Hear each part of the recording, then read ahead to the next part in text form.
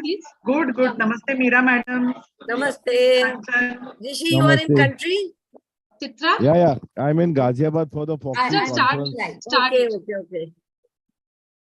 Chitra. Chitrakala, please start the session.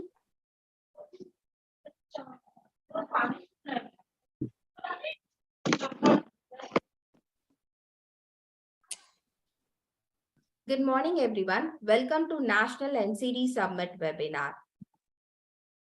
I am very honored to introduce Dr. Kanchan Sharma ma'am, who is a key organizer of this NCD webinar. Dr. Kanchan Sharma ma'am is the Director and Chief Consultant of Akash IVF Center, Kanpur.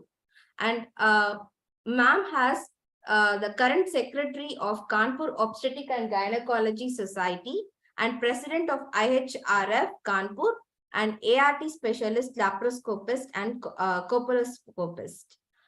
Madam has won many awards to her credit. Okay. A few of them are Foxy Achiever Award It's okay. and Empowered Woman Award. And ma'am is contesting for the candidate for chairperson of NCD committee, Foxy. I'm handing over the session to Dr. Kanchan ma'am. Thank you, Chitrakala, for the nice word. Just stop sharing. Good morning, thanks and regards. And remembering that Almighty God with a great sense of humbleness and responsibility, I, Dr. Kanchan Sharma, a candidate for National Non-Communicable Disease Committee, chairperson from Kanpur, with the folded hand, welcome all the great Foxy stars, leaders and office bearers for showering their very precious blessings on me. ऐसा लगता है कि आज तो सारा का सारा ब्रह्मांड मुझे आशीर्वाद देने के लिए उतर आया है। वो कहते हैं ना कि जब तुम किसी चीज को शिद्दत से चाहो तो सारी कायनात तुम्हें उससे मिलाने में लग जाती है। ऐसी है मेरी आपके लिए चाहत। I have chosen this committee because non-communicable disease are now most important demanding thing and the problem of 21st century. By the working on this, sincerely, we together can change whole scenario.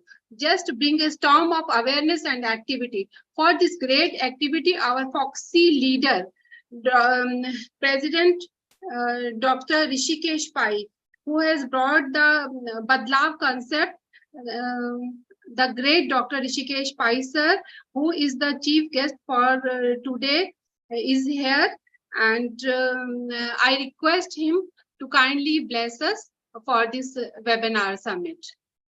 Thank you, Kanchan. First and foremost, let me wish you the very best for your future. And I would like to pay my respects to Dr. Meera Agnihotri, who is the doyen of Foxy. And there are a lot of other colleagues of mine who have joined. So I need to talk, Kalpana Dixit madam, Kavita Banwal, Kiran Pandey, our chair. Then Dr.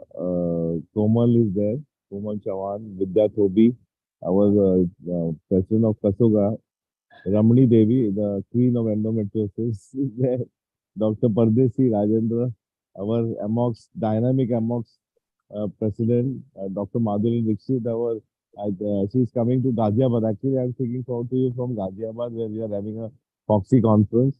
And then Dr. Poonam Agarwal. Then our Dr. Hema Rivakar is there, who is the overall queen. I think she is president of one of the parts of the Foxy, but very active and my very good friend. And so we together manage the Manyata program and a lot of other people, Dr. Amrita, Dr. Richa, Dr. Divya, and all are there. So, NCDs are very important. As you know that non-communicable disease is a big issue. And as we become better and more well off, we have lesser chances of having mortality and morbidity because of communicable disease. And that's why our quality of life improves, and with the quality of life comes the other problems of quality of life, like non-communicable diseases. Of course, diabetes, hypertension, cancer, and all these issues are there. And so these are important issues. And I feel that as we move along, our more, the traditional OBGYN work is going down. I was just telling one private equity investor that we are now moving towards more of a preventive kind of care, where we can do the yearly health checkup, do ultrasound, counsel them for mental health.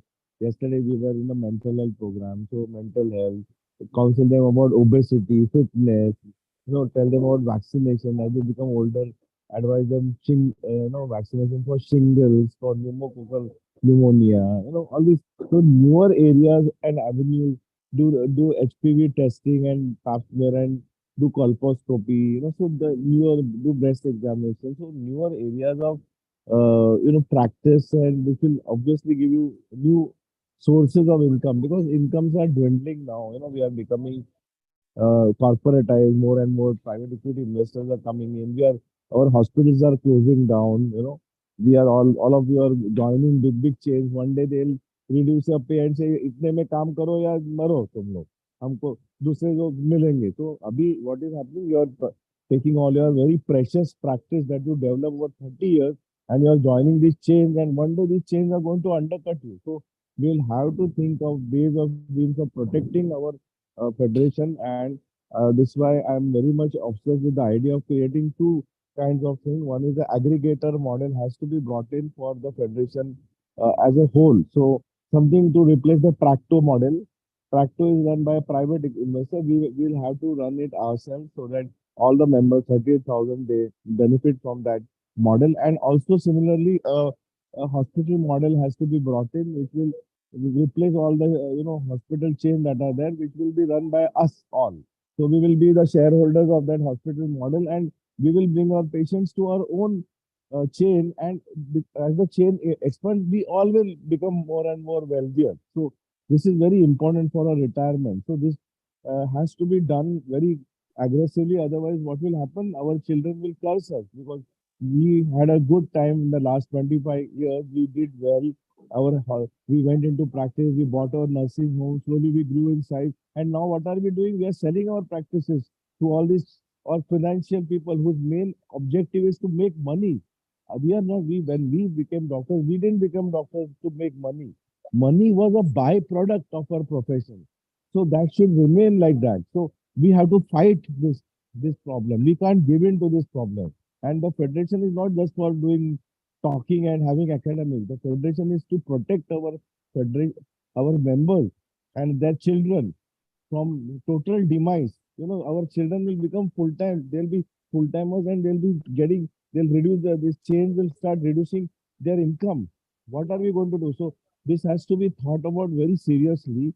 And I don't want to put it, but I'm putting this virus in all of your mind, because we have to create a committee in the federation to look at this matter and how to solve this matter in the next 10 years, so that we can leave a legacy to our children and their children's children. So anyway, Kanchan, very important. Thanks for calling me here.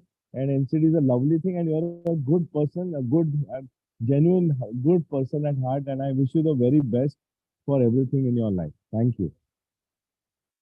Thank you, sir, for giving a great insight into the non-communicable diseases. We should always, I'll be doing according to your guidance, and your words are always very encouraging to me. Thank you, sir. I welcome Dr. Alpesh Gandhi, sir, also he is there. Our next chief guest is Dr. Past President of Foxy, Dr. P.C. Mahapatra, a very efficient speaker. He is respected Dr. P.C. Mahapatra, sir. I always get motivated by his enlightening personality, and sir, your blessings means a lot to me. He has sent me a recorded message for blessings.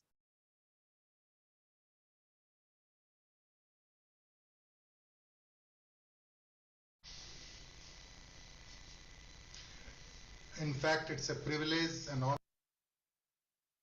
on my part to be associated with something innovative webinar and a national summit on a very important topic, non-communicable disease. I congratulate the Foxy leaders, Rishikesh Pai, and the whole team of Foxy leaders 2022-23 for carrying out this under the guidance of the great leader, Dr. Kanchan Sharma. I have seen that the scientific agenda for the whole couple of hours, covering a different spectrum of ailments and diseases which is relevant to the obstetricians and gynecologists. The show was they have not left anything, starting from high risk pregnancy to infertility to the lifestyle problems and the effect of drugs, alcohol, and the environment. Everything they have made it and really unified this summit as a really useful, and I think I'm sure that this will really update the knowledge of the viewers, particularly the Foxians, the delegates, and the webinar will be really a successful one for them. I'm most peculiar, I must congratulate Kanchan that she has been able to draw all the stalwarts of obstetrics and gynecology and the past presidents, Foxy, starting from Narendra Malhotra to Jaydeep Malhotra to Hema Divakar to Rishikesh Pai, present president, everybody in one forum. And there are very efficient workers and stalwarts in the field like Ravani Devi and many others who are being associated with this and for the speakers on various aspects, starting from gestational diabetes mellitus to hypertension in pregnancy to the infertility and so on and so forth. The panel discussion is also very, very interesting. In the last session, I think this is really a unique combination of scientific agenda and pertaining to the non-communicable disease for the women and for the health care of the women as a obstetricians and gynecologists. I hope that this particular webinar and national summit will really be a memorable one and educative one for all gynecologists, fellow gynecologists and Foxians. I thank you everybody for giving me a chance to be associated with this very important and innovative summit on non-communicable disease. Thank you very much. Thank you, sir, for your encouraging words and blessings to me. Now, next chief guest is our own Professor Dr. Meera Agnihotri, madam. She is a teacher of teachers, my guide, my mentor, and thanks, ma'am. I am lucky that my morning starts with your blessings and I sleep over the guidance, the thoughts that you are always guiding me. To say something about you is always Suraj ko diya dikhana.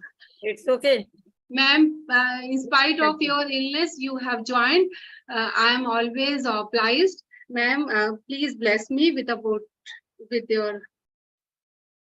Thank you. Hello. Good morning, everybody. It's a matter of great honor and proud privilege for me to share the dais with dignitaries par excellence and speakers super excellent.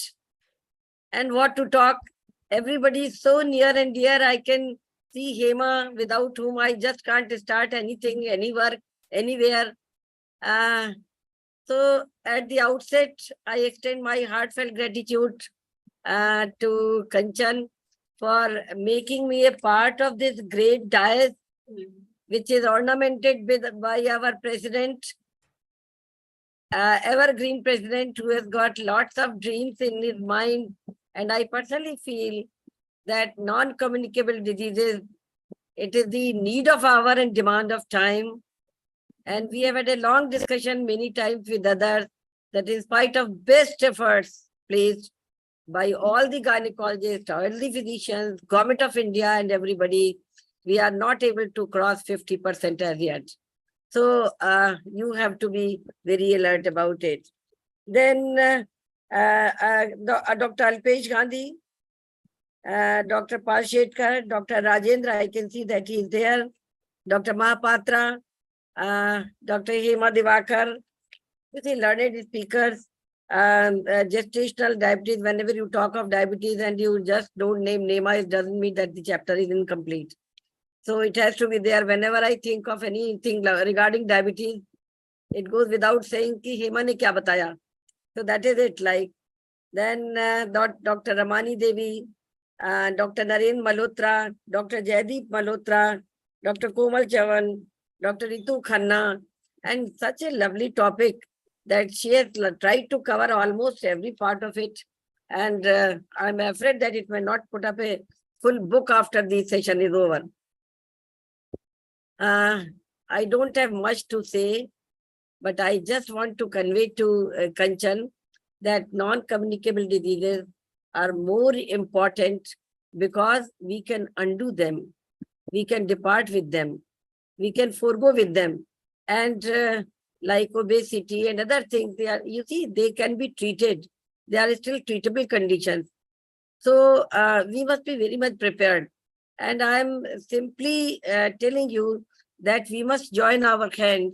We have been joining our hands. Our friends are sitting, and Ramani and Rajendra and Hema and Darendra, they must be telling Komal that we have been working with the government for their working in Anemia Mukt Bharat, Cancer Mukt Bharat, Diabetes Mukt Bharat, or Poshan Yukt Bharat. It includes almost everything. So whenever you are working on these, you have to be with the government also.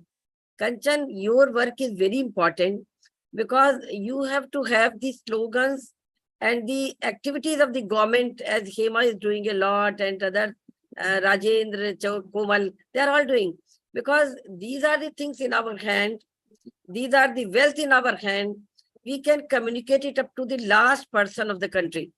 So what we have to do, that these things have to be, we have to work medically also, we have to do academically also, but we have to reach up to the last person of the country. Not that in a air-conditioned room we keep on discussing, talking, deciding, treating and whatnot, but you have to reach up to the last person of the country. This is my advice, this is my slogan, and I believe with the guidance of the present Secretary Madhuri, I can't see her, I think she has left. She is there. Okay. Madhuri and Rishi. Hi, Madhuri. Madhuri and Rishi. बहुत ज्यादा सुंदर लग रही हो. I could not recognize you. So Madhuri and Rishi, they will be with you and they will be supporting you. We are all with you at a phone call distance, and whenever we are needed, at what time we are needed, we are there to help you. But you have to work a lot. It is not a small committee.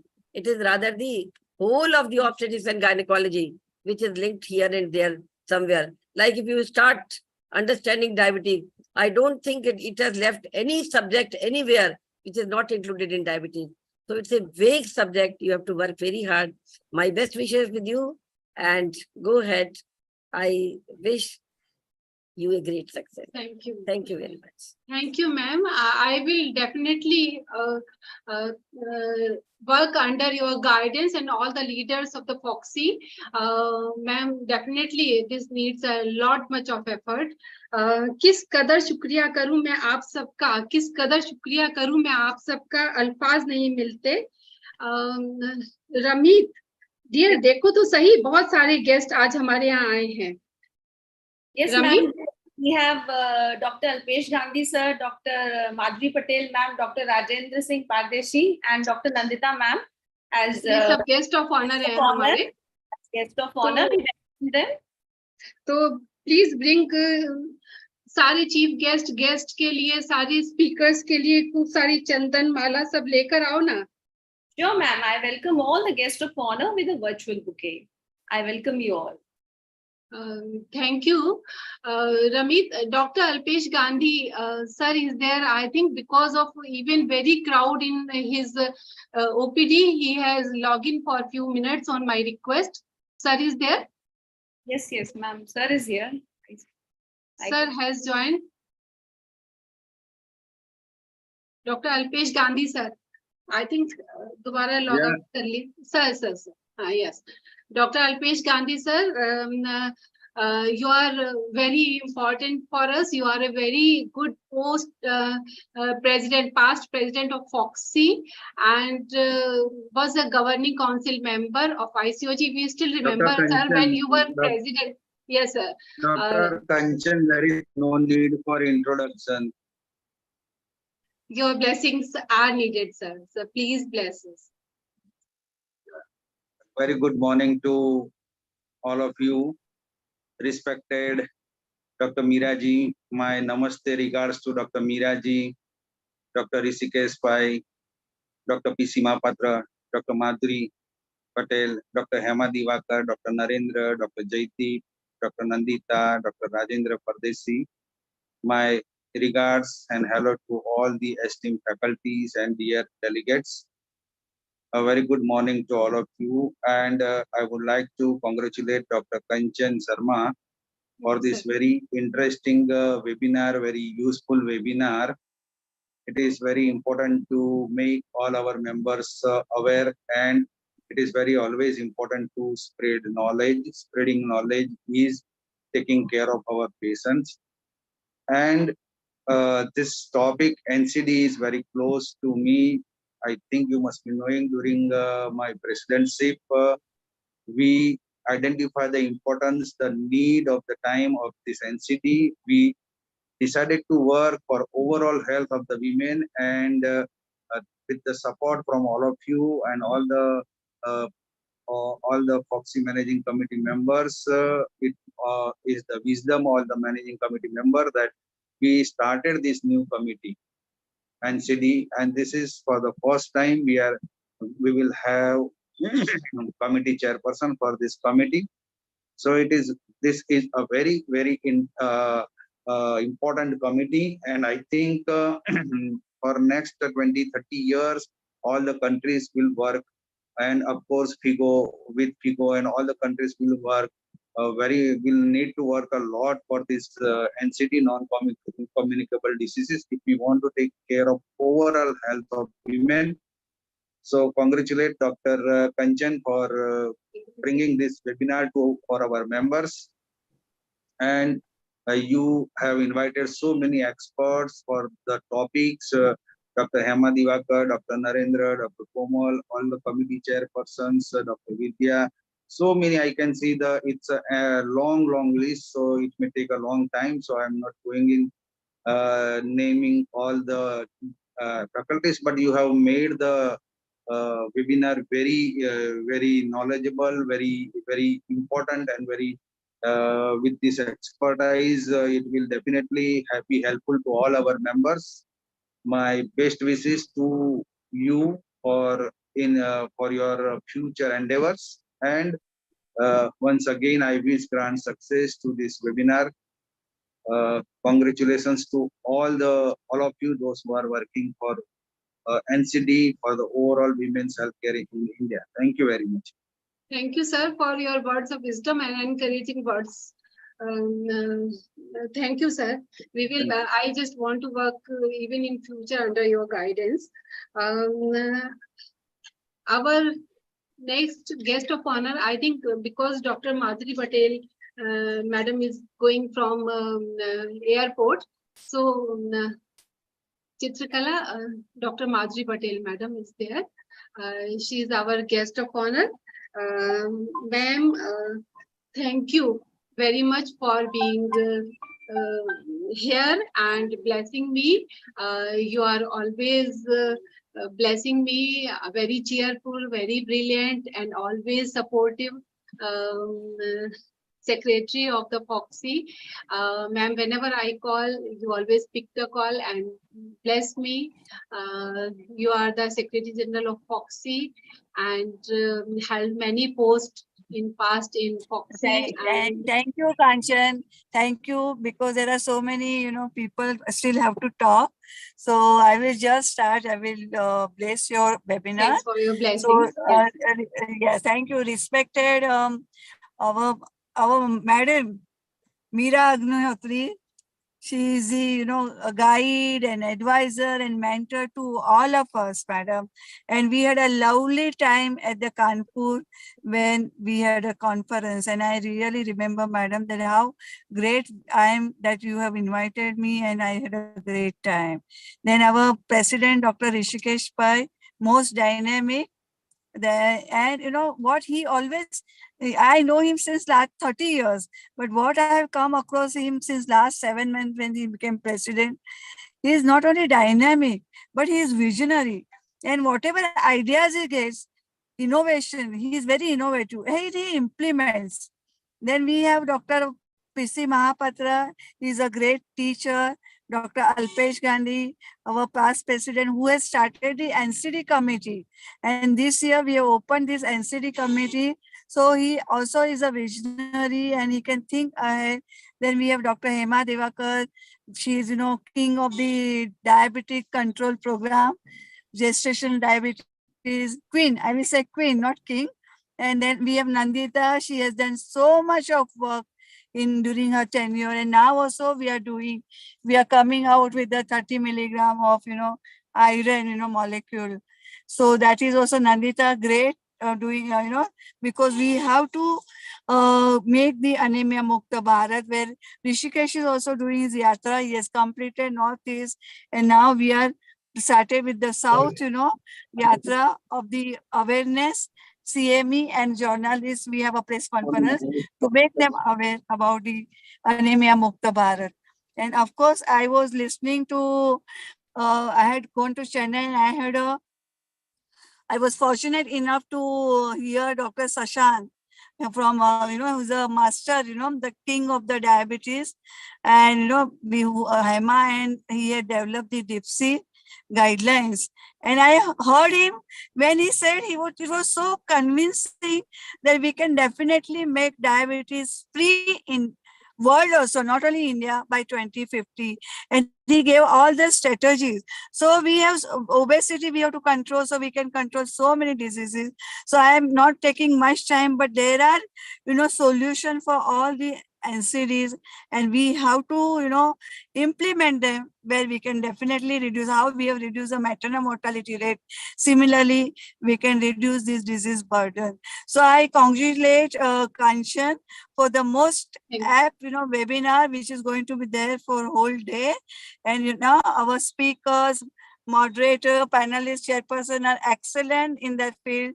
And all of us will get benefit, of them, their topics, what they are going to enlighten us. So it will help us in day-to-day practice to benefit our women. And I thank you, Kanchan, for inviting me, and, all the best to all of you. Thank you very much. Thank you, madam, for gracing the occasion. Rather, we are obliged by your wonderful presence. Even being so busy, you joined and bless us. This is my pleasure, and thank you very much, ma'am. Thank you for blessing. I see here. I could not see Dr. Rajendra Singh Pardesi. Rajendra? He's there. Yeah. Thank you, Dr. Narendra Malhotra, sir. He is also Dr. there. Narendra Malhotra, Dr. Jaideep Malhotra. I welcome. Good morning. I welcome, sir. Good morning. Hello. Yes, good morning, sir. And thank you. I see that you are on the way in Delhi. And the next guest of honor is very benign, most affectionate, and always blessing, brilliant, amongst President Dr. Rajendra Singh Pardesi, sir. Sir, किस कदर शुक्रिया अदा करूं मैं आपका, sir. Because of your wonderful invitation, I was there to Aurangabad. Kindly bless me with your Yes. खूबसूरत words. Thank you, Dr. Kanchan. Good morning, everybody. Respected Chief Guest, Dr. Rishikesh Pai, Dr. P.C. Mahapatra, and our grandma in all aspects, Dr. Meera Agnihotri. First, I wish to congratulate Dr. Kanchan for organizing such an academic feast, whole day feast on NCDs with galaxy of speakers, chairperson, and faculties. So just I wish to highlight about Dr. Rishikesh Pai. I am sure he is the person to make some badlav in system and for us also. And he addressed nicely about our practices, that now corporates are going to invade our practices and we have to prepare for that. And there were too many acts imposing on us so that small nursing home should shut down. There are stalwarts. I'm taking this chance to request to all stalwarts, Dr. Pai, Dr. Meera ma'am, Dr. Madhuri Patel, Dr. Malhotra, Dr. Hema Divakar, that they should look in this matter actively. So, because see, we have problems in practice with POXO Act, Consumer Protection Act, Clinical Establishment Act, NABH. NABH and clinical establishment should not be there. Only our hospital registration should be the document in all aspects. No doubt, our accreditation should be there with any other agencies, but this should be done. Election is coming on, so we should we should push our demands to every MP, MLAs that these are our demands. Then and then it will happen. So I don't want to be in between you and scientific content. I wish every success to Dr. Kanchan Sharma for her future endeavor in FOXI as chairperson of NCD committee. Wishing every success to this webinar also. Thank you. Thank you so much, Dr. Kanchan, for inviting. Thank you, sir. You were there and you blessed me, and my sincere regards and thanks and gratitude to you for these wonderful blessings. We have some very, very special guests who have come specially to bless me along with so many wonderful guests. Dr. Vidya Dobi madam is here. Saiti, madam ka Dr. Vidya Dobi madam is there. Ma'ams, yeah. Now let's welcome Dr. Vidya Dobi madam. बहुत ही खूबसूरत शख्सियत व व्यक्तित्व की मालिक, हर जगह इत्र ही नहीं महका करता, कभी कभी शख्सियत भी खुशबू दे जाती है. इनके बारे में जितना कहीं कम है. Madam is very affectionate. She is the president of कसोगा at present and she is professor and head of LM medical college Vijaypur. She has held many posts in FOXI and being awarded many times. Ma'am, you are welcome for your blessings to me. Thank you, Vidya Dobi ma'am. Yeah, thank you very much. Hope I am audible. Yes, madam. Hello, Kanchan. Yes, I really congratulate Kanchan for bringing out this National NCD Summit webinar, where all the stalwarts of at the national level, they are contributing, and really she has covered all the medical disorders. And I think this is going to be very fruitful webinar for every one of us. I really feel that such programs should raise guidelines which the people would like to know, guidelines and other things. So thank you very much and all the best, Kanchan, for your tenure as a for the elections. Thank you. Thank you, madam. I'll obliged by your wonderful words of blessings. I have seen Dr. Jaideep madam also. Madam, welcome here. Our next special guest is our own. Madam, welcome. Over our own, as a guide, as a helper, she is always there with me. She is ex-HOD of GSVM Medical College and the present National Chairperson of Medical Education Committee. She is ICOG Governing Council member. And madam, you are most welcome. Kindly bless me for my future endeavor. Thank you, Kanchan. Are you able to hear me? Yes, yes, ma'am. Okay, thank you so much. It's a wonderful day today. Such a big summit you have organized for the NCD, which is the most burning problem of the world, not only the India. So I don't want to take much time, but Dr. Pai, Dr. PC Mahapatra, Dr. Meera Agnihotri ma'am, Dr. Alpesh, and of course the other presidents and vice presidents and all important persons have taken part into it. They have blessed you. we are all together with you. You are a very hardworking person, at the same time, very humble. I have worked you throughout in so many ways, not only day-to-day talks from events, but also during the conference. You definitely deserve to do more work, and your contribution to Foxy, I'm sure, will go a long way. So Kanchan, without, because I know the time is short and the academic period has to be proper, not the other way. So I just want to say my blessings are with you, and I'm always with you. And this is a very important thing. Like being in medical education committee, I'm really excited and waiting for you to come and join with me so that we can together work for the NCDs and other things, because my education is for everything we have to give. So very nice, Kanchan. Thank you very much for giving me this opportunity to share the dais with so many legendary the figures of the world, not only the Kanpur world nation, but also even they are recognized in world over. So once again, thank you very much. Thank you, madam. My Rather, blessings. I am obliged by your presence and blessings. This is my good luck in a sense that the leaders like you and Meera madam is present in my own city. They are very good helper to me, guide and mentor.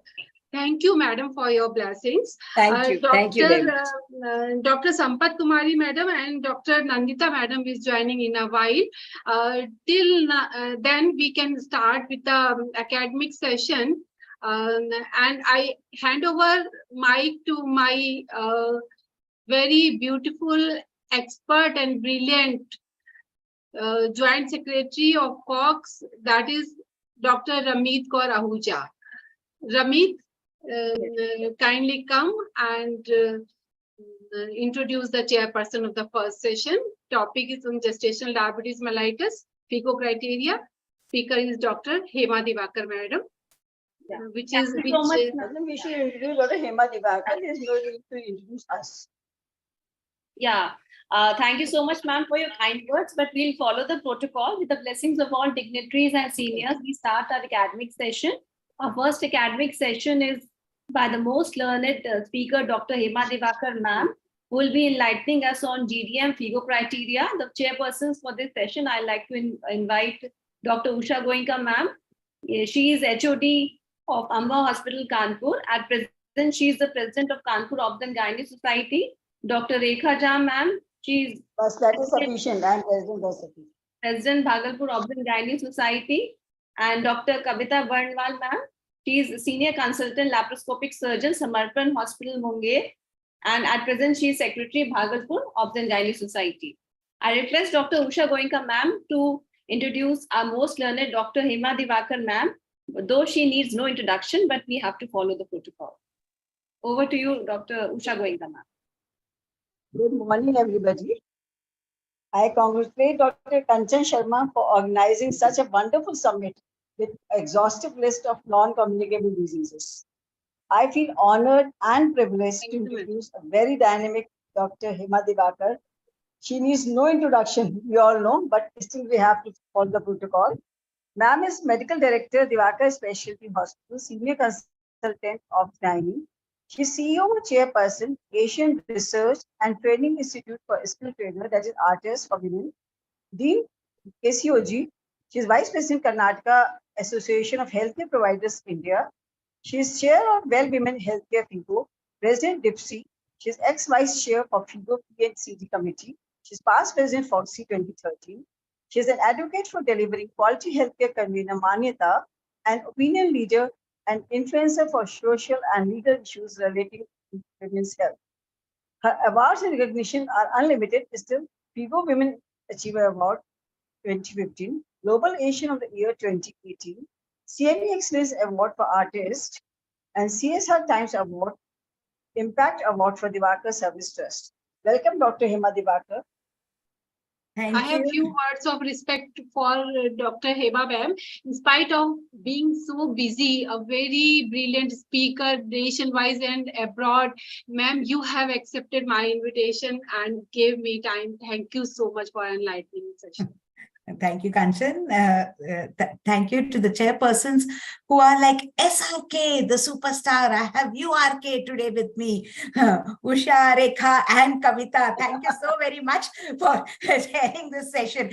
And as it was said, education is for Thank you, madam. Thank you for blessing us. We are very small in front of you. They say education is for everybody. I would say Meera ji is for everybody, because for her, in abundance of support and love that she gives us, whether it is Kalpana, whether it is Kiran, whether it is Kanchan, everything is same, because it is like, it just flows, and we feel really happy and blessed to be around her. And when she says, I don't do anything with Emma, it's same, it's reciprocal. I also don't like to just initiate anything without, okay, Meera ji is with me. That's a different kind of moral support and feel that we have with you, ma'am. So we are ever grateful and delighted and blessed. And therefore, Kanchan, I have not been able to take a single phone call with her, but still I used to just give her a thumbs up, and she understands I will be there. So that is how it is. So we used to call this project as Sweetheart. Why? Sweet disease today is a heart disease tomorrow. That is what this whole GDM today, NCD tomorrow is one of my favorite titles. So just for people to understand, we called it Sweetheart, so that they know that if they're too sweet today, they may land up in a heart disease tomorrow. So such is the intensity of this issue called the diabetes, which will run from generation to generation. And that is something which we reflect back and look at yesterday, and we must act today for a better tomorrow. So with one more time, congratulations to Kanchan, Ramit, and her entire team who have wound us and brought us together on this fine day to discuss some very important issues, because we could be the frontline contributors to change the whole scenario in a few decades to come in our own country. The mukti of all these NCDs will happen with the frequent brainstorming, advocacy, reaching out to people, and actually acting and doing something on ground beyond our ivory towers to make a difference. So what has been the FIGO advice on management of what we now call hyperglycemia in pregnancy? Because the controversies for diabetes in pregnancy starts right from the terminology itself. Oh, gestational diabetes is increased sugar, discovered for the first time in pregnancy. So what if it's discovered? She may have had it before. So how do you identify that category to this? We said, okay, don't bother about any of these. Is she pregnant today? Yes. Does she have high sugars? Yes. Then what is she?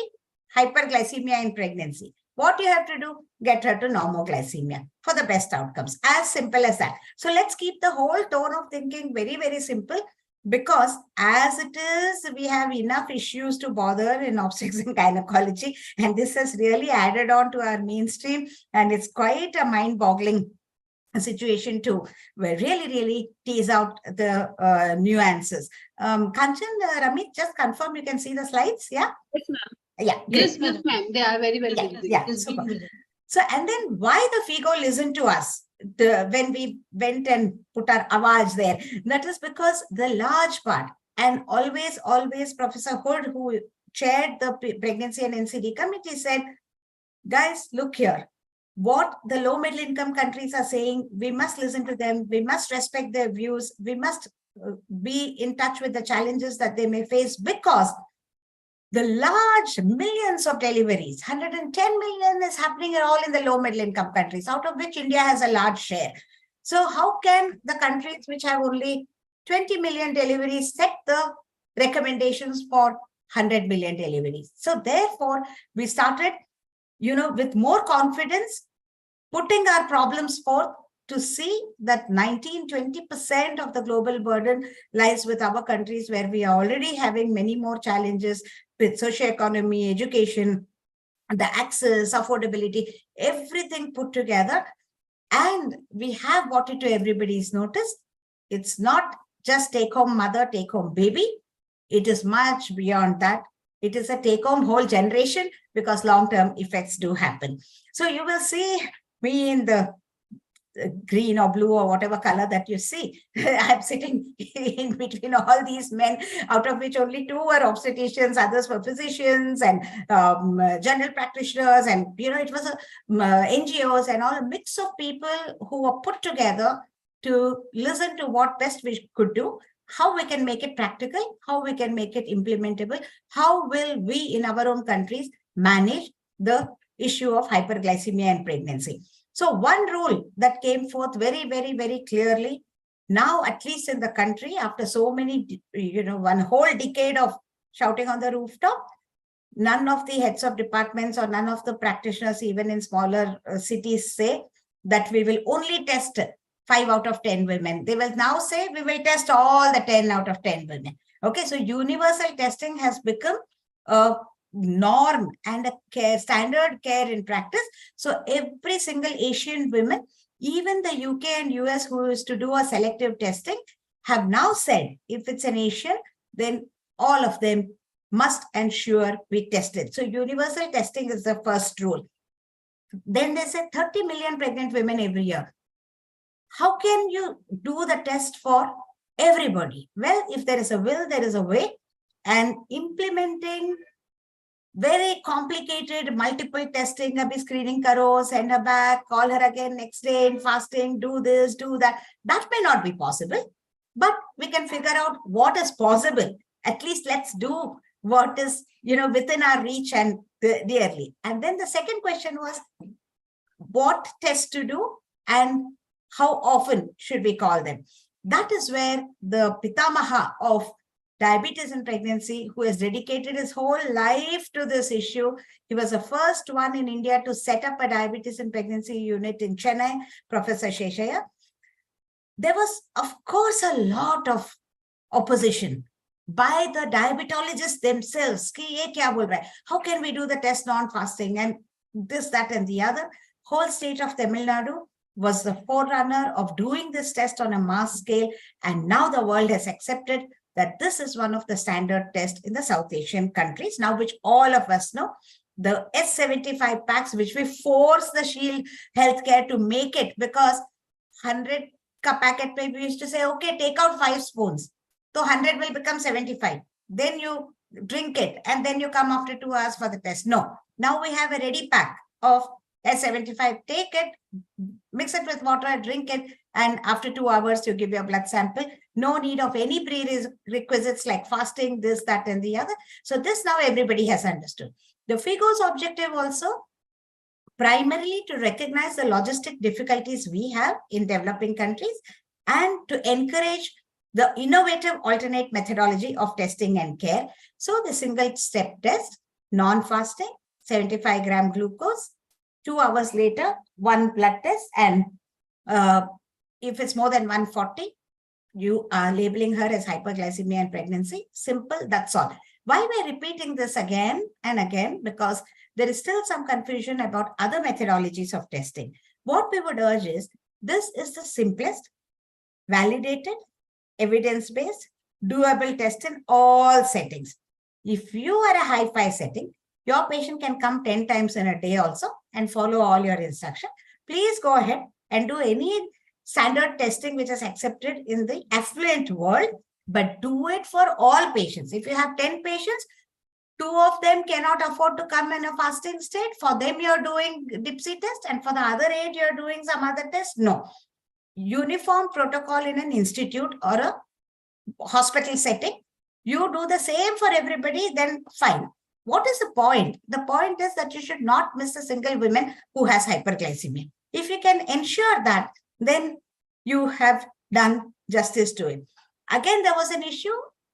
OPD is here, lab is 1 mile away. How will this lady go there and come back, etc.? So we got the world and the government to convince then that point of care testing. Jahan baithe hai, wahan test karo. In fact, see, we did a testing for anemia for 2 lakh women in garment factories. Initially, the garment factory guys said, no, we cannot disrupt because one is doing the collar, one is doing the buttons, and you know how the garment factory works. It's like but 1 second also they cannot move from their seat. So we said, no problem. Just let them be working. We will take the hemoq and go table to table, just 1 prick, and we will test their hemoglobin. They need not queue up in a hall and, waste their time. That is point of care testing. Wherever they are, you test it.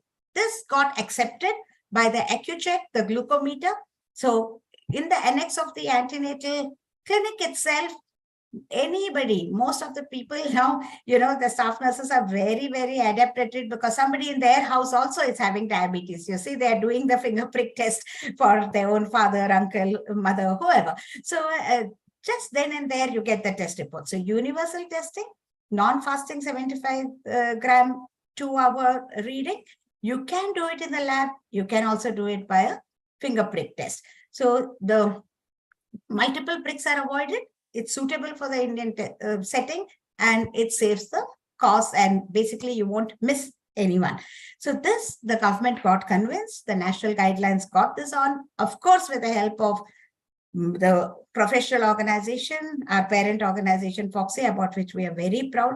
There are many other issues, dear friends, on which we have to make similar noise and get the government to agree to it. So let's all join hands in raising our voices against what is best for the girls and women in our country, and then we can definitely together do it. So the when to test was the next big question. The world over, they test it only in the mid-pregnancy, but in our communities, she may never ever have been tested before.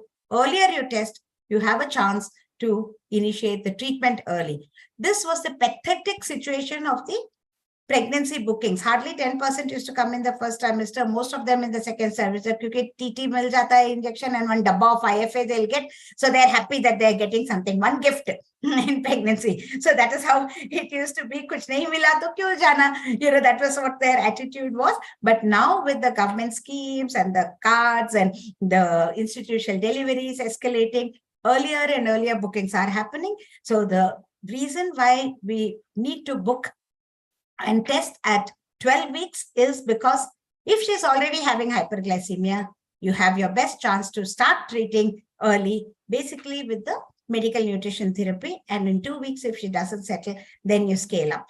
Again, the FIGO came into the picture. They recognized that management of diabetes should be made in accordance with the national resources available, because we may not have high quality evidence as of now. But if all gather the data, especially Manyata centers, we are telling them, please give us the data so we have a sense of where we are moving as a country. And instead of doing nothing, at least you do something. So we are working on the principle of something better than nothing, but we will get there to the best very, very rapidly, the way India is going. So, often I change my slides when I present, but this one slide I've always kept because it's like a brand recall. These advertisers, they keep on showing us the same picture again and again. It sticks in our head. So this Pehla Kadam picture that everybody should be tested, at least take the first step. All pregnant women, 75 grams, single step. And then what you do? You have tested them first trimester, they're negative, you're happy. But 10% may come positive that time. Start with the MNT, not control. Then you may have to give them oral antidiabetics. If the first test is negative, don't leave them alone. Test again in the mid-trimester. Again, you have a chance, 15-20% may turn positive. Catch them, give a convincing medical nutrition therapy. Chase them in 2 weeks' time. If they're okay, they're okay. If the sugars are way above 200, you cannot waste time in medical nutrition therapy. You have to get on with more aggressive treatment. And if they don't even settle with the tablets, then insulin is the only scope. This picture is very, very important because it's not only the mother or the patient, but the mother-in-laws and anybody in the family. Everybody has to be called together. Because aap ek bataoge, at home she's pressurized on something else, she will quickly change. So whole family has to know why you're telling whatever you're telling so that appropriate diet is maintained. Somebody please see the weight again and again every visit and note it in a particular column, because more than 6 to 8 kilos of weight gain is not allowed for these patients. They happily put on 20 kilos, which they will never lose afterwards and become full-blown diabetic. That's one issue. Obesity and diabetes in pregnancy is again another big issue. You would be surprised that nobody in FIGO could relate to the central picture Jhadu Patka because they don't know all these things. They are always with a vacuum cleaner, etc. So these physical activities and upper body exercises, you must encourage them to do. And you will notice here that FIGO has said, make no excuses of low resource, high resource, middle resource countries. Exercise everybody can do. Don't try to tell that in your country you cannot do. You must get this for all countries. So if you go to the FIGO website and see FIGO advice or FIGO guidelines on hyperglycemia, resource setting, you will see different criteria of what you have to follow depending on the income of the countries. But for exercise, etc., no excuse to be made. Everybody has to follow. Then the main thing of what all things you look for, of course, at 12 weeks, if she is already severely hyperglycemic with a high HbA1c, good chances of malformation. From there, your whole balance of that pregnancy can tilt in a wrong direction. At early anomaly scan is what we encourage, fetal echo preferably at 22 weeks. Why the uterine artery Doppler? It's not the main issue with the diabetes, but comorbidity of pregnancy-induced hypertension or gestational hypertension can be there very often. So if you check on that and start them on aspirin prophylaxis, it's a good thing. Is the sugar level all that we are worried about as OBGYNs? No. There could be anemia, undernutrition, PIH, polyhydramnios, inappropriate weight gain, overdistension of uterus and premature labor, lung maturity delayed, congenital malformations, where to deliver her, when to deliver her, etc., etc. So there is a whole basket of issues lying ahead of you. In the scan, towards the term, we always look at the abdominal circumference. Why? Because we have to think in our head, what will be safer mode of delivery for her? If it is AC is more than 90th percentile, then very likely 80% of the times that this baby is macrosomic. So be cautious while deciding for the mode of delivery. You really need to spend a good 5 minutes thinking through what, when, where, and how for these patients. Don't hesitate to give the steroids for lung maturity because the benefits are far outweighing the risks. But beware that when you give this, the sugars are going to shoot up. So you have to double check and increase the dosage of insulin appropriately as may be needed. Timing of delivery, don't go beyond 40 weeks. If there is a previous history of stillbirth, diabetes complications like nephropathy, vasculopathy, or very bizarre poor control, you may have to deliver her at 38 weeks also. Obstetricians compel to use the ultrasound measures for deciding how big this baby is. Should I do a C-section? Can I allow her a vaginal delivery, etc.? But believe me, obese patient, polyamnios, many issues in actual measurements and the ultrasound predictions can often go wrong. So more liberal policy for a C-section is what most in the private practice follow. Because if you get stuck with shoulder dystocia, afterwards you can always say, see, I told you this is going to happen. You know, you can never expect or accurately predict it. You've got to be, careful about who conducts the delivery, if it's a vaginal delivery, because shoulder dystocia is a high possibility. And in a cool, non-crisis atmosphere, you have to practice again like a drill. Whole team should know what they have to do and how. Of course, with the large baby, all of these maternal trauma and damages, and even inclusive of future risk of uterine rupture, etc., can be. If she lands in spontaneous labor, if she's only on MNT, you please maintain the target sugar levels between 80 and 110 with a continuous monitoring. If you have posted her for an elective section, she has to be nil orally, so omit the morning dose of insulin, do the fasting, electrolytes, and post-op sugars every 2 hourly for the first 12 hours. And before discharge, you must check on the fasting and post-breakfast sugar levels as well. Neonate hypoglycemia is a reality. This baby is used to having good amount of sugars in utero.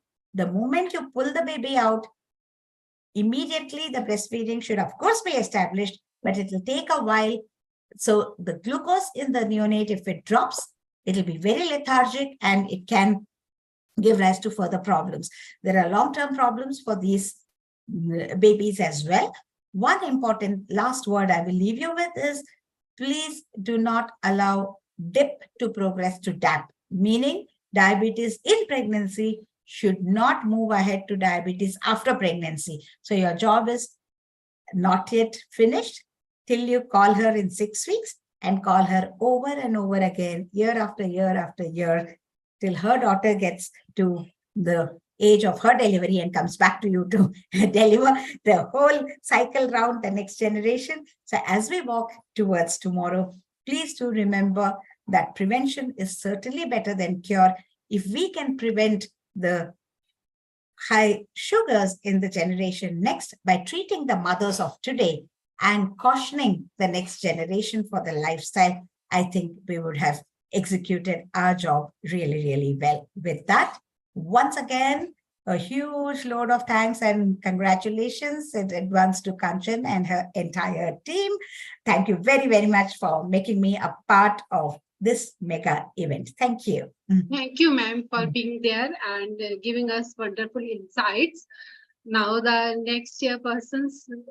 Yeah, I request Dr. Rekha Jha ma'am and Dr. Kavita Burnwal ma'am to sum up the talk and give the expert opinion regarding the entire session. Yes, actually Hema madam का talk के बाद कुछ बोलना मतलब सूर्य को दिए दिखाने के समान है, but still I am chairperson, so just so you have explained so well and in simplified way that we all have learned that it should be universal testing should be done, and we all know that about 1 in 10 pregnant women is suffering from diabetes. We all know, and the effects are not only on the mother, on the baby, but on the future also. So we have to be cautious. We have to be concerned for that.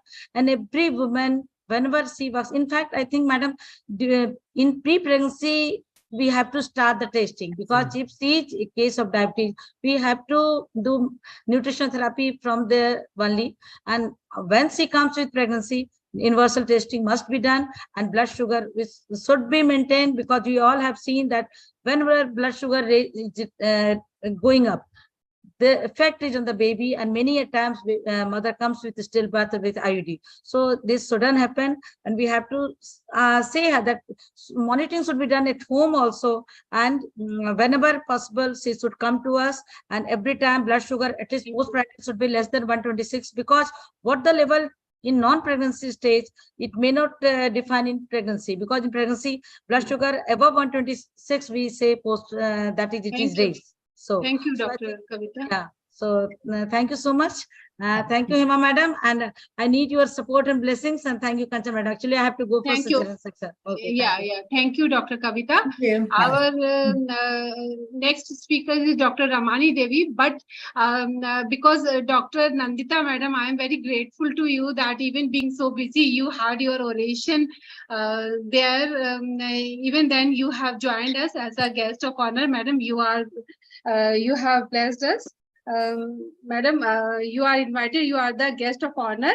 She is a great, loving, charming, and brilliant past president of Foxy. Our own Dr. Nandita Palshetkar, madam. She is bestowed upon the fellowship and honors from RCOG, and she is our eminent IVF specialist with more than 28 years experience. She is pioneer in India for latest technology of ICSI, laser, hatching and blastocyst culture. And she has authored so many books and got so many awards. Madam, please bless us with your wonderful words. Kanchan, congratulations. I think you have taken the burning topic, which is of today. First of all, I must congratulate Dr. Rishikesh Pai and Kanchan for taking this. And I can see all my friends over here. I'm not going to name everybody because your program is already started, but NCD is such an important factor. I think Hema started the program during my year as a presidency in 2019. And, non-communicable diseases are now coming. We are seeing them in a much younger generation. I think that is worrisome, because what is happening is that if it affects the younger generation, it's going to actually cause effect in the next generation. And I think we as gynecologists are the custodians of women's health. And if we can take care of women during pregnancy, we can prevent it happening in the next generation and probably 3 generations to come.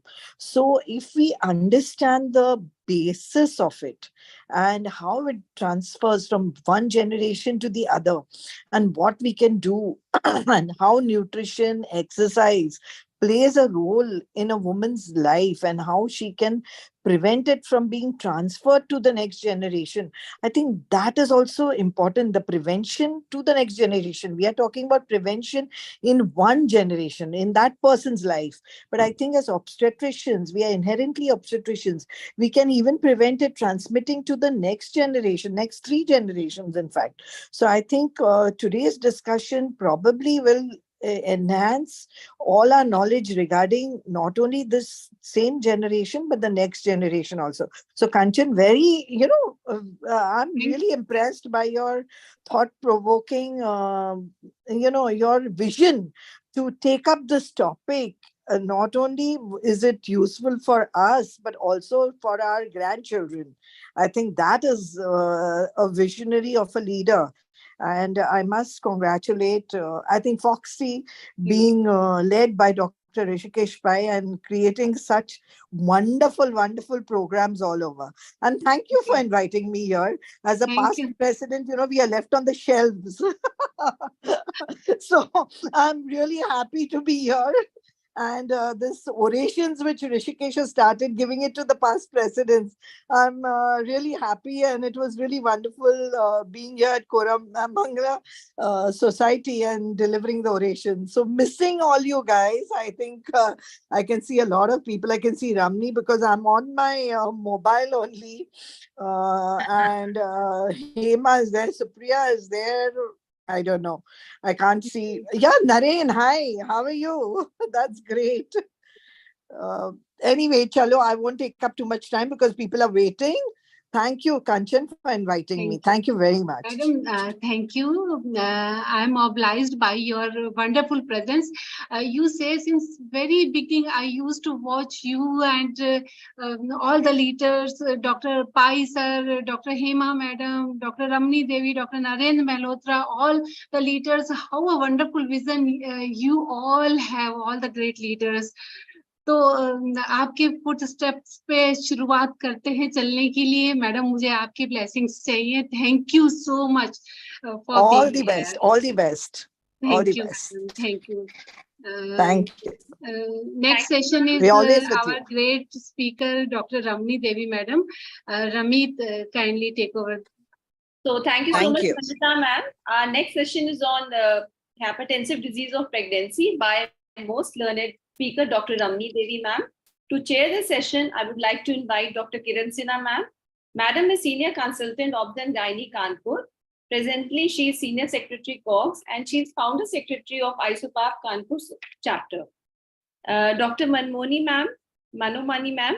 Madam is Professor and HOD Obs and Gynae Coimbatore Medical College Hospital. At present, she is President of Kovai Obs and Gynae Society. Dr. Murugalakshmi madam. Madam is Professor, Obs and Gynae, Coimbatore Medical College. She is Secretary, Coimbatore Obs and Gynae Society. I request Dr. Manmoni Madam to introduce our learned speaker, Dr. Ramni Devi Ma'am. Good morning, one and all John logged in. I thank Dr. Kanchan for giving me this wonderful opportunity to be a part of this session. Yeah. It is my proud privilege to introduce Ramni Devi Ma'am. She's not everyone. So that's what I could say. So Madam has been National Vice President Foxy 2020 and she had been International Advisory Board. Manmani, I think we are already running short of time. Just we'll go ahead. Welcome, Madam. So Madam is not everyone. So there are so many efforts to her. So it's over to you, ma'am. Thank you for the opportunity. Madam, you are the national leader and thank you for being here or always blessing me. Thanks. My sincere regards to you. Okay.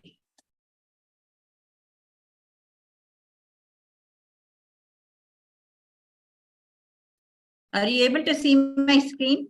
Not yet. No, madam. Not yet. Not yet, madam. Just.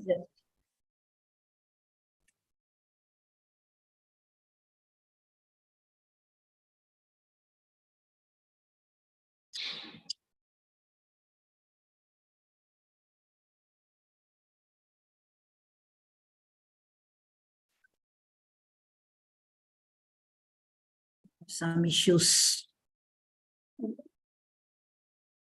Just there is a share button, share screen. Yeah, no, but screen that thing is very wide. I'm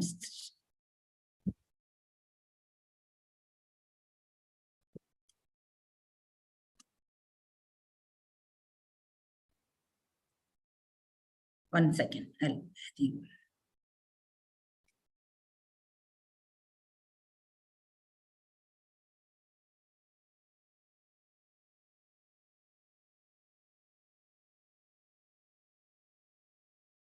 Sorry for the delay.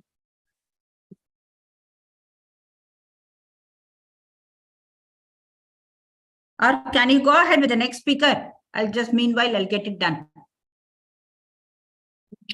Or I can send it to. Yeah, I'm ready if the next is. Yeah. Yeah. Sorry, very sorry. I don't want to waste time. So Divya is there? Yeah, no, I'll conduct the. Ramit, Yeah. So next session by session 3. We are switching on to session 3 due to some technical issues. Session 3 is by Dr. Narendra Malhotra, sir. And the chairpersons for this session are. We have the chairpersons or not? Dr. Dipali Verma. Dr. Dipali Verma is a maternal and fetal medicine consultant, genetic clinic, ultrasound center, Dhanvantri Super Speciality Hospital, Moradabad, Uttar Pradesh. Next chairperson is. She is the secretary of Moradabad. Madam. She is vice president, Patna Obs and Gynae Society, and she is chairperson, Adolescent Health Committee, FOXI. And next chairperson is Dr. Manoj Chilani, sir. He is chairperson, Medical Disorders in Pregnancy Committee, FOXI. So I request Dr. Supriya Jaiswal, madam, to introduce Dr. Narendra Malhotra, sir, though he needs no introduction, but we have to follow the protocol. I just want to say 2 words about Dr. Narendra Malhotra, sir. He is a person of perfectionist. He is a perfectionist. I say that we see him speaking like a very expert person. He always give a very important points, academics wise and others. Even when we think for the enjoyment, he is the person with all the things at a perfect sir. हम आपकी सब चीज के कायल हैं. Thank you. 2 he word बोलने थे आपने. Dr. Supriya, please introduce sir. Very good morning to all Madam, of you. 3 से ज्यादा वर्ड नहीं बोलना please. Thank you the organizers, especially Dr. Kanchan, for giving me this opportunity to chair the session of the stalwart Professor Dr. Narendra Malhotra, sir. I'm really obliged to chair his session. Sir is Managing Director, Global Rainbow Healthcare Center. He is the director of so many things, so many centers, and advisor to IVF centers at many places, Maulana Azad Medical College and MC Aligarh. Over 125 papers and 300 chapters. Sir has a huge CV, over 1,000 guest lectures given in India and abroad, 56 orations to his credit. And then sir has edited 59 books, many chapters on editorial board of many journals, editor of series of step-by-step books, revising editor Jeffcott, revising editor O'Donnell Obstetric Manual, and also FOXI's. And sir has a huge CV, and sir is a very humble person, very gentle, very friendly. Sir, we look up to you for many things, and we are going to meet you in Fun Friends at Goa, Fun sir. Friends, yes. Over to you, sir, for your brilliant talk. Thank sir. you. Thank you. Can I have one line? I want to add one line. Madam की line के बिना कैसे जिंदगी बीतेगी? जी ma'am, just किसी ने आपको दादी माँ बोला, मेरी तो बहन हो आप. I but I want to tell in one line, इतनी सारी बातें बोलने की जरूरत नहीं थी. Narendra is friend, philosopher and guide of each and every meeting all over the country. और जहां तक Kanpur and adjoining places concerned है, we cannot go ahead इनकी रबर स्टैंप लगाने के बाद आई फील ऑनर्ड कि मुझे लगता है हाँ अब हो जाएगा, और जहां कहीं कोई कमी होती, Narendra please look after it, whenever I am in trouble he is on my right hand. So that is about Narendra. Thank you, Narendra. Thank you very much. All the things Thank you, actually. thank you, madam. It's indeed a great pleasure to be here, a part of this absolutely epic summit, the NCD summit. And I've been asked to speak on lifestyle and anti-aging. Turning 60, looking 40, feeling 20. Is this possible? So is it possible to reverse biological age? Yes, probably it is, if you do your own thing and you do it right. There is a fountain of youth in Italy, and I wish it was as easy as this to just go and have a dip. Of course, you have to be naked to dip in it, and then you come out young, 20 years young. So that is the fountain. Let us understand what is aging, and let us understand what lifestyle can do about anti-aging. So aging is biological versus chronological age. Chronological age is a number from the day you were born of your life, age according to the date of birth. And biological age measures the change which has occurred in your body and how your cells and body has reversed. And this is because of the deprivation of the stem cells which can occur. We all know that our body cells change. The skin cell changes every 3 days, the stomach cell changes every 5 days, the intestines every 7 days. And this renewal does keep on take place continuously. And this is very simple because of the stem cells in our body. They give rise to new cells, and the used cells are repaired and they are replaced. So it is all about the stem cells in our aging. So can we know how much stem cell reserve we have in ourselves? Is there a method to calculate this? One among this is a method is that you compare your chronological age to biological age, and there are tests for it. So if your chronological age is 60 and your biological age is also 60, that means you're going line in line. But if your chronological age is 60 and your biological age is still 50, you are younger. So that means you have a good stem cell reserve. So there are many, many factors which act into aging, and that's the DNA damage. And the DNA damage which occurs because of the epigenetics, because of the bad lifestyle, the stress, the metabolism, the radiations, the infections, and the various drugs which we take, they can damage the DNA in our cells and cause aging. Then when we look at our chromosomes, the end of the chromosomes which you see here are the greenish color dots. These are the telomeres. And the length of this telomere determines the age, or how you are going to age, or how you're going to. So if your telomere is short, you're going to age much faster. And this telomere shortening occurs because of stress and because of inflammation and because of DNA damage. And this is where we are working with a firm called Govita, and we have their Indian this thing, and that we are working on molecular, cellular, tissue, and organism level to study the mitochondrial dysfunction in genomic lesions and the epigenetics causing this, and trying to find solutions to improve the mental health, the cardiovascular health, the immunity health, the hormonal balance, the muscle and bone length, and the mitochondrial health. And that means, in short, how can we reverse aging?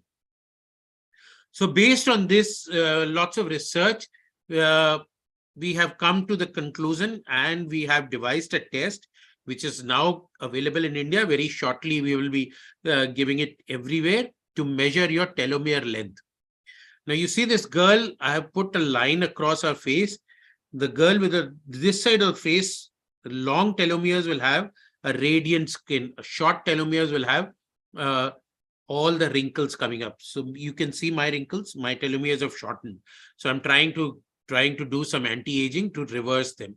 And when telomere shortening occurs, chronic inflammation occurs, and apoptosis occurs, and the tissue dysfunction occurs. So your body is going to age, the skin is going to age, the body composition is going to age, special senses, nervous system, musculoskeletal, renal, everything is going to age, including sexual age. But then some people will age faster. So no one can avoid aging, but you can actually slow down your aging by your lifestyle. And that is what our lifestyle is. How do we live today? We live in an atmosphere full of smoke, pollution. We eat fast food, burgers, chips, cold drinks, sugar-added drinks, take a lot of recreational drugs, alcohol, smoking, tobacco. That's what our body is exposed to. How people used to live earlier in a cleaner atmosphere, and they used to have a healthier life.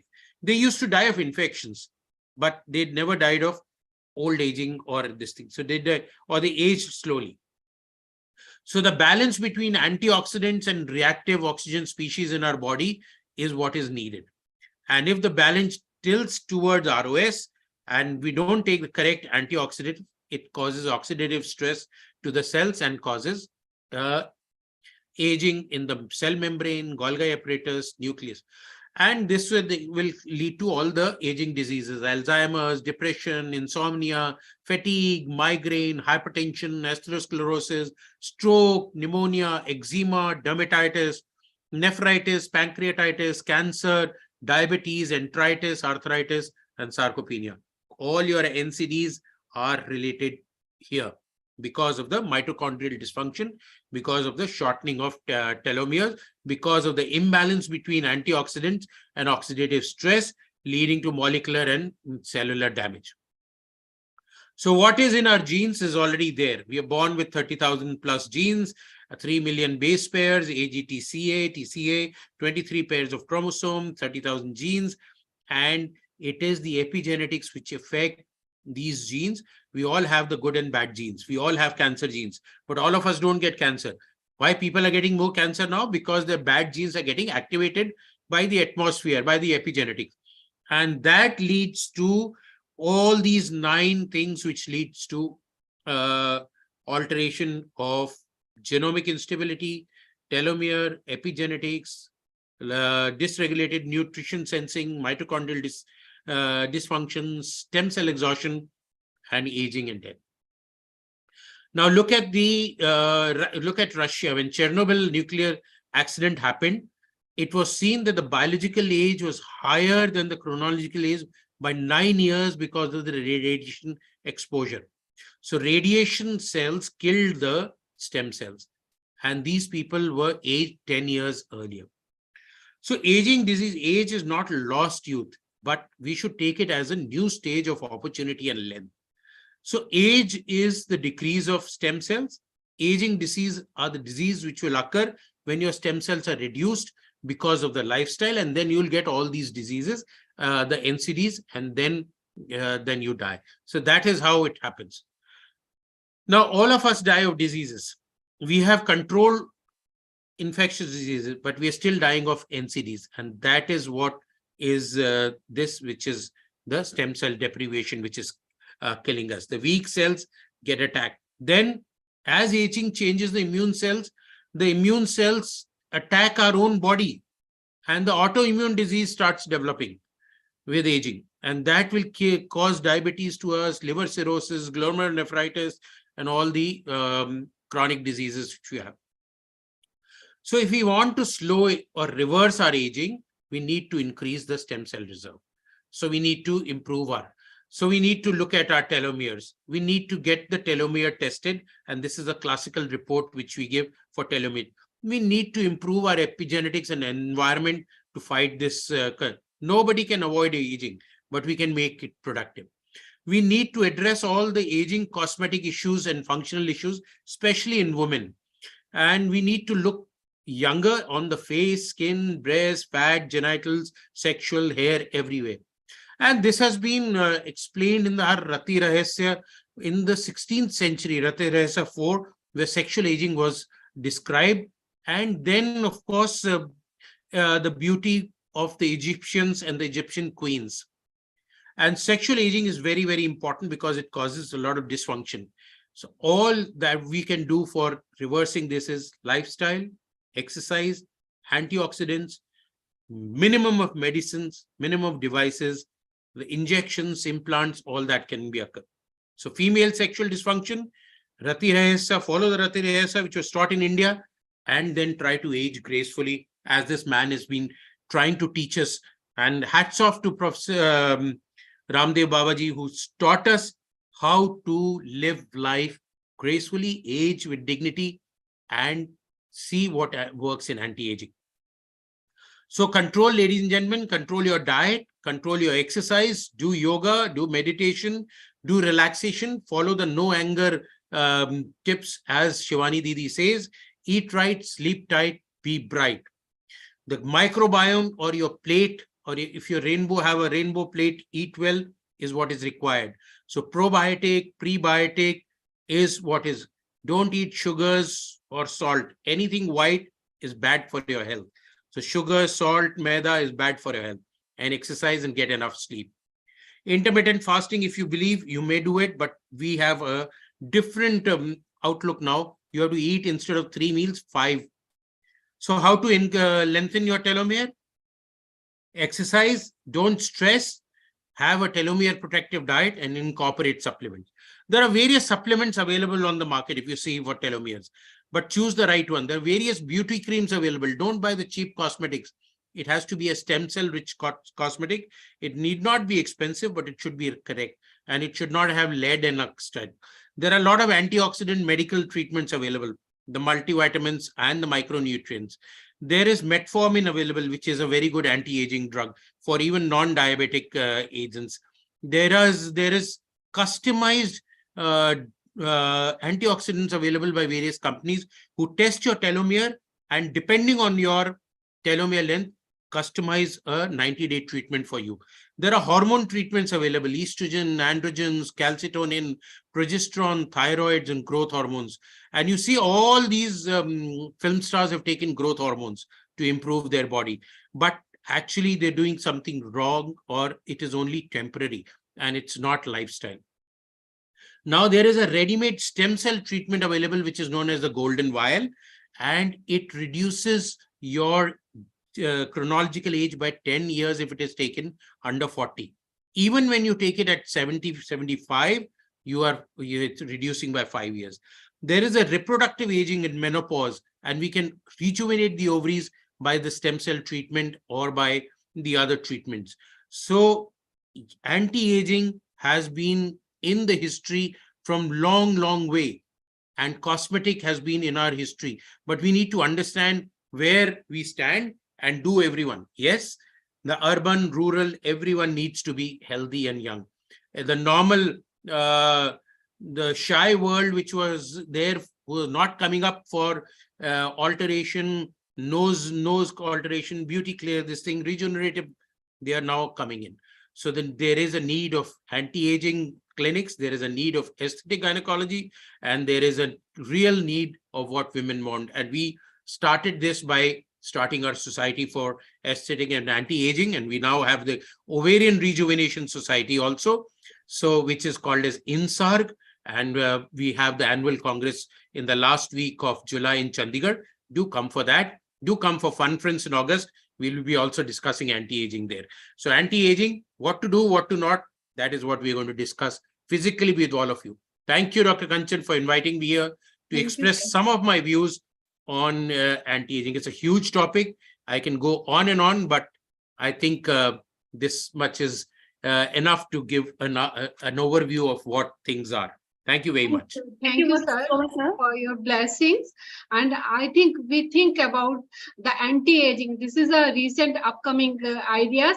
And if I talk about you, that we all have dreams, but in order to make dream come into reality, it takes an awful lot of determination, dedication, self-discipline, and effort that I have learned from you, sir. Sir, usually, if we will follow these anti-aging rules, I think all the NCDs will be kept away. Now to the chairperson for a few lines. Yeah, thank you so much, sir. We are all motivated to work towards the telomere lengthening. I request our chairpersons, Dr. Dipali Verma and Dr. Manoj Chilani, sir, to give the expert comments regarding the talk. I think they are not there, so we can. Yeah, we have covered. Say, sir, I'm there. So, sir, it was a wonderful talk, and really to hear about the anti-aging to stay young, it is so tempting and so nice to hear. And the latest techniques, the real things you have explained, so many things like molecular mechanism of the 9 hallmarks of aging that you said. It was wonderful, and we learned lots and lots. What my idea, I usually think that the more we stay close to the nature, we do the lifestyle changes, modifications, exercise, diet. Exercise really makes us look young, and the skin clears out with more of water, more of fiber. And what you said, the lifestyle changes, and the cosmetic part of it is also very, very attractive to follow. We feel like buying things that will make us look young for many years. So it is all very attractive, and thank you so much for enlightening us with this wonderful talk, sir. Thank you very much. Thank you. Thank you, Supriya ma'am. You are very right in saying everything. Now we move on to the next talk, which Dr. Ramani Devi ma'am is ready with the talk. Thank you. Yes, madam. Yeah. So we are proceeding with hypertensive disorders of pregnancy by Dr. Ramani Devi ma'am.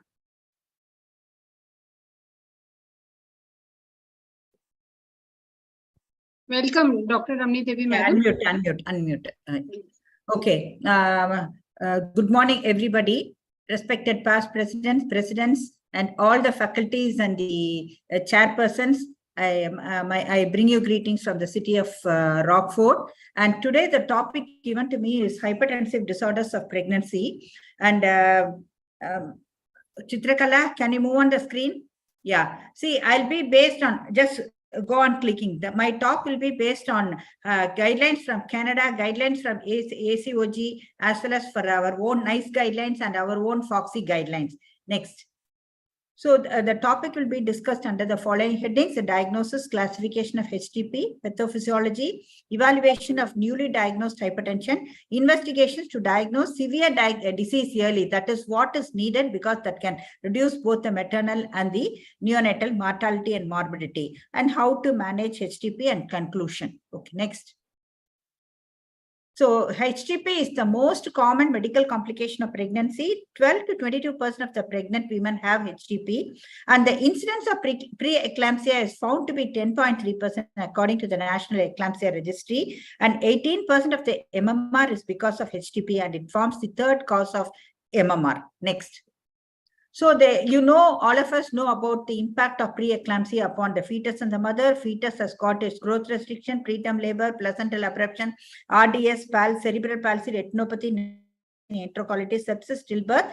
And upon the mother, it is not only the current pregnancy, she has hypertension, she has a high chance of getting future coronary artery disease, cerebrovascular accidents, renal injury, liver failure. And currently in that particular pregnancy, she can have all sorts of complications because of hypertensive disorders and eclampsia. Next. It's a double jeopardy rather. Next. You must know first how to measure the blood pressure in a correct position. It should be taken with the correct cuff size. The patient should be relaxed, either in a sitting position or in the supine position, where the pressure upon the IVF is being taken away. And you have to have the correct sound should be correctly marked up to K4 and K5 levels. If you are not able to have a Coder 5 level, if it goes up to 0, we have to calculate that also. In patients whom the blood pressure is 1/90, you can confirm the next reading 4 to 6 hours apart. But if it is going to be very high beyond 1 severe hypertension, then it should be repeated after 15 minutes. Next. So, International Society of Systemic Hypertension classification says hypertension in pregnancy, it can happen before 20 weeks. It can be either a pre-gestational chronic hypertension, probably it could be essential or secondary, or a white coat hypertension or a mass hypertension. Or it can happen beyond 20 weeks of pregnancy, where it can be a transient gestational hypertension, or a gestational hypertension, or a pre-eclampsia that occurs de novo, or it can be superimposed upon any of these hypertension. Next. Or other pregnancy-induced hypertension, it can be either a gestational hypertension, where usually the blood pressure is just 140/90, and it is not associated with any dreaded complication, and it comes back to normal within 6 weeks. Pre-eclampsia can be either severe, or either non-severe, mild, or rather it can be severe. And eclampsia is anything where you get convulsions and coma superadded with any form of hypertension, like pre-eclampsia or gestational hypertension. Next.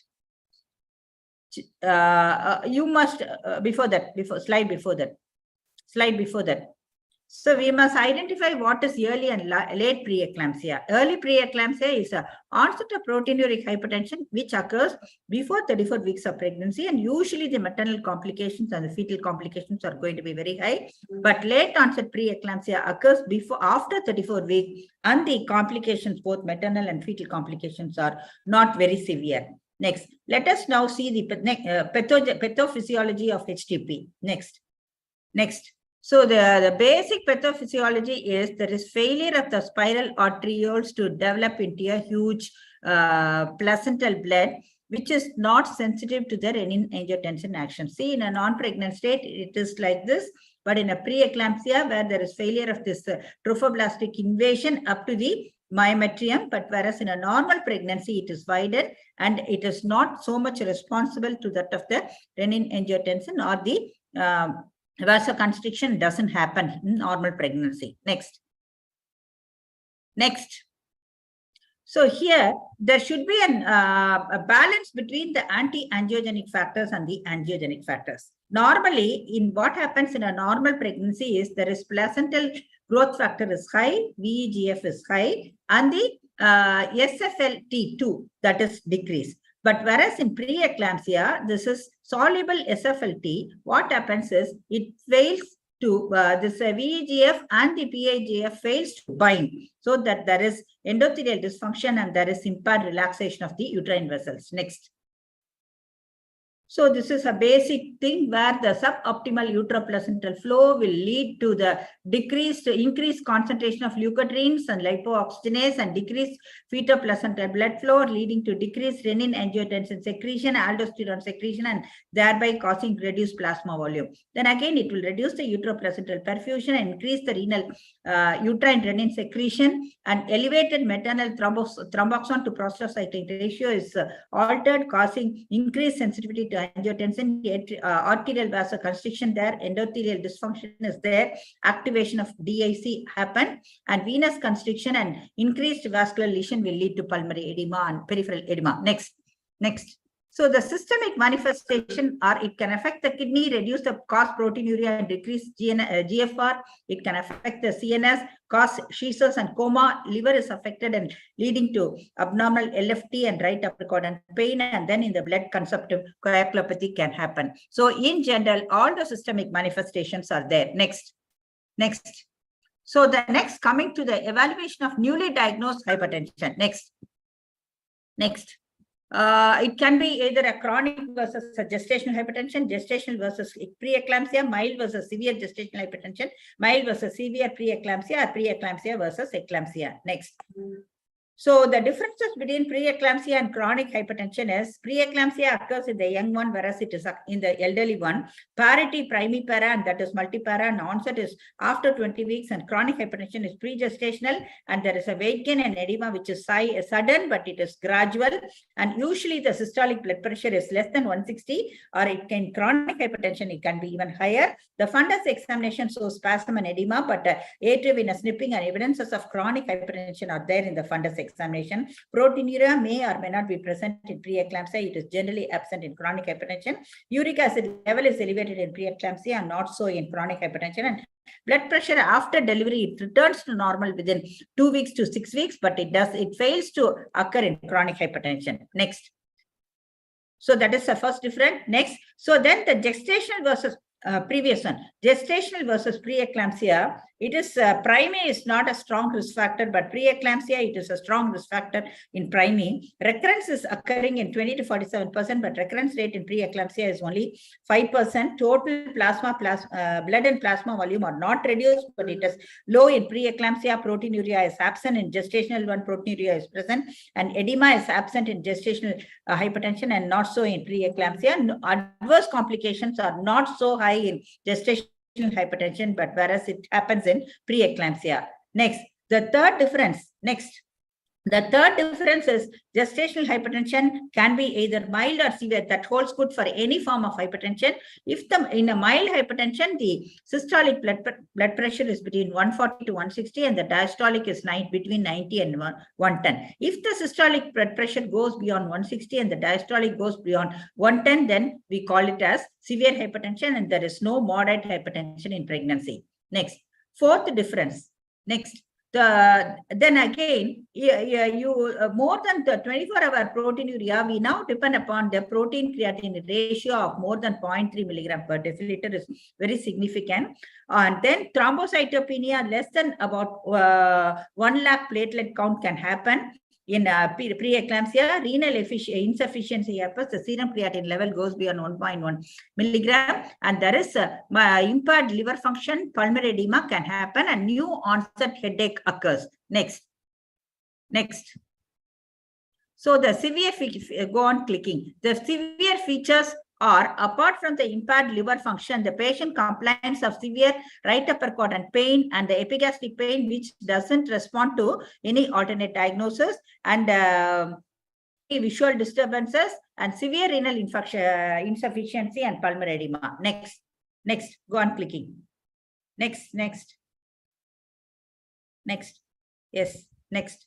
So in eclampsia, it is a newer onset seizure in a woman with preeclampsia. It is preceded increasingly with a severe preeclampsia, or sometimes the blood pressure may not be very high or there may not be any proteinuria, still the patient gets eclamptic seizures.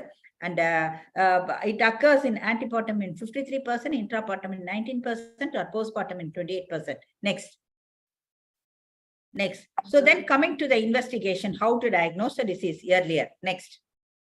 So it is, first we have to identify what are the risk factors for preeclampsia, and these patients have to be watched. For example, nullipara, multiple pregnancy, preeclampsia, and the previous pregnancy, any form of hypertensive disorder, pregestational diabetes or thrombophilia, SLE, pre-pregnancy, obesity, antiphospholipid antibody syndrome, maternal age which is increased, renal disease, ART, and sleep apnea. These are all the risk factors.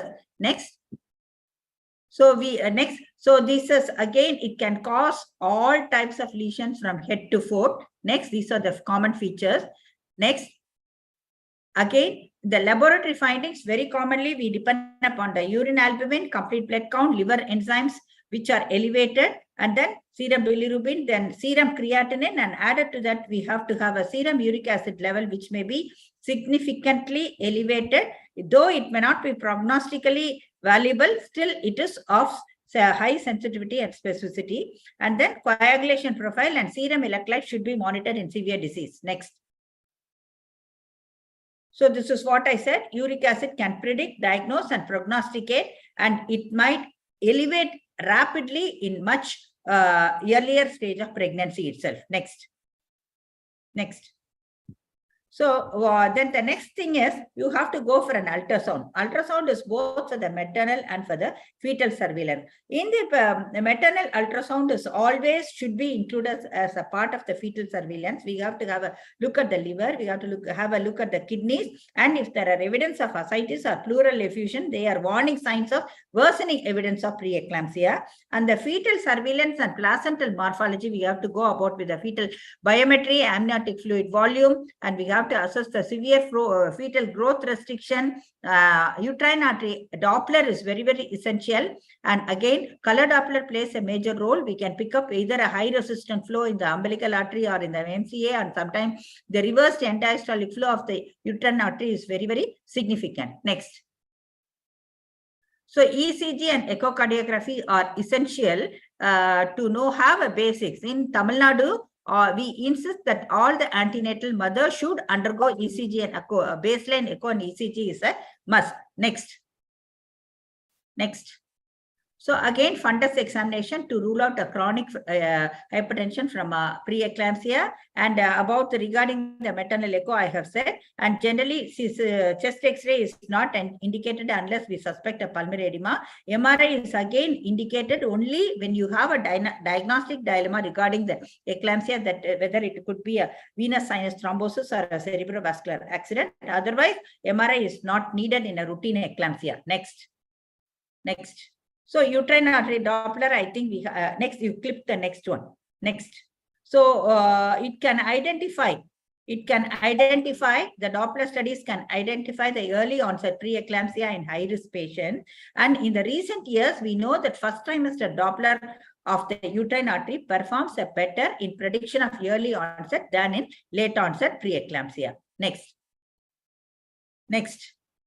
So the PIGF test, whether it can predict preeclampsia, that is very essential. It is coming up in a big way. That is, in a high-risk patient, if we have a PIGF test that is estimated, see here, there is a graph to show whether it has got a short-term prediction. And this one, the x-axis is about 34 to 20 weeks. And here it is a value of the SFLT to PIGF ratio. If the value is less than 38, there is no risk of developing PE, that is early onset. But if the value starts rising beyond 34 weeks, there is a chance that she can develop preeclampsia in 4 weeks. And early preeclampsia, if the values are beyond 110 in either whatever be the gestational age. So this can give us an idea whether it can predict preeclampsia. Next.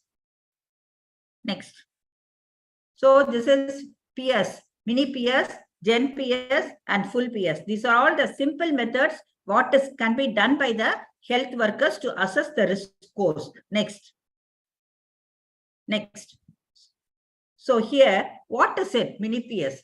That is, the people, the healthcare workers are given variables. Like, for example, they have to measure the systemic blood pressure, note the symptoms like abdominal pain or blurring of the vision, gestational age, parity, dipstick method for proteinuria, headache, chest pain. All these things are monitored. And this model is found to be the CLIP trial implementation has been taking place in so many lower socioeconomic countries. And it is found to have a very good 85% accuracy, and this can give us a better outcome. So this will give an idea to the healthcare worker who are the patients who should be referred to the consultant at an earlier time and who are at risk of developing preeclampsia. Next. So these are all the adverse effects. It can be a severe form, can have eclampsia, press, cortical blindness, stroke, TIA, and reversible ischemic neurological incident, and cardiovascular problems can happen, pulmonary edema. Then the patient can have myocardial ischemia or infarct. Next. Then again, in the hematologically, thrombocytopenia is the most important one, and renal function, alteration of acute kidney injury can occur in severe forms, and it may be an indication for dialysis. Then hepatic failure, the elevation of the liver function test can happen, and a very severe condition, hepatic rupture can happen, and the fetal-placental unit in early stages, it can be compromised, leading to a fetal growth restriction. And in severe hypertensive crisis, even a stillbirth can happen. And you have to always observe apart from the Doppler study, reversal of ductus venosus A-flow that is gaining more popularity than because absent end-diastolic flow the baby may survive for some more time. But once with the reversal of ductus venosus A-flow, A-wave occurs, it has to be delivered as early as possible. Next. So the HELP syndrome, all of us know, it is a very, very severe, it's a variant of severe eclampsia. It occurs in 25% of the patient, 20% of the patient with variable clinical manifestation. It can happen even in a normotensive without proteinuria, and it can happen at any time, postpartum or at term or preterm, and the mortality is found to be very high when it is not intervened at a proper time. Next. So there's a criteria for HELP syndrome. All of us know hemolysis, elevated liver enzymes, and low platelet count. Next.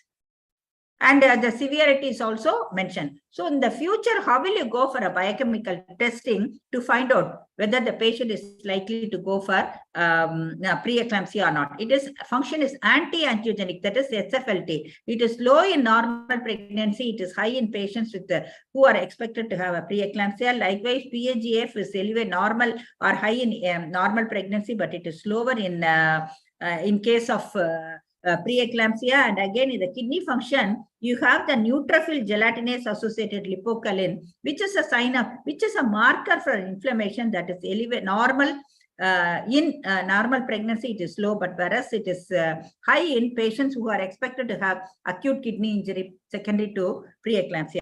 Then again, B natriuretic polypeptide is low in normal pregnancy, but whereas in higher in pregnancies which are complicated with hypertensive disorders. And again, relaxin is found to be high in first trimester in normal pregnancy, but is low in pre-eclamptic women. Next. So again, coming to the management. Next, management maybe the aim is to have a healthy mother and a healthy baby, and to save our skin also. So we have to be save the mother without much morbidity and mortality. Next, we have to intervene at the right time. Generally, what you should not do is do not use nitric oxide donors, progesterone, diuretic, or low molecular weight heparin in preeclampsia unless it is complicated with the antiphospholipid syndrome. Magnesium, antioxidants, garlic, they are not of much use. Do not restrict much of dietary salt, but some advice is given regarding rest, exercise, and work. Next. So the role of 150 milligram of aspirin daily from 12 weeks at bedtime is found to be an preventive in prevention of high risk complications of this preeclampsia. This high risk cases like a patient with a previous history of hypertension, autoimmune disorders, type 1 or 2 diabetes, and moderate patients like the primary gravida, age more than 40, and family history and multifetal pregnancy. All these, next slide, all these things are given in the Gestos score. So the Gestos score is an excellent one, where we can score it. Any person having a score of more than 3 can be started on aspirin 150 milligram at bedtime. Next. So in chronic hypertension, first thing is we have to control our pre-pregnancy counseling is essential, and try to maintain the blood pressure less than 140/90. And then if the patient is taking on some drugs like ARB or AC inhibitors, that should be changed to the drugs that are compatible during pregnancy, and try to maintain the blood pressure less than 135/85. Next. The drugs commonly used are labetalol and nifedipine, and we don't have methyldopa available, and then aspirin should be given. Next.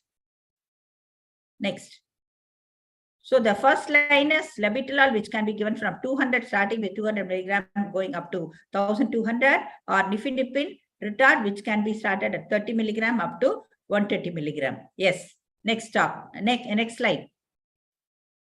Then delivery, when to deliver a chronic hypertension. If everything is normal, going on smooth, maybe we can plan after 37 weeks. But if there is any complication, better to plan it earlier. And always a senior obstetrician should be in the team. Next.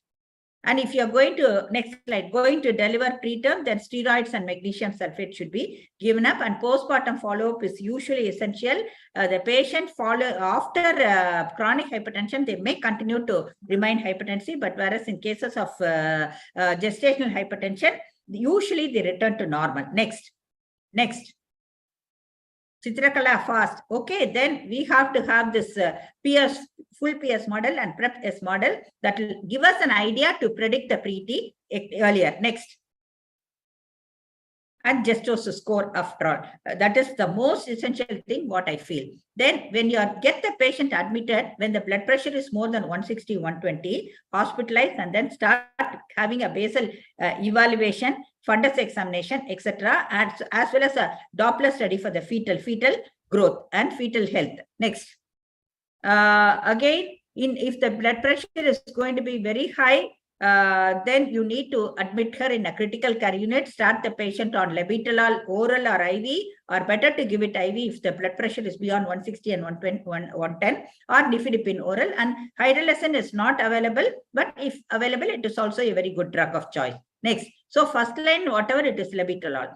Then next, the same thing. We don't have methyldopa, though some of the guidelines say that, because that is probably available in that country. Again, these are all some, when to give magnesium sulfate.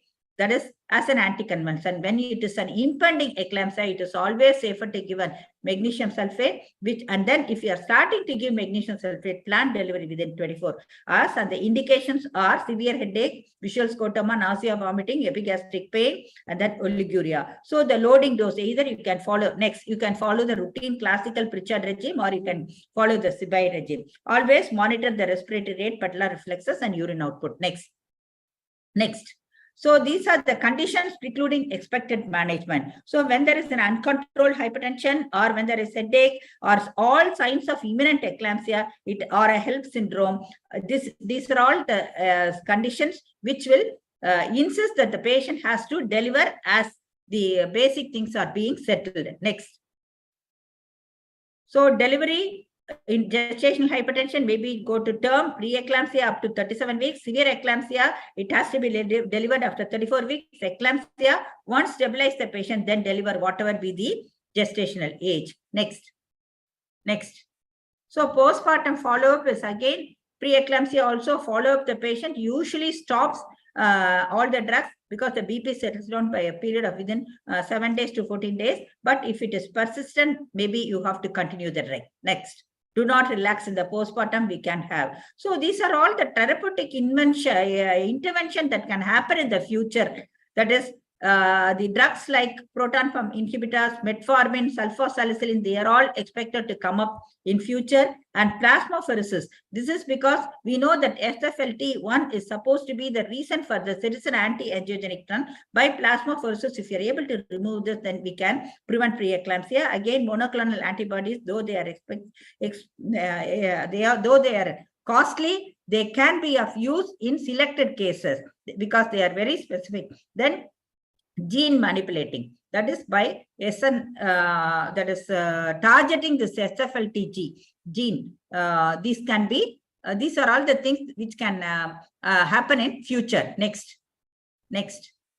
So the last one, conclusion is always never fail to understand this. Once if a woman has got a hypertensive disorder, she is at a high risk of developing future long-term complications like chronic hypertension. Next, she can develop stroke. That is the first 5 years or 10 years. Next slide. First 5 to 10 years, she may not have that much of symptoms, but beyond 5 years or beyond 10 years, this woman is likely to have, like how we say that gestational diabetes is a marker for diabetes in future, hypertensive disorder is likely to be a marker for coronary vascular disease or cerebrovascular disease, persistent hypertension, stroke, heart failure, and the mortality is found to be, especially in women with preeclampsia, delivering a small for gestational age and a preterm delivery, her mortality is going to be much higher than that of the general population. So we have to have a very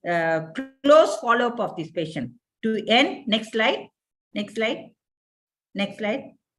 So temporary organs tyranny. This is going to affect the spiral arterioles of the placenta, that affects the baby, then affects the causes of vasoconstriction, hypertension, brain, and then kidney and HELP syndrome in the liver. So next, so ultimately all the organs are potentially affected, and we know it is we have to decide for the right time for the baby and the mother when to intervene. And I thank Dr. Kanchan Sharma for giving me this opportunity of giving my talk on HTP in this wonderful webinar. Thank you.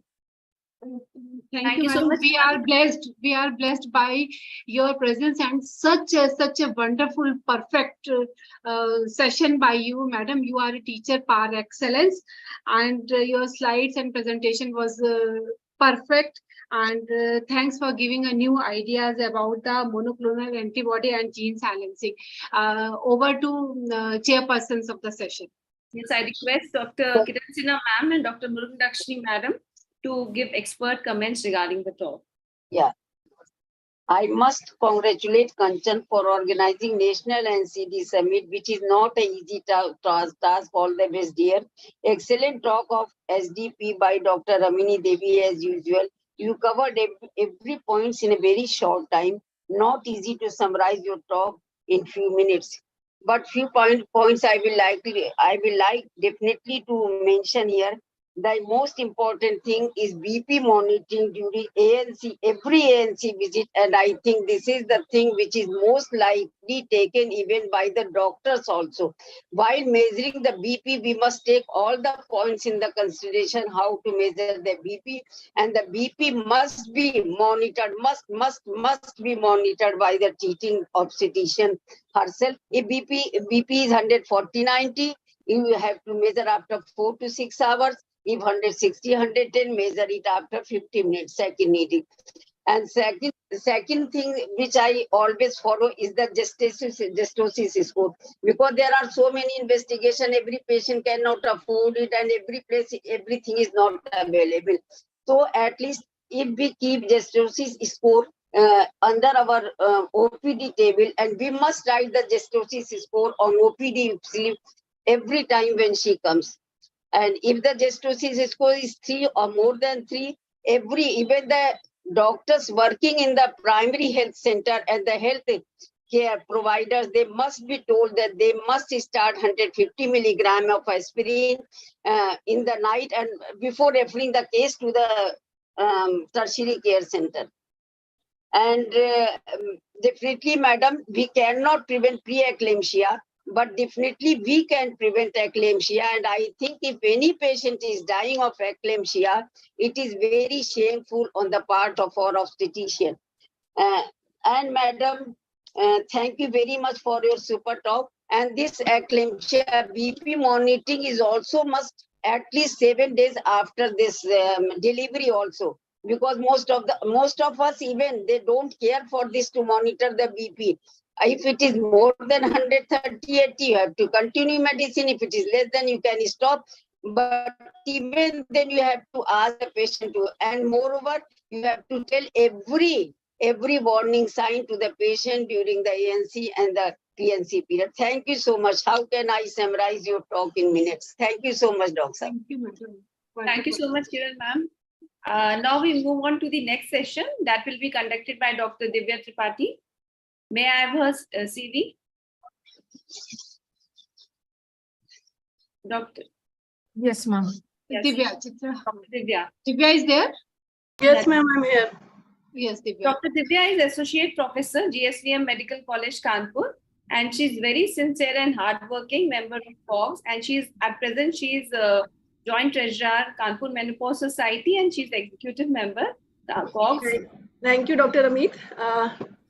Now, moving to the next session on ovarian failure and premature menopause, which the talk to be delivered by Dr. Jaideep Malhotra, past President FOXC. For this session, I want to invite the chairperson, Dr. Shivcharan Meena. Sir is consultant and obstetrician and gynecologist at Pali, Rajasthan. He is secretary there, and he is a renowned gynecologist there. Well, I welcome you, sir. Now, the next chairperson is Dr. Manisha Jain. Madam is currently president of Muradabad Option Gynae Society. She is multi-talented and has special interest in IVF. Currently, she is working as an IVF consultant in a private setup in Muradabad for the last 7 years. Our next chairperson. Welcome, Manisha. Welcome, Dr. Manisha. Our next chairperson is Dr. Priyanku Roy. He is assistant professor in Lord Buddha Koshi Medical College and Hospital, Saharsa, and consultant and infertility and gynae endoscopy at Roy's Clinic and Ramakrishna IVF Center, Siliguri. Because of his academic brilliance and dynamic persona, in a very young age, he holds so much post at national level, like Chairperson Public Awareness Committee, FOXC, Vice President VETOG, FIGO, MCM, ICR, member of... That's okay, ma'am. Thank you so much. I welcome you, Dr. Priyanku. Who Thank doesn't you, know ma'am. about Now I request Dr. Meena sir to introduce our speaker, Dr. Jaideep madam. Ma'am, Sir, kindly unmute yourself. ma'am, should I go ahead and introduce ma'am? Okay. Yeah, so the ma'am can conclude maybe at the end. Yeah, so thank you so much, ma'am, for the kind introduction. And I would like to thank Kanchan ma'am for organizing such a wonderful webinar. really informative. We've been listening to the talks, and of course, ma'am is academically quite brilliant, and she is quite capable as a organizer as well. So I wish her all the best for all her posts in the future in Foxy as well. So I would like to welcome, of course, none other than Dr. Jaideep Malhotra ma'am, who's like a mentor for most of us youngsters.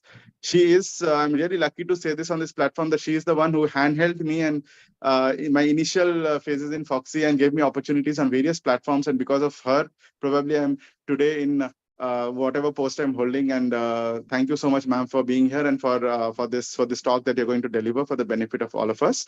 So ma'am is currently the managing director of ART IVF. She has been the past president of Foxy, past president of ISAR, Aspire, IMS firms. She is the chair of the FIGO Reproductive Endocrinology Committee and is currently also the vice president of INSERG.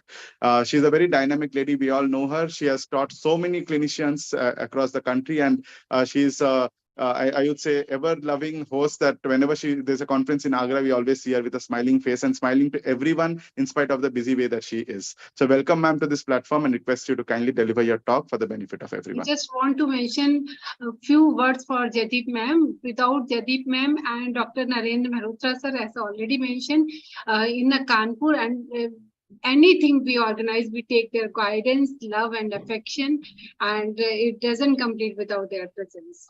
Thank you and welcome, ma'am.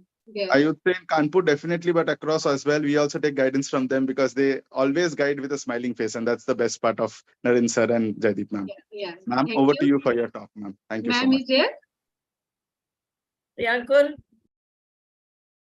Meera ma'am, good evening, ma'am. what should be done for your absence? Ma'am? What should be done for your absence? Oh, I'm so sorry, ma'am. I'll be there. I promise next time I'll definitely be there for whatever we do, ma'am. I'm so sorry for this time. Dr. Jaideep Malhotra is actually there. I bring you greetings from the city of the Taj Mahal. I'm Dr. Jaideep Malhotra, the current chair of the Reproductive Endocrinology and Infertility Committee of FIGO, and I would be talking on premature ovarian insufficiency and fertility.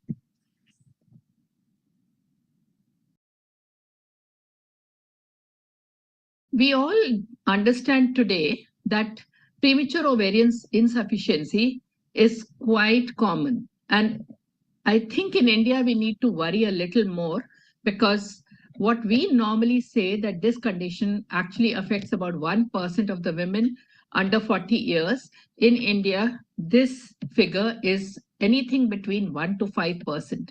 And that is something which is a little scary. Now, we know that when we define premature ovarian insufficiency, it is the loss of normal ovarian function before one reaches the age of 40 years. And there are almost about 0.1% of the women who would suffer from it under 30 years. How do we really characterize premature ovarian insufficiency? And that is something which all of us gynecologists should keep our eyes and ears open, because many a times women come with a history of amenorrhea, with hypoestrogenic or hypergonadotrophic conditions, and they would also may present as infertility. There are so many ways, like short cycles, they can present with anything. And if we do not keep premature ovarian insufficiency in mind, then we will lose out on selecting a good number of candidates who definitely would require treatment and management earlier in life. And I think it's very important for us to understand that even if they don't want fertility, they still need hormone replacement therapy, and that should be there, because otherwise their suffering is going to be too much in the later age. Now, POI can be registered by either genetic causes or non-genetic causes. And non-genetic causes are also on the high, like autoimmunity, environmental toxins, chemicals. We are exposed to so many things. And it's important for us to understand that this is something which we should be definitely keeping in mind. Now, we know that we are born with a set number of primordial follicles, and these primordial follicles go through a chain of maturation from primordial to primary to preantral to small antral. And this is the time when we start actually seeing them in the ovary from at the antral stage. And that is the time when we say that, okay, this whole part is independent of the gonadotropins. And from here onwards, these antral follicles become dependent on their growth and maturation on the gonadotropins. And once they rupture, corpus luteum and so on, the cycle actually goes on. Once this is happening, a whole set of primordial follicles are actually also undergoing atresia, apoptosis, and they are actually getting exhausted. So if one is getting matured, there are n number of these primordial follicles which are getting exhausted in the process itself. Now, when we have this accelerated process of atresia happening much earlier, then we are looking at premature ovarian insufficiency. Now, why are we really worried about POI? Because POI can have a lot of long-term health consequences. Foremost one is menopausal symptoms. Infertility is something which we are worried about. Then along with that, once age progresses, cognition, emotional health, bone health, metabolic and cardiovascular diseases all will be on the rise, and these women suffer a lot. Now, this disorder can have, a lot of presentations. One is that it presents as an overt POI and clinically as oligomenorrhea or amenorrhea. And this is also sometimes associated with menopausal levels of serum FSH. The other presentation can be of biochemical POI, where the person will have infertility, regular menstrual cycles, elevated cycle day 3 FSH levels. And the third presentation can be occult POI, which presents with infertility, regular menstrual cycles, normal day 3 FSH values, and a poor response to exogenous gonadotropins. Now, if we get into the etiology of POI, it's going to be really, really complicated because there's so many ways which can actually, produce POI, whether it's like spontaneous, there could be a lot of genetic reasons. There can be X-linked traits, especially fragile X is something which is very, very common here. Then autoimmune ovarian damage is another important aspect which we can look into. And certain infections like mumps, tuberculosis can lead to POI. Now, we can also induce premature ovarian insufficiency, and that's something which is preventable. Now, bilateral oophorectomy or bilateral ovarian cystectomies, so many times, we operate for endometriomas and so on. Many a times, PCOS, over-treatment with drilling can lead to premature ovarian insufficiency, and that there was a time when a lot of this was being actually visualized. And our exposure to environmental toxins is another very, very important.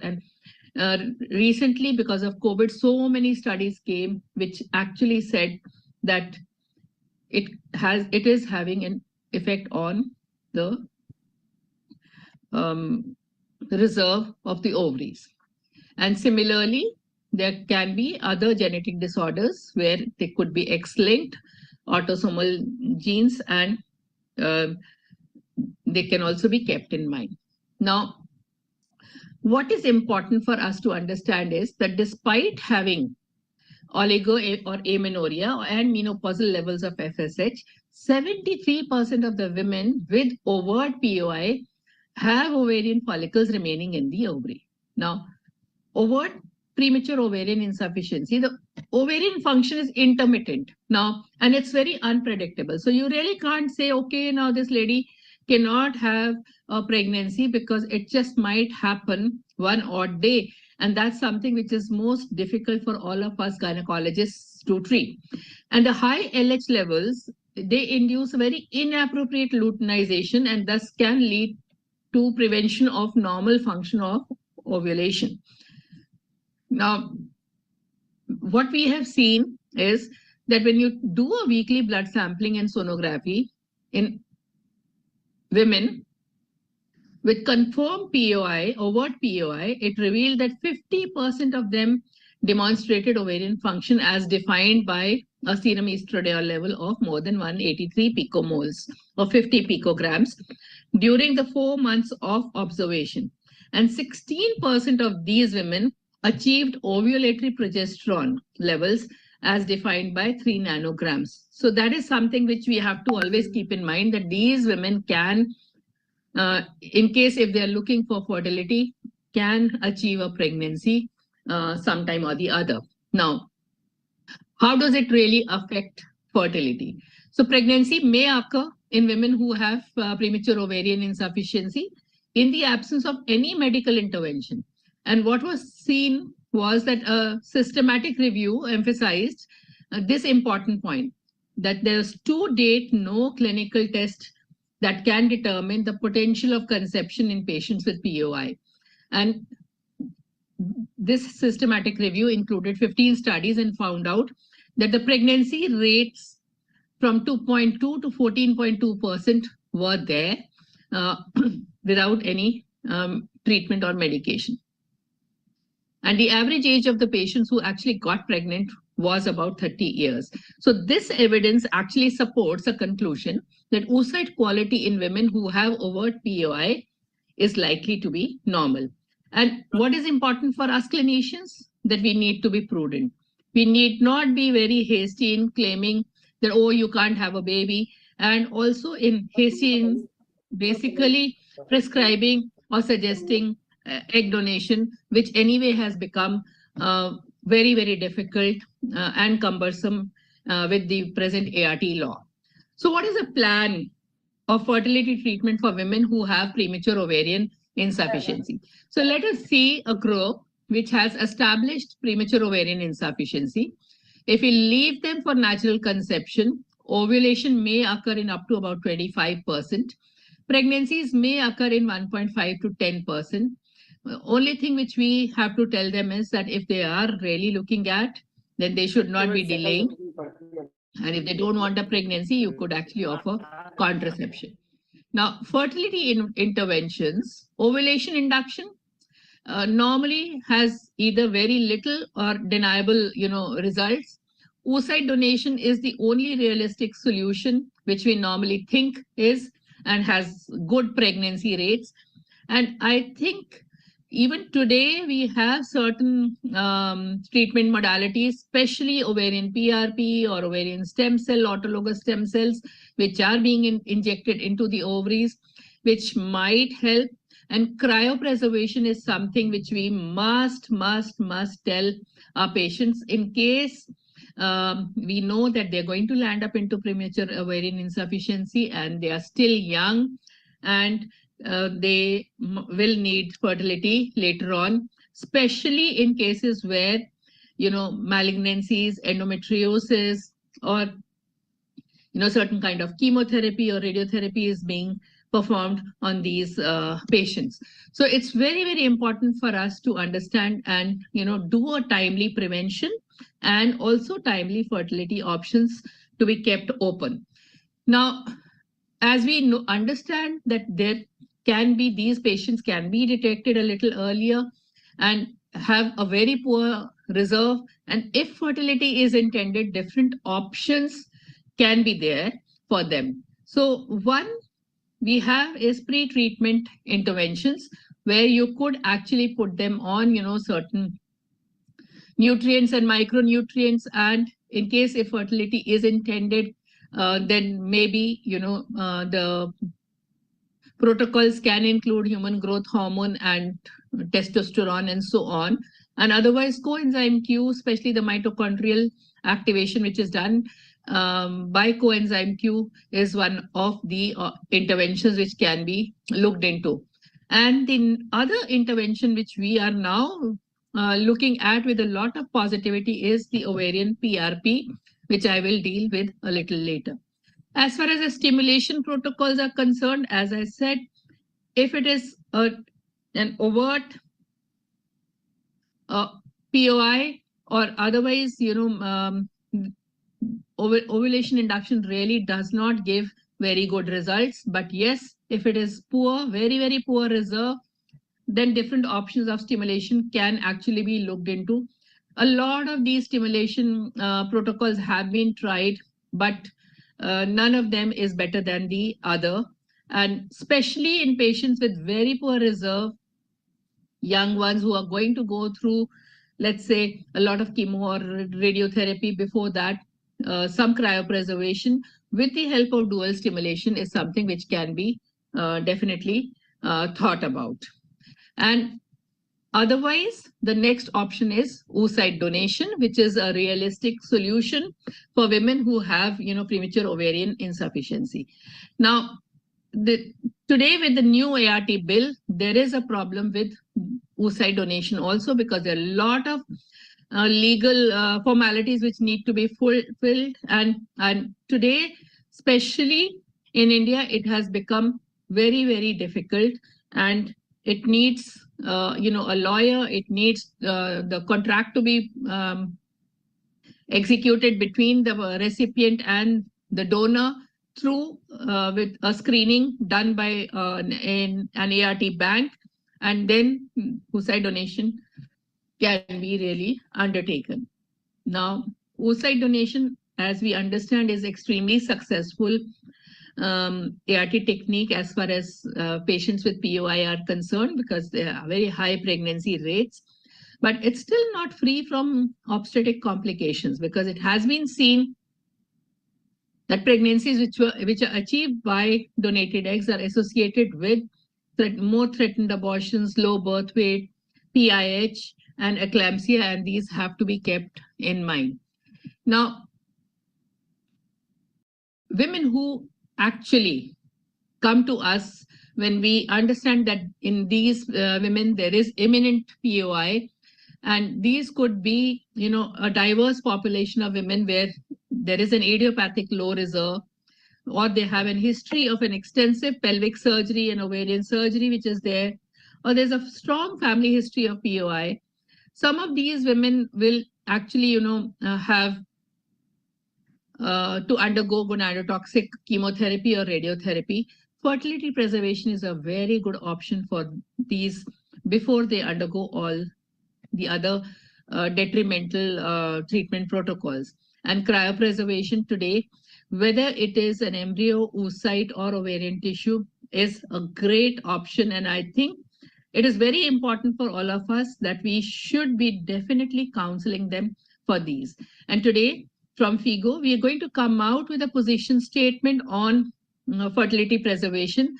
And I feel that this is something which should definitely be disseminated. So today, a lot of question marks are there on whether how many of these will be able to use the eggs or the embryos which are stored, or the ovarian tissue which is stored. But yes, with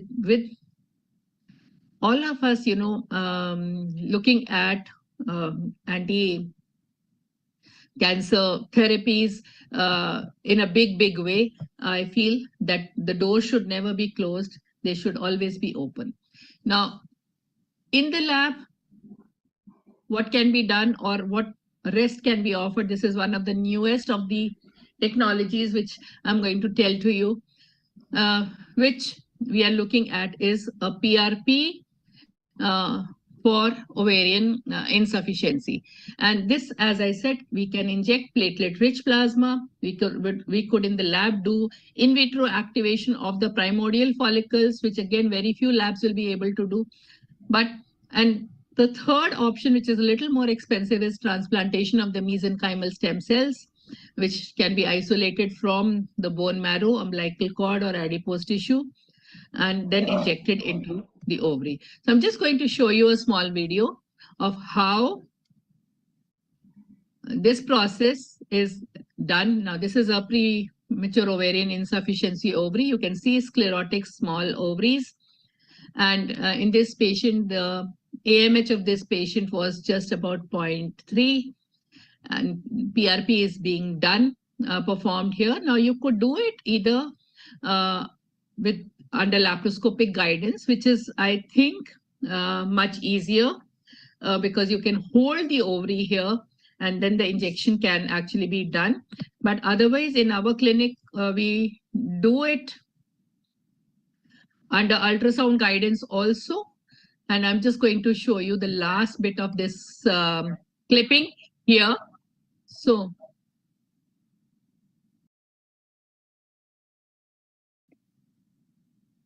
because why cortex? Because most of the primordial follicles are in the cortex itself. So here you can see that there's a very small ovary here, and PRP has been prepared, and this PRP is an activated PRP which has to be injected within 15 minutes of preparation, and that's something which we should definitely be looking into and not wasting much time. So if you see here now,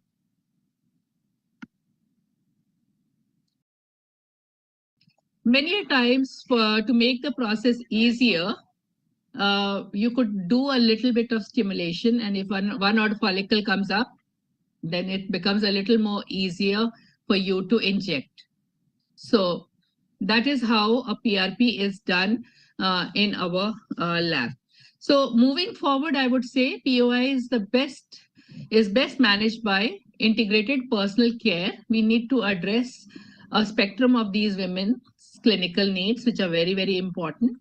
Awareness is very important, because unless and until women are aware of, because a lot of women come to the clinic with short cycles, and even we as gynecologists also do not think about, getting their ovarian reserve tests done. And I feel especially women who are going to postpone their marriages or childbearing should definitely get one AMH done before in their younger age group, so that they do not suffer from this issue later on, and a lot can be done in preserving their fertility in the times to come. So I'd like to thank each and every one of you for your patient hearing, and bring you greetings from the beautiful city of Taj. Thank you. Thank you, ma'am. Thank you very much, ma'am. For your lectures are always thought-provoking. Madam is here. Madam, kindly bless us in person. Yeah, thank you so much, Kanchan. Thank you. And what a wonderful NCD webinar you've organized. My heartiest congratulations. And your persistence and your dedication is something I actually always have admired. And your, performance to perfection. And it's unbelievable. I mean, how even in the Kanpur conference, I was watching you all the time, and even for your preparation for this NCD whole day webinar, amazing. And I'm absolutely proud of you. And I am very sure that you're going to be successful in your next endeavor also. We are all there with you. God bless you. Thank you so much. Madam, thank you so much for these wonderful words for me. I know that you and sir are always with me in each and every conference here also, and also when we organized UPCOG and WWW Con, you were there with the quiz and everywhere. Thank you, ma'am, for your blessings. Thank you so much. David, my dear. Thank you. All the best. Now I request the chairperson of the session, Dr. Meena sir, Dr. Manisha ma'am, and Dr. Priyanku Roy, to give their comments on this important topic of POI. Thank you. Dr. Manisha, are you there? I think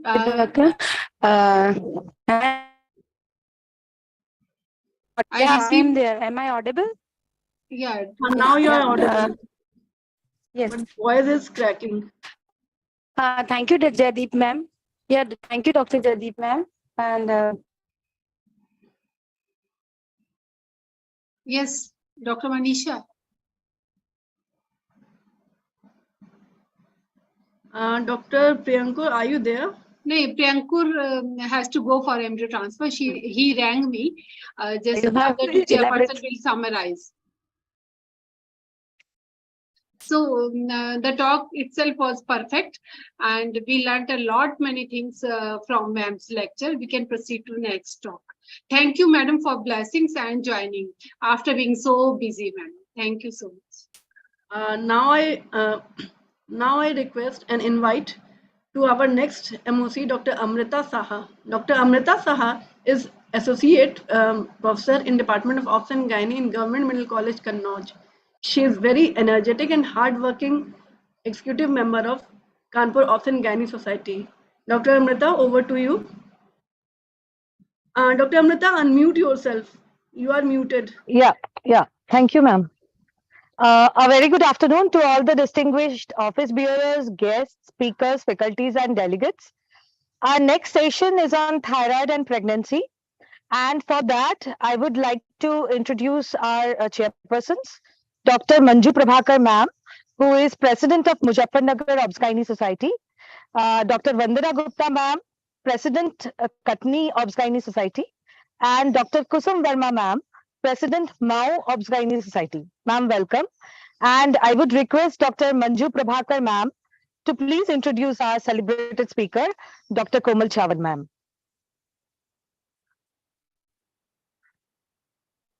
Thank you, Amrita. Yes, ma'am. Madam, please introduce Dr. Komal Chawad ma'am. Unmute yourself, madam.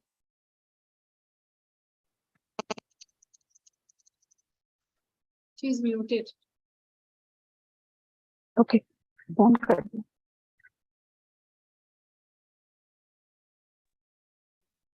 Okay. Yes, madam. Yes, madam.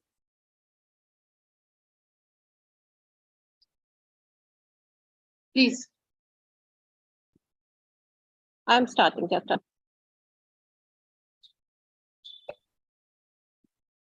Dr. Komal Niranjan Chavan.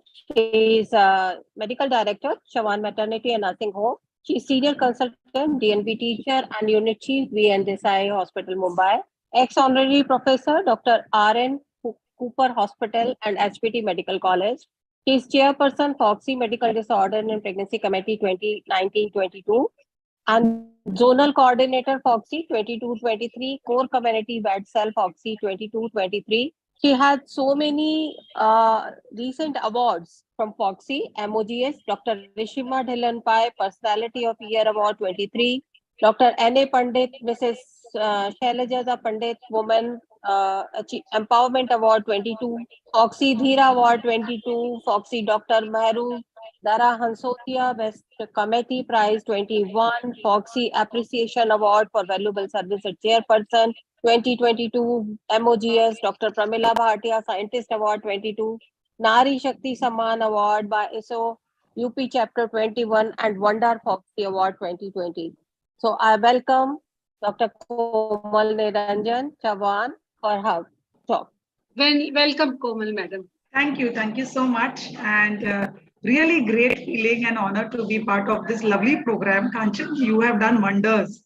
I think it is so good that you have sculpted this program and you have executed it so well with your team. And when we come and meet you in Kanpur, we had a lovely memories of meeting you, interacting with you in Kanpur, and always with Meera madam. You know, Meera madam is always pranam, Meera madam. Because of Meera madam and all the guidance of all the seniors. Yes. So it is always the great feeling that we are there, and when Meera madam is there, we get so, we always require blessings of Meera madam. And is my screen full? And all my teams, Amrita, Divya, Yes. I think you have lovely coordinators who have done a fabulous work. They have done a great work. So I think with that, we will begin with today's topic.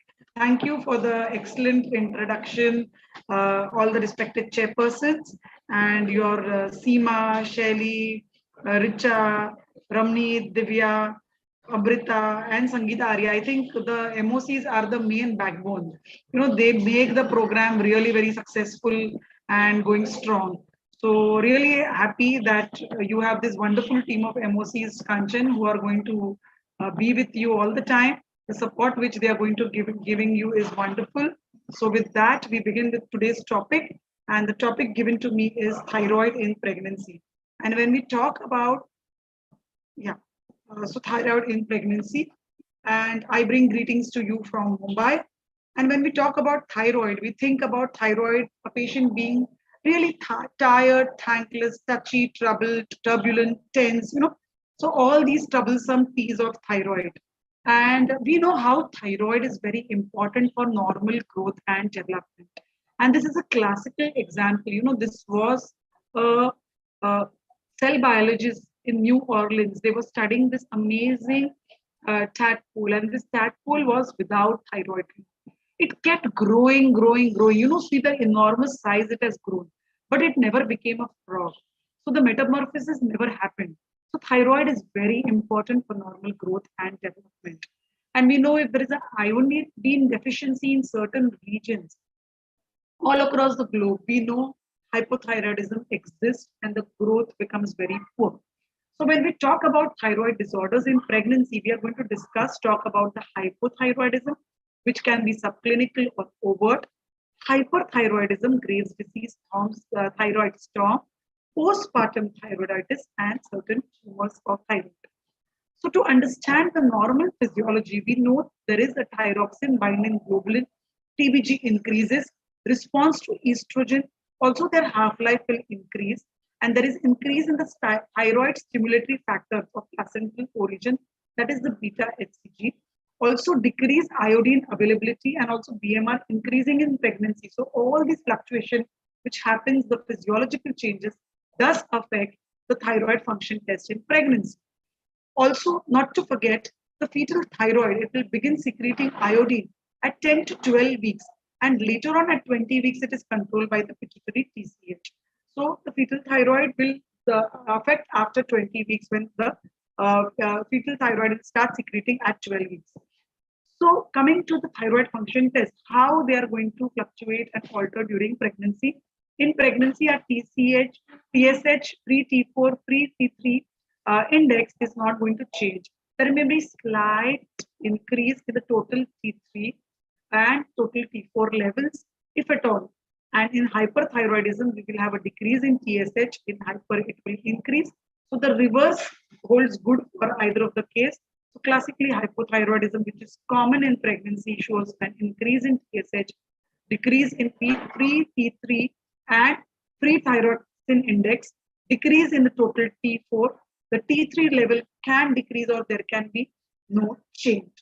So all these 5 factors in pregnancy, that is a transient increase in the HCG, the estrogen-induced increase of TBG, alteration in the immune system, thyroid hormone metabolism by placenta, and increase in urine iodide excretion, all these factors are going to affect thyroid.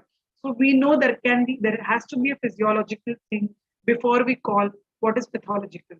So what are the cutoff levels of this TSH?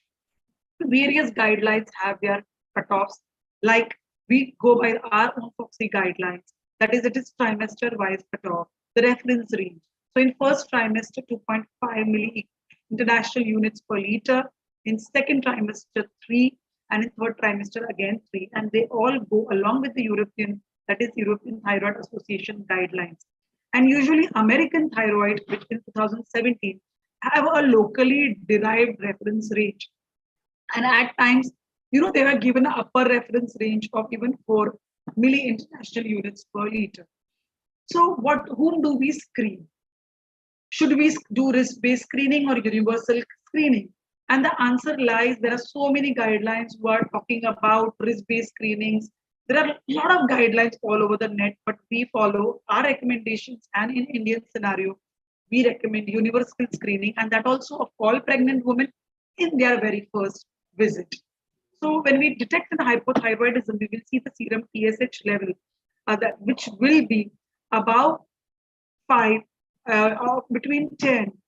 So we have this patient who have low serum free T4 levels, and they will have overt disease. So if the level goes above 10, it is an overt disease.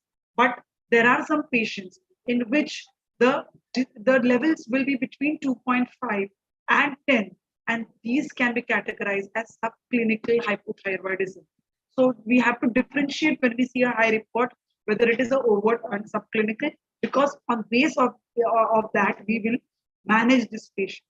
And why do we have to manage? Because we know that there are going to be maternal complications like anemia, CCF, preeclampsia, placental abnormalities, low birth weight, postpartum hemorrhage, as well as fetal compromise, cognitive, neurological abnormalities, developmental abnormalities, and hyperbilirubinemia and respiratory distress syndrome. So we know the complication, and that is the reason we do screening, not the high-risk screening of the patient residing in a known area or obese, prior history of thyroid or autoimmune disease or recurrent pregnancy loss or infertility, but universal screening. And then we need to manage. So management depends upon whether it is overt or subclinical. So these are the ITS and FOXY recommendations. And what do we see when there is a subclinical hypothyroidism that is between 2.5 or 4 to 10? We have to actually check the TPO positive antibody level. And if the patient is TPO positive, just treat irrespective whether it is of the lower side or whether it is higher side. But if it is a TPO negative, then you can consider treatment, just monitor and you can repeat her levels and check. But if the patient is overt hypothyroidism, patient needs treatment with levothyroxine, 1.6 to 2 microgram kg per day. And you need to achieve the targeted TSH level, rescreen after every 4 to 6 weeks. And then again at 28 weeks, the testing needs to be done. This is as per the guidelines. What happens? You advise the patient a dose. She misses a dose. You need to tell her that she needs to take the dose immediately as soon as she remembers and not to eat anything next half an hour. If she misses a tablet totally together, she needs to take double dose the next morning. And we need to increase and titrate the dose. We see if the patient is non-pregnant and then she comes with whatever dose she's taking as 25, it needs to be increased by 25, that is 50. So when seeing the TSH level, you need to increase the dose by 25 because pregnancy, because of the physiological problem, the requirement is going to increase. Then this is the chart which we just spoke. So this is all according to the TSH level and the TPO antibodies.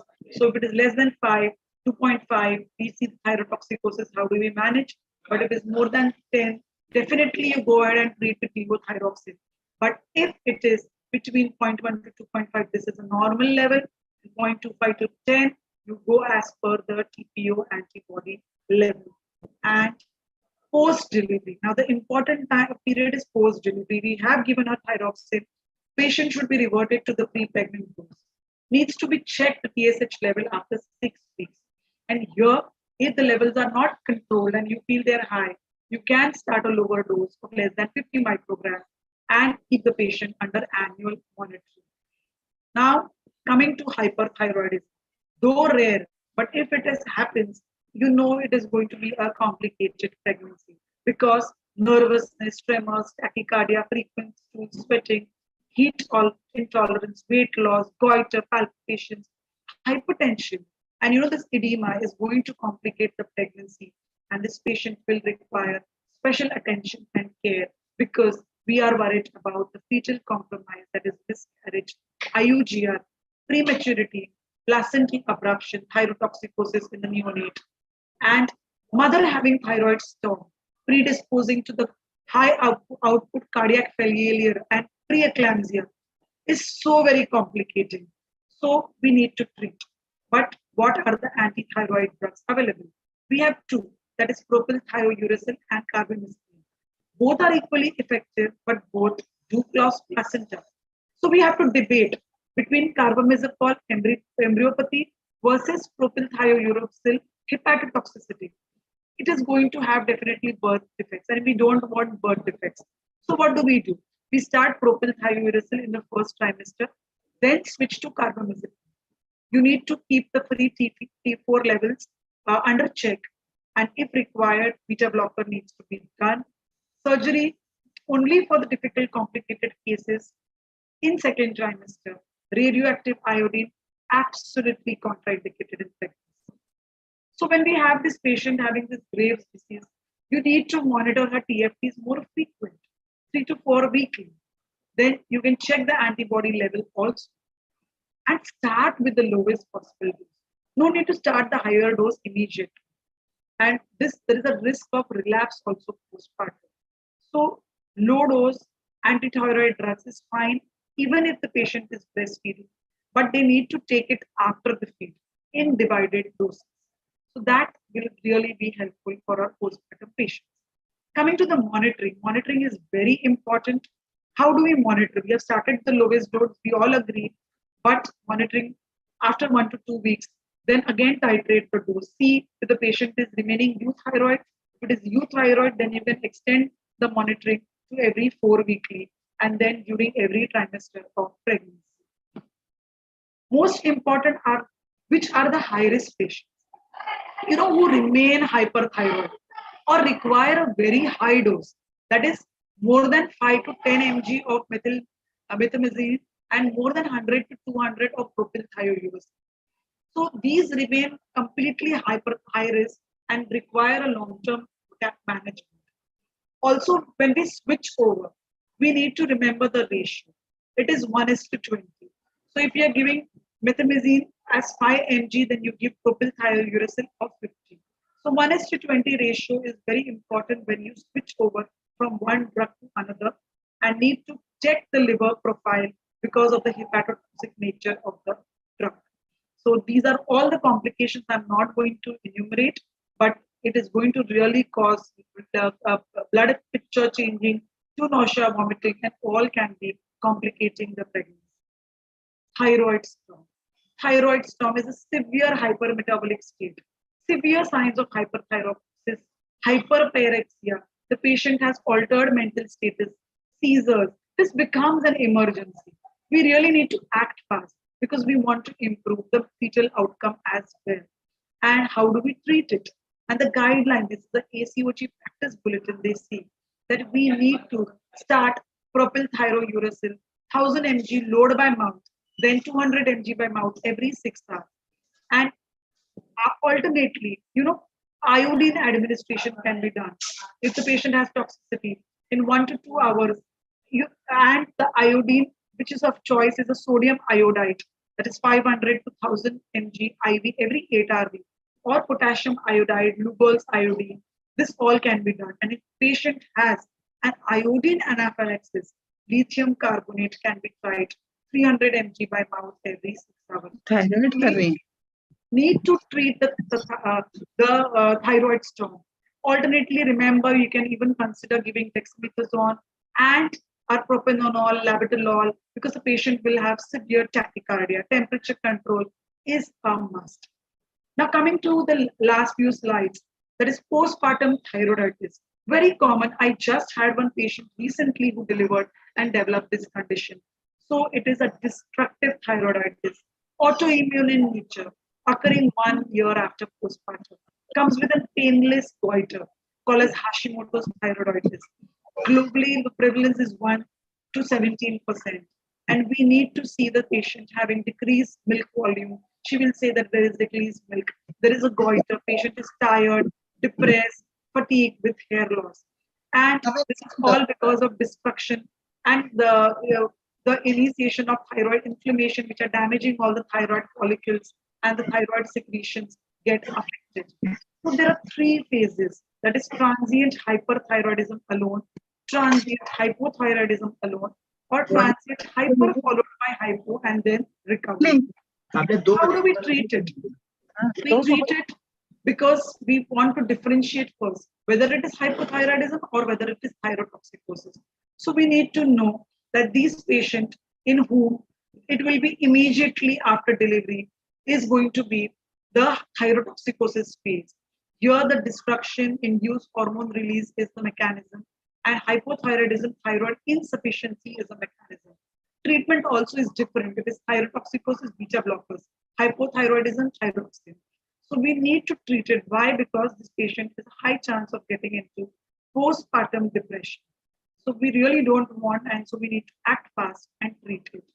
And we need to differentiate it with Graves' disease, which we spoke. And I think this is how the difference will be there. Postpartum thyroiditis is usually within 3 months. Graves' disease can occur even after 6 weeks. And here, the free T4 to T3 levels becomes the diagnostic factor in which free T4 to T4 will be more in the thyroiditis and Graves' disease, T3 will be more. So this is the way we will differentiate, and we need to know which phase it is and accordingly treat, whether we treat it with propranolol or metoprolol. And we really need to treat this thyrotoxicosis phase because this is the most complicating phase of postpartum thyroiditis. And the hypothyroidism phase, we have already said that we start the thyroid hormone, you check for thyroid levels because we don't want these patients land up into permanent hypothyroidism and it becomes irreversible. So we really need to counsel this patient, need a good follow-up of this patient and give good surveillance. But touching on the thyroid tumors, per se, pregnancy does not appear to be a risk factor. But women with suppressive chemotherapy for thyroid cancer before pregnancy should actually continue pregnancy. We need to just adjust the dose of levothyroxine. And this patient needs to be under close watch. Your management in pregnancy is not going to alter here. But patient needs to counsel that this is going to remain lifelong with irregular menstrues and may require radioactive iodine treatment later on. So we need to counsel and keep this patient under check. So this is how we all manage the thyroid disease. And the take-home message is the physiology of pregnancy alters the course of most endocrine disorders, require a high index of suspicion because there are at times a lot of overlapping symptoms are there with the normal pregnancy symptoms. Commonly, the hypothyroidism is more lethal, common, and thyroid universal screening will definitely detect it so that we prevent the fetal hypothyroidism, the fetal neonatal outcome will improve and we have a safe pregnancy, maternal as well as fetal outcome. So with that note, thank you all for your patient hearing and just a sincere vote appeal. This is for the post of proxy vice president from the West Zone. I'm your candidate. I require your vote and wholehearted support. It is going to be an e-voting from 1st of August to 10th of August. It will just take, the voting will take only half a minute. So do vote because every vote matters. Your vote definitely matters. Thank you so much. Thank you all for your patient hearing. Thank you. Thank you, Dr. Kanchan and the chairperson for this opportunity. Thank you. All the good wishes. Thank you so much, ma'am, for this wondrous presentation. I would like to request Dr. Kusum Verma and Dr. Vandana Gupta, ma'am, to please summarize the talk.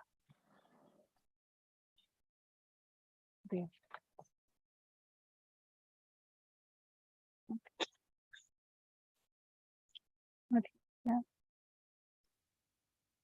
Yes. She's there, I think. Yes. Yeah.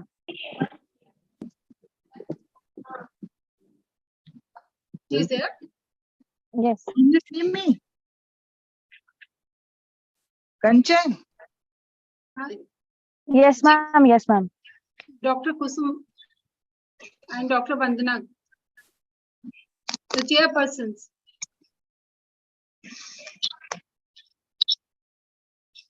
Kanchan, my session will start at 3 p.m. I think Amrita.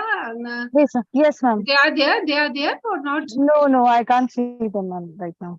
Okay, the talk was perfect and very elaborate. And thank you, Dr. Komal, and all the good wishes for your future endeavors. And we are hurriedly shifting to the next session. Next session. Very, Yes, ma'am. Good talk by Dr. Ritu Khanna. I see her here, and for that, you moderate the session. Yes, ma'am.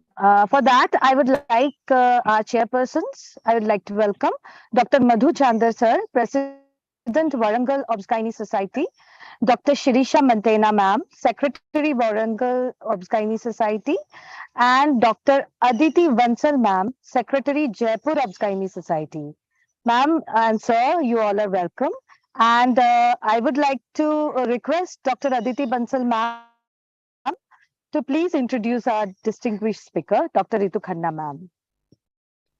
Yeah, good afternoon, everyone. First of all, I must congratulate Dr. Kanchan Madam for this Herculean task of conducting whole day summit on NCD. Congratulations, ma'am. And Dr. Ritu Khanna ma'am does not require any introduction. Everyone knows her. She is at present she is Director Khanna Medical Fertility Clinic Varanasi.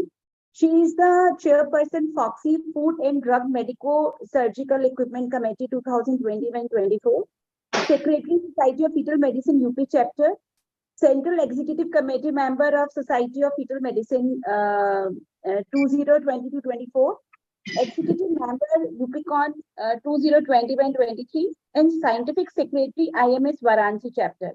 She has Thank you, Aditi. Aditi, I think that's quite a few. Thank you for those loving, kind introduction.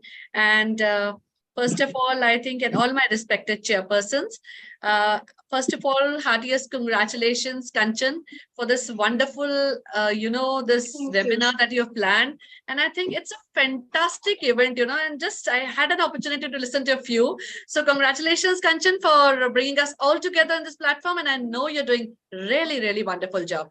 So, and also my regards and my respect for our president, Dr. Rishikesh Pai sir, Dr. Madhuri madam, Dr. Mahapatra sir, and our most loving and humble Meera Agniotri madam, and all our guests of honor and special guests, our chairpersons and speakers, for having me here also in this wonderful session. And I tell you, I told Kanchan, I was a little hesitant, but when she gave me this topic, she says, no, Ritu, you come out with tobacco and fertility. I tell you, Kanchan, I really, really like this topic, and I went into the insights, and I'll be just sharing it with you. So, thank you. Yeah. Yes. So understanding link between tobacco and infertility is very, very important. The World No Tobacco Day was observed on 31st of May. And the theme was tobacco is killing us and our planets. That means it's not only deteriorating our lives, but it's altering our future generations. And that's what we are worried about. And so because of this, the tobacco consumption is associated with infertility. And if you look into the statistics over here, you find miscarriages, 39% with tobacco. Ectopic is 27%, we never knew. Infertility is 22% with them. So associating and it being injurious to health, it can affect fertility irrespective of the gender. Now let's see what this tobacco smoke has. It's got more than 4,000 kind of constituents: nicotine, tar, carbonic monoxide, polycyclic aromatic hydrocarbons. But there's so much of complexity of tobacco smoke components that the toxicological mechanism is very, very complicated. But just look at the three substances that are really affecting the male infertility. And the first one is nicotine. Now it's a hazardous substance, it's very lethal toxin in tobacco. And it's been found, they studied the serum and the semen of the smokers, and they found that there's a real correlation between the dose of exposure and, of course, the effect of infertility. And the second is the metabolite, cotinine, which is an alkaloid which is found in tobacco. So when they studied all this, they said, if nicotine concentration is more than 1 millimoles, there is a decrease in what? In the motion and the viability parameters.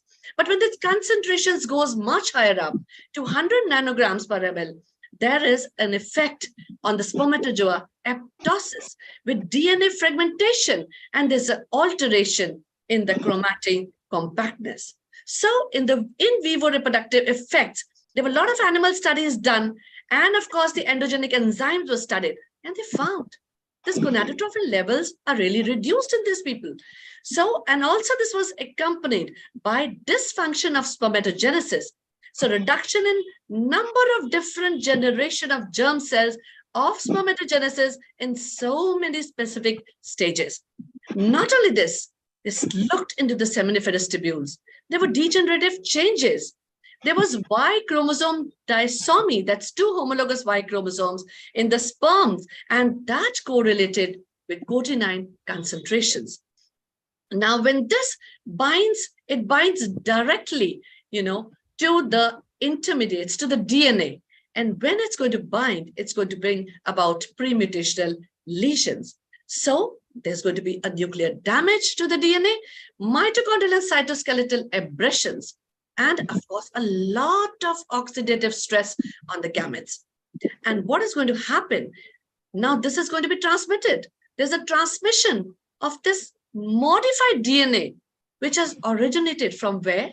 Is from the parental smoking. So much of oxidative stress, damage, apoptosis has got a lot of effect on the male fertility. Why are we worried about these sperms? We are worried about the sperms because the sperms have got a lot of polyunsaturated fatty acids. And this is, whenever there's oxidative stress, it's going to cause a breakdown of the sperm phospholipid and fatty acids. But why can't we do a repair? The spermatozoa chromatin is so tightly packed due to the positively charged protamine instead of histone.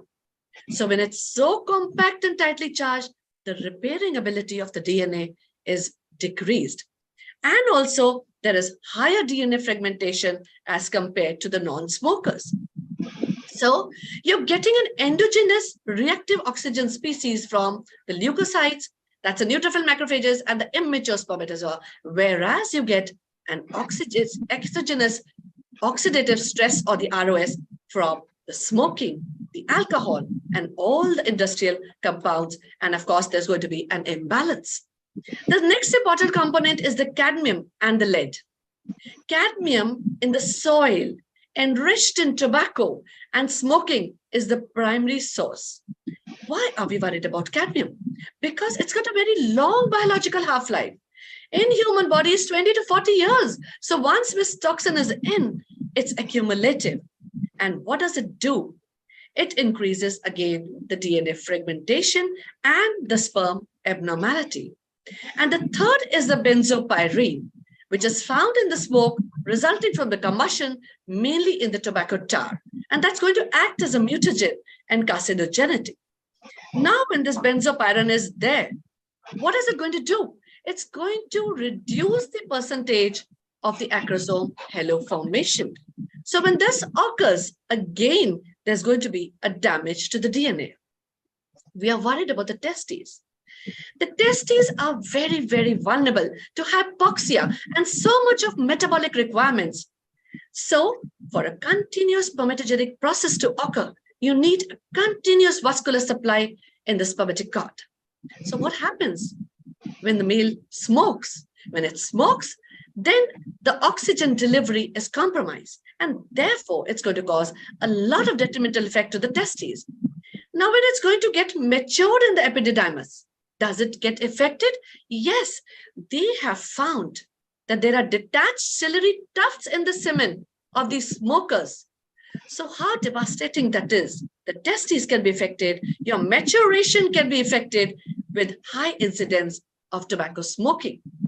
Many of the male patients come to us with impotence. Let's look if tobacco smoking affects it. There have been a lot of researches, and they said smoking as an independent risk factor is a factor for vasculogenic impotence and arteriogenic impotence. And 30 years of research has also recognized that it's a good factor for even erectile impotence. So when we go into the ultrastructure, they're finding that the arrangement and quantity of the exonemal microtubules and the exonemal abnormalities were much more in the heavy smokers. There was coiling of tail filaments and plasma membrane in so many who were doing a heavy smoking. Therefore, they found that the fertility index measured by the morphology was significantly reduced. And when was it reduced? Was it when he was taking 5 to 10 cigarettes, 10 to 20 cigarettes, or what was it? They said that light or moderate, that means less than 20 cigarettes per day, is insufficient to introduce. That means for the ultrastructural abnormalities to occur, you need to smoke more than 20 cigarettes per day. The patients who had varicocele and they were smokers, the incidence of oligospermia was found to be 10 times greater. And that was because of the oxidative stress, the DNA fragmentation, and also the lower zinc levels. And that's why we need to add zinc also in our preparations today. There is a sperm creatinine kinase, and we know that motility is one of the most relevant indicators of fertilization. So this is an energy reservoir for the rapid buffering and regeneration of the ATP. And we know that this ATP, the sperm, is rich in the mitochondria, and this is important for the motility. So when there is a reduced sperm creatinine kinase activity, it's really going to impair, and these patients are going to have low motility and low acrosin activity also. So the male smoking was even considered a deleterious factor in IVF patient, and they found that there were lower success rates when the male partner was smoking. But what about the passive? If the female partner was not smoking, the number of oocytes which were being retrieved by the passive smoker was again 46% less, and that's a huge amount. So we really need to take care of the active and the passive smoking. So coming to the female infertility, the study said a large population, you take smoking just as an independent factor. And they said that if it is an independent factor, the conception in 54% of the higher smokers is delayed for a period of 1 year. And if she's a passive smoker, a little less, but yes, the fertility would be deranged. What happened to her follicular reserves? The chemicals in the cigarette smoke, they really accelerate all the follicular depletion, and there is a loss of reproductive function. When they saw the basal FSH levels, they were 66% higher in the active smokers as compared to the non-smokers. So menopause is going to occur 1 to 4 years earlier in these women, and it's all dose-dependent effects of smoking.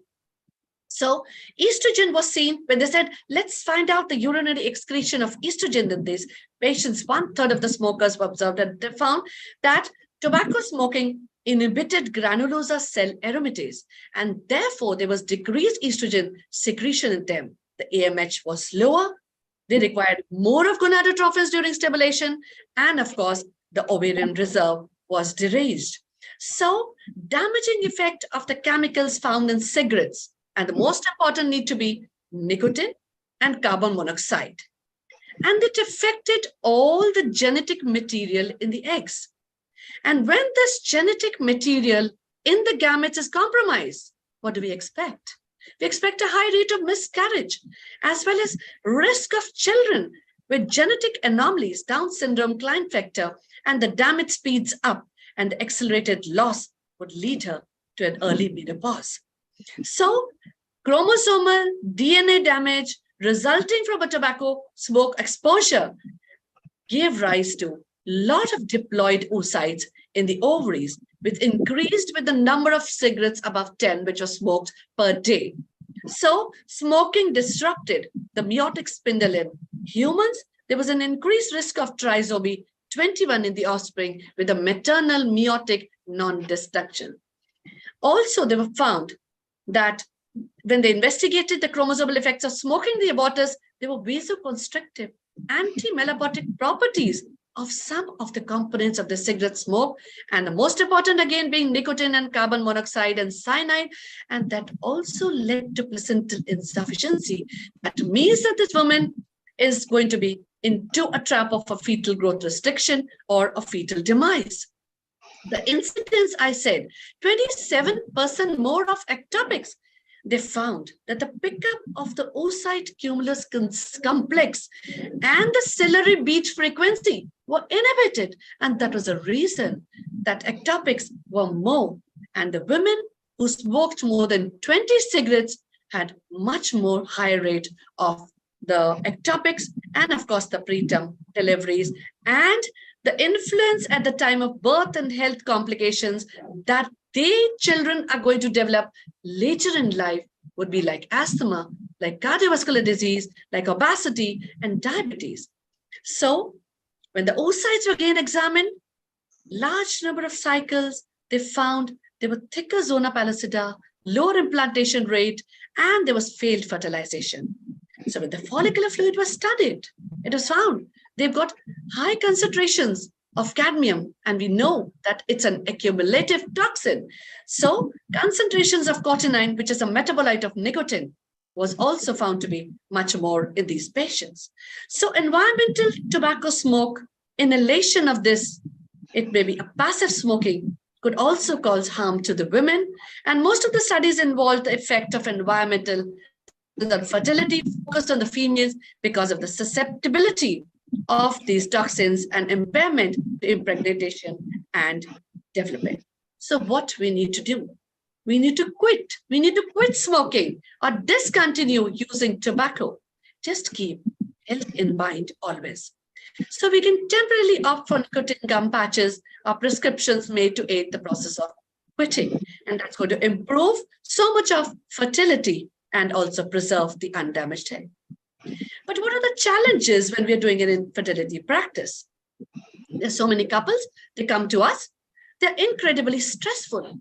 And when they become stressful, they opt out to either to smoking, to take a relaxation. So I think there is where is our role as a doctor, as a family, to take care, to relieve them of the stress, because when we relieve them, we're even relieving the oxidative stress.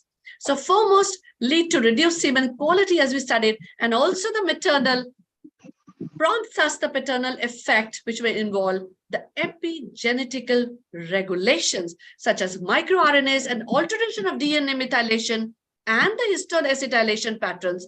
So further studies concerning the molecular mechanism, especially the epigenetic modifications involved in the pathogenic process. So because of the inheritability of epigenetic modification, the transgenerational effects of the smoking to the paternal line are really worth expecting, and we need to take care. Not only this, to end up, I would like to stress that tobacco has devastating impacts on the environment as well as health, including also being responsible for 5% of the global deforestation yearly. So thank you so much for a very patient hearing. And thank you, Kanchan, once again for making me a part of this fantastic event. And you've done a great job of looking after generations and generations, and all our best wishes for all your endeavors. Thank you very much, dear Ritu. Such a perfect talk on tobacco and fertility. Dear Ritu, that too you have prepared in a very short duration. Always a perfectionist. Over to chairpersons, Dr. Madhu Chandar and Shirisha. So you are muted. Dr. Madhu Chandar, sir, you are muted. Yes, Madam. At the very outset, I want to thank the organizers for this beautiful marathon efforts in organizing this NCD program. And thank you, Madam. Thank you, Khanna Madam, for your excellent talk on this silent disaster of a burning end. And you have very rightly highlighted the toxicological effect of the multiple alkaloids ranging around 4,000. I definitely accept your talk on this passive smoking, the unforgotten aspect of smoking. The environmental tobacco content is also very important. So many people think that they are not smokers, but if the family member is also smoker, so you have definitely highlighted that issue. And thank you, Madam. Thank you very much. Thank you, sir. Thank you, sir. Moving towards the session 7, which is on infertility and obesity. I would like to welcome our chairpersons, Dr. Amita Saxena, ma'am, past president, Jabalpur Obs-Gynae Society, Dr. Kalpana Dikshit, ma'am, vice president, Kanpur Obs-Gynae Society, Dr. Dilip Kumar Sahu, sir, president, Rourkela Obs-Gynae Society, Dr. Archana Messi, ma'am, consultant Obs-Gynae, and Dr. Deepti Gupta, ma'am, secretary, Jabalpur Obs-Gynae Society. I would request Dr. Kalpana Dikshit, ma'am, to please introduce our beloved Dr. Kanchan Sharma, ma'am. Good afternoon, everybody. My humble regards to our esteemed Foxy President, Dr. H.D. Pai, Secretary General, Foxy Dr. Madhuri Patel, our chief guest of this grand national NCD summit, Dr. P.C. Mahamatra, and our own Dr. Meera Agnihotri, and our learned faculty who has joined with us. It is my proud privilege to introduce the program director of this mega summit and secretary of Kanpur Obs-Gynae Society, Dr. Kanchan Sharma. She will be speaking on infertility and obesity. She is a very hardworking, dynamic, and versatile person. I'm very proud of her. I have worked with her many times since I think more than 25 years. Kanchanji, I want to say something. Success comes to those who strive for it, and I am sure you will be successful. My all the best wishes for her future endeavors. Good luck. Thank you, Kalpana. Now, may I be permitted to share the screen? Thank you for your nice words. I have seen that you are a very loving person, always helping and always being there with me, even a phone call away.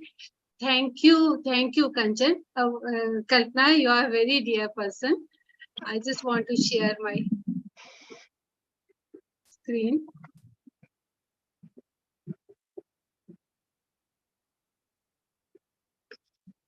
Just, I'm sharing my screen.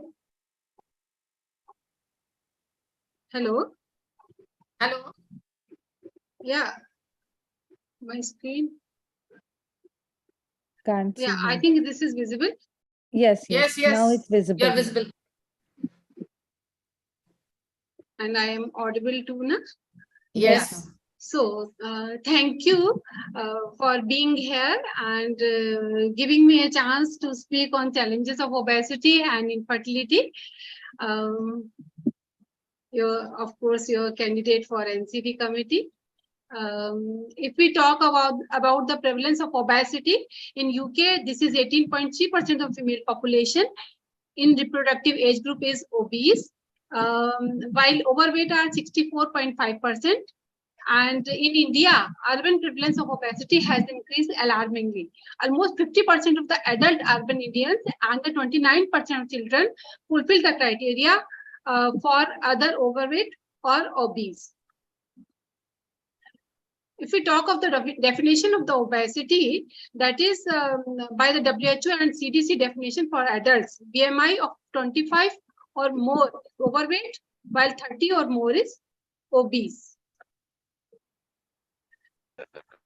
But the definition wise, if we see that 25 to 29.9 are overweight, 30 to 34.9 is obesity class 1, 35 to 39.9 is obesity class 2, and 40 or more are obesity class 3 or extreme obesity.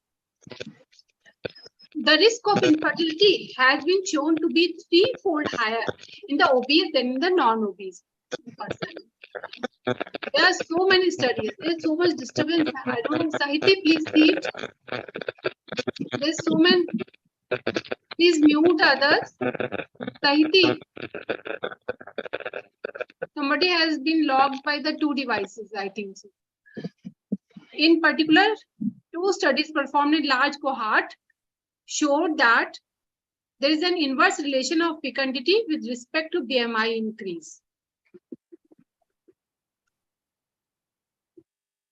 It is seen that in obese patients, it is very difficult to conceive, and even when they conceive, again there is not much of problem because these obese patients, they suffer from PCOS, they suffer from hypothyroidism, ovulation problem, there is a malfunctioning of the hypothalamus or the pituitary gland, leading to production of immature eggs, obesity operating through a functional state such as the insulin resistance can create the hostile intra-ovarian or intrauterine environment for the oocyte or the embryo. There is oligomenorrhea, chronic anovulation, lower pregnancy rate, higher miscarriage rate, and increased obstetric complication in these obese ladies. These obese persons, even when come to us and we give the treatment for induction, they do not respond properly. There are low number of collected oocyte in obese patient, and this maternal obesity, if it is more than 30 kg per meter square, has significant detrimental impact on the fetal development with an increased risk of fetal anomaly. So, if we see that in these patients, percentage of free testosterone is elevated due to obesity-related decrease in circulating level of SSBG. These obese women, they have more marked hyperinsulinemia, they have insulin resistance, they have relative hyperglycemia, they have lower SHB level, they have higher level of total and free testosterone and DHEAS, they have decreased DH pulse GH pulse amplitude, they have increased LH pulse frequency and attenuated LH pulse amplitude. These all, they led to anovulation and infertility. We see that there is a relation between adolescent and obesity and lifetime nulliparity. Even the obesity in adolescent age group can cause nulliparity. This is a picture of juvenile obesity. These juvenile obese persons, they develop earlier menarche and peripubertal, and the prepubertal onset of the obesity is associated with higher risk of oligoovulation and menstrual irregularity. Because of hyperinsulinemia, this childhood obesity plays a major role in hyperandrogenism and the peripubertal ovulatory dysfunction.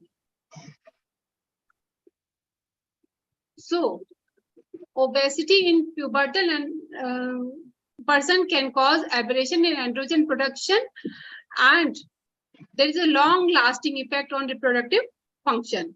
This was a very beautiful the topic in American Journal of Obstetrics and Gynae that shows that elevated BMI at the age of 18 is a risk for subsequent ovulatory infertility with or without a diagnosis of PCOS even.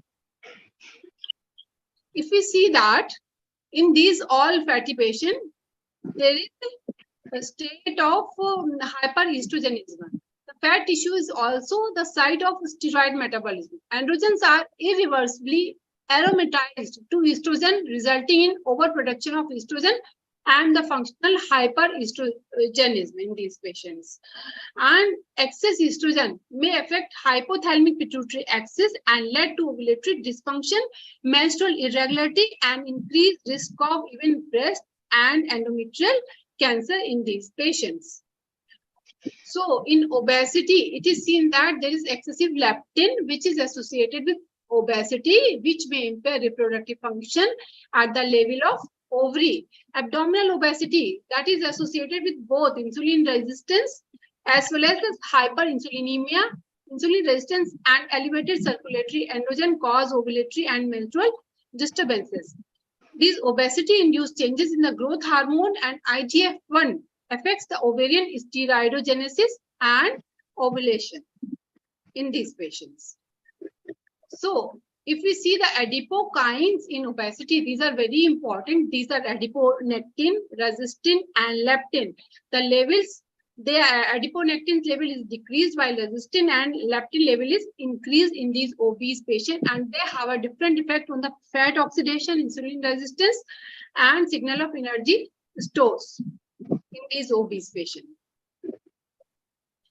So the presence of obesity is associated with number of disturbances in androgen, estrogen binding globulin, insulin, glucose, gonadotropin, prolactin, and the growth hormone and growth factor metabolism. So hormone leptin affects the neuroendocrine reproductive axis both centrally as well as peripherally. So they affect ovulatory function. This is a obese patient, male patient, go on eating and eating. It is seen that for every 3-point increase in BMI, there is a risk of infertility, which rises by 12%. Fertility is lower among men with BMI of 26 or more and further decreases as the BMI rises. Every excess 10 kg might reduce a man's fertility by 10%. So obesity is associated with altered spermatogenesis and even erectile function. There is a direct correlation between BMI and the semen volume and even the sperm quality. These obese male, they have hyperestrogenic, hypogonadotropic hypogonadism. So they affect both total and the free blood testosterone level. This is a very good diagrammatic representation. What happens in obese male? There is a affection of the physical disorders which causes erectile dysfunction and altered seminal parameter. There is obesity causes genetic disorder even. There is a hormonal disorders in these all led to infertility in these obese males. So in male obesity, what happens? There is altered sperm function, there is increased sperm DNA damage, there is decreased sperm mitochondrial activity. It induces seminal oxidative stress, impairs blastocyst development, and reduces pregnancy outcome in ART. There is increased miscarriage in ART even when these patients they conceive. While what happens in the female, there is reduced receptivity of the endometrium. There is atresia of early follicle, that is apoptosis of the follicles that happens, and the adverse factor for implantation, that is TNF alpha, FFA, IL-6, leptin, estrogen, androgen, they all increase. While there is insulin resistance and hyperinsulinemia, there is reduction in SHBG and reduction in GnRH from hypothalamus, gonadotropin from pituitary gland, and this all combined way cause infertility. So treatment of infertility and reduced response in obese patients are the major challenges nowadays for us. It is seen that in these patients, if clomiphene is given, there is a reduced response in comparison to normal weight person. And again, if we give FSH, there is reduced response in comparison to normal weight persons. So in case of IVF, see, when done in these cases, there is impaired response. It is seen that there is increased duration of stimulation. There is increased amount of gonadotropin which is needed, increased cancellation of the cycle, a lower number of medium or large follicles are there, and decreased number of oocyte retrieved is there in these patients. So when we see the female body weight and number of the oocyte, it is said that as the female body weight increases, number of oocyte they are reduced. The same is with the number of embryo. Number of embryo they are reduced with increase in female body weight. In the same way, the live birth weight is also reduced with the increase of female's age and weight. The predictors of live birth, if we see that, as this is the table, very informative, shows that as the BMI increases, live birth they reduce. In the same way, the age also affects the live births.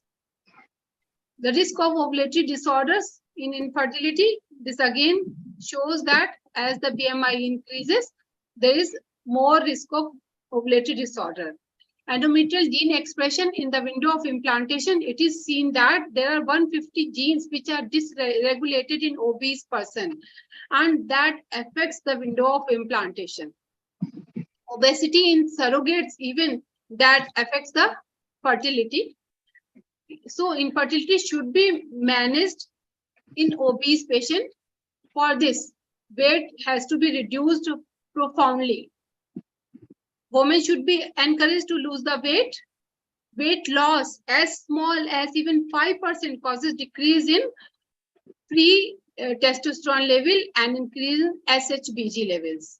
So even 7 to 10% reduction in the body weight is effective in restoring fertility and resulting in even spontaneous ovulation and increased sensitivity to these ovulogens. So what are the methods of reduction of the weight? These are lifestyle modification, medical treatment, and in very obese bariatric surgery. So management of obesity, key strategies are behavioral strategies, dietary intake should be seen very properly, physical activity should be increased, and active pharmacotherapy may be given, while surgery in comorbid patient where BMI is more than 40. So weight reduction plays a major role and make the patient fertile. There is a real-time case which came to my clinic. Mrs. Meena, age 29 years with BMI 40, and her husband's BMI was 38. She was married for last 6 years and was infertile. Husband is overweight and had erectile dysfunction. Female, a case of hypothyroid and hyperprolactinemia. Her both the tubes were open, and couple was counseled to reduce the weight. But initially, even after so much counseling, they could reduce only 3 kg. They had a poor response in IUI 3 cycles and 1 cycle of IVF. They were recounseled and were given strict instruction to reduce the weight. This time they managed to reduce anyway 10 kg of the weight, followed by a successful IVF cycle and a beautiful baby with them. This happens. Conclusion. Overweight and obese women need longer time to conceive and undoubtedly are at a higher risk of infertility. Higher BMI is also associated with adverse pregnancy outcome such as gestational diabetes and hypertension, and women undergoing IVF may experience negative outcome at the higher rate than the normal weight female. So obesity is one of the major non-communicable disease which needs great attention in today's scenario. Thank you so much. To bear the children is one of the major challenges for obese couple. So you should do every effort to reduce the obesity. Thanks and gratitude. Kindly, thanks for your blessings to me. Ma'am, thank you. It was indeed mind-boggling. And I would request Dr. Deepti Gupta ma'am to please encapsulate the talk. Thank you so much, ma'am. Thank you, Kanchan ma'am, for making me a part of this mega NCD summit. And congratulations for a very well delivered talk. And you very rightly said, you pointed out all the pathophysiology and the factors which go on in obesity and infertility. And I'm really happy that you included both the male and the female partner as well. And I think the stress because of infertility and the stress because of obesity, and they go on and they play a vicious role and they become a vicious cycle. So it is extremely important that the clinician, devotes significant time with respect to counseling. And like you pointed out in your personal experience, that sitting down and talking to these patients and motivating them can go a long way. Thank you once again. Thank you. Thank you so much. Now, going to the next session, I would like to welcome Dr. Richa Bhalla ma'am. Ma'am, you are unmuted. Yes. Yes, to moderate the session.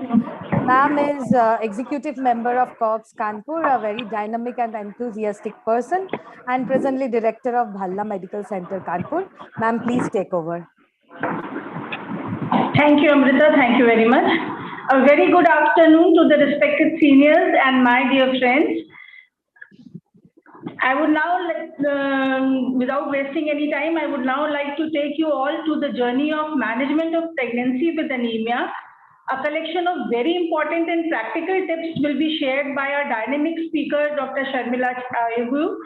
I invite our esteemed chairpersons, Dr. Amita Sinha, Secretary Patna Obs and Gynae Society, who is also an East Zone Coordinator of Practical Obstetrics FOXY, Dr. Tabassum Dhala, President, Raipur Obs and Gynae Society, who has many laurels to her CV and is actively working to educate society as she believes that education is empowerment, and Dr. Monica Pathak, Secretary, Raipur Obs and Gynae Society, a well-known consultant and has been working very efficiently towards the society.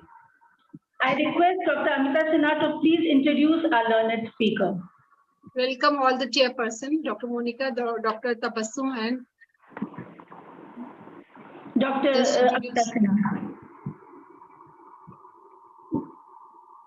Dr. Amita Sinha. I don't see her here. Are you connected, ma'am? Dr. Amita Sinha. Not here. Okay, ma'am, no issues. Should I introduce Charmila Ayu, ma'am, then? Yes. Sure, ma'am. Sure. So, ma'am, greetings from Raipur Gynec Society to all of you. And I must congratulate Kanchan Sharma, ma'am, for this wonderful NCD webinar. Thanks a lot, ma'am. It's a privilege that we are joining you all in this prestigious webinar. So now let me, it's a wonderful thing to drink from the minds of those who have labored long and hard. The wonderful and knowledgeable Dr. Charmila ma'am. Who doesn't know her? Dr. Charmila Ayu, she is a Vice President-elect FOXY 2024. She is a chairperson, Clinical Research Committee, FOXY 2016 and 18, ICOG Governing Council member 2021-23, National Coordinator, UNICEF, FOXY PCA, MEDA FOXY PG Program, ISAR Gurukul Program 2022-23. She has got a series convener in ICOG Journal Club and ICOG Certificate Courses 2022-23. WHO Southeast Asia Region MDSR India member. She is a past secretary, Trichy OG Society, President Menstrual Hygiene Management Consortium 2018-20, and Joint Secretary Justice Indian Association. It's a wonderful welcome, ma'am. We are very eager to hear from you and get insights from you. Thank you so much, Dr. Maunika, for that very, very sweet introduction. I hope I'm audible because I'm not wearing my... Yes. I have two words for Dr. Charmila, that she is very sweet and always helpful.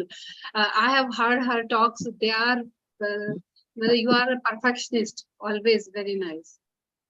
Thank you, Kanchan. Thank you, Kanchan. Thank you so much. I'd like to thank Dr. Richa Balla also for her kind introduction. I heard such great talks by Ritu first and then Dr. Kanchan, all very, very practical. I hope this talk is also practical because I'm not going into the everything on anemia. It's going to be only the use of iron in pregnancy. If you want to talk about anemia in India, it is one of the greatest problems which we have. The global prevalence is around 40.1% in pregnant women, but in India, it's almost like 33 to 89%. And for that, iron and nutritional deficiency are the major causes. Suppose you take the physiology of the RBCs and how iron is working in the formation of RBCs is the erythrocytes and the precursors will require large amounts of iron for the production of both heme and hemoglobin. And that's why iron is central to hemoglobin structure and function. And suppose you see that demands in pregnancy for iron, the gross iron demand, if we can calculate for a baby which was born at 3.5 kg, it would have utilized 270 milligram of iron. The placenta and umbilical cord would have utilized 90 milligram. The blood loss at delivery would have made the patient lose 200 milligram of iron. So the total gross loss would have been 1240 milligram. And the gain which he gains during pregnancy because of the absence of menstruation is 160 milligram. And the postpartum decrease in red cell mass which happens will cause an increase of 450 milligram of iron for her. So she actually gains 610. But when you divide from the total gross demand, the gain which she gets, she actually loses 630 milligram of iron, and that's a need which she has to give during pregnancy. So that is approximately 630 milligram. And to prevent a negative iron balance for her storage in the bone marrow, she will need 300 milligram more for her iron stores. You have to remember that the majority of the iron transfer for the baby happens in the second and third trimester. So the daily requirement in the first trimester of iron will be 0.8 milligram per day, but it will shoot to almost 7.5 milligram per day in the third trimester. So how much iron is actually absorbed from an average Indian diet? The average daily absorption from Indian diet varies from 0.8 to 4.5 milligram per day, and that depends on the type of food which they take. And iron absorption from the duodenum will increase in pregnancy to meet the iron demand. And the absorption is almost 1.3 to 2.6 milligram of elemental iron per day. And actually when the need is 1.4. So suppose she's already compensated before she becomes pregnant and she takes a proper diet, that will actually be compensated and she'll not become anemic. But to remember that the Indian diet does not provide enough iron for absorption. So do all pregnant women need iron supplementation? The iron stores, as we said earlier, which is necessary in pregnancy is 300 to 500 milligram. A Cochrane review in 1999 brought out this result, that is only 20% of fertile women who are planning for a pregnancy will have a store more than 500. Almost 80% will not have that. So, and when you calculate it, actually iron is needed for every pregnant woman, and that's why we need to supplement them. And iron supplementation with the oral therapy will cause a reduction in anemia, but there are no studies to say like how much oral iron you take and how much it will reduce the severity, because a patient may be saying that she's taking correctly, but still she can land up with anemia, and there are no well-designed trials for that. And there was one study by Young et al. Who said you need not give a daily supplementation of iron. A weekly supplementation is equally effective. And with supplementation, there can be almost a 73% reduction in anemia. And that was a study by Yakubat et al. So suppose a person is not anemic when she goes into pregnancy, still she will need iron because, as I said, she needs 630 milligram of extra iron during a pregnancy for herself and for her baby. And that's why you need to supplement every pregnant patient, and she should be offered at least 65 milligram of elemental iron every day. And it's not like if she's not anemic, you do not test her hemoglobin levels. You will need to test her every 8 weeks to find out whether she's maintaining her and a non-anemic status during pregnancy. And sometimes you need to add a serum ferritin level also for estimation. And suppose she takes 60 milligram of elemental iron per day, 10% will be absorbed. So she gains 60 milligram per day, then that will meet the demand of almost like 1.4 milligram per day. That should not be a problem at all. But suppose she does not take, you can imagine the ramifications which happen. And the preparations you usually give for our patients is ferrous gluconate, which will have 37 to 39 milligram of elemental iron. Sulfate will have 60 to 65 milligram of elemental iron, and fumarate will have 107 milligram of elemental iron. What is the next phase? When from a non-anemic stage, she can go on to iron deficiency anemia. And there are 3 phases of iron deficiency anemia.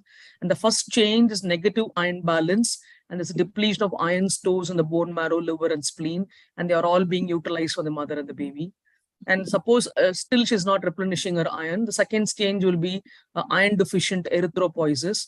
And the third phase, the last phase, is iron deficiency anemia. When you see a low hemoglobin, it means she's already lost her stores. Suppose you want to interpret the blood test when you do for a person who's anemic. If you check her marrow iron stores, if it is 0, it's iron deficiency anemia or erythropoiesis. Normal will be 1 to 3 plus. A negative iron balance is 0 to 1 plus. If you do a ferritin level, for a person who's normal, it should be around 50 to 200 microgram per DL. Negative iron balance is when she's less than 20. Iron deficient erythropoiesis and iron deficient anemia when she's less than 15. The total iron binding capacity will increase as she becomes anemic. Normal will be 300 to 360, and when she's anemic, it will be more than 400. The serum iron stores also will be depleting as she becomes more and more anemic. Normal is 50 to 150, and less than 30 is iron deficiency anemia. The serum iron saturation percentage will reduce as she becomes more anemic. The RBC protoporphyrin, that is the immature cells, become much more when she's anemic, and in iron deficient anemia, the protoporphyrin level will be more than 200. And when you see a morphology of microcytic hypochromic anemia, it means she's totally into the iron deficient phase. So ferritin estimation is very good for estimation of iron stores. The normal level is 30 microgram per liter, and when she's less than 15, it means depletion, and there's no ferritin, that means there is no iron store at all. Then we need to know about this hormone hepcidin, which is secreted by the liver, and it is the iron regulatory hormone. So when a person takes iron, it's absorbed in the intestine. It is then transferred to transferrin through a cell membrane exporter in the intestinal wall, and that's called ferroportin. This ferroportin, which is in the intestinal wall, is under the control of hepcidin. And suppose her hepcidin increases, the ferroportin will not work, so the iron absorption is reduced. And you have to remember that obese women will have increased hepcidin, and that's why even though they're obese, they also become more anemic. And when there's an inflammatory process going on, it will also increase the hepcidin level, and the iron absorption comes down, and she becomes more anemic. And that's what happened with COVID. So when you want to correct iron deficiency, it can be from dietary advice to blood transfusion, but your choice of therapy will depend on the severity of anemia and the comorbidities of the patient. The dietary source of iron, it can be heme iron or non-heme iron. Heme iron will be non-vegetarian sources like liver, red meat, seafood, and poultry. And non-heme iron will be in beans, dark green leafy vegetables, dried fruit, raisins, apricots. So when you want to treat iron deficiency anemia, that means she needs more of elemental iron, and that is almost like 100 to 200 milligram of elemental iron is needed per day. And if you have a tablet which is having 65 milligram of elemental iron, you'll need to give at least 3 tablets per day. And it's not, when you give 3 tablets, does not mean everything gets absorbed. Many can absorb with 2 tablets itself the same amount of elemental iron. But to give too much of oral iron, dyspepsia and nausea is going to be more common. And then you have to reduce the iron content in the preparations that you're using, and that may be defeating the purpose. But you cannot use these slow release preparations in entry-coated forms, which will not have the enough absorptive capacity to replenish your iron stores.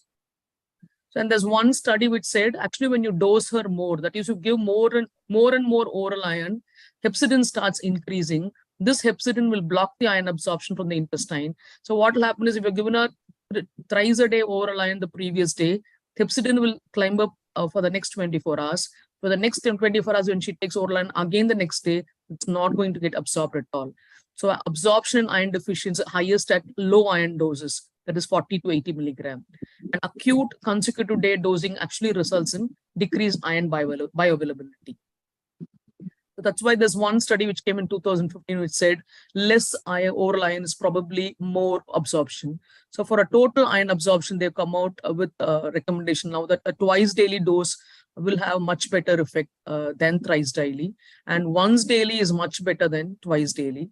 And suppose a person is having side effects with oral iron, a low dose oral iron on alternate days may maximize the fractional iron absorption, increase the dose efficacy, reduce GI exposure to unabsorbed iron, and ultimately will improve the tolerance of the iron supplements. So how do you assess for response when you're giving oral iron? We give oral iron and after 2 weeks you check her hemoglobin, and if it starts rising, it means it's working. So suppose you want to check earlier, then a reticulocyte count will help you to increase, to check whether she has increased her iron absorption in the next 4 to 7 days. And if there's no response in hemoglobin or retic count, it means it's poor compliance for the patient or a poor absorption. So you give therapy duration of at least 6 to 12 months of oral iron for how to replenish the stores.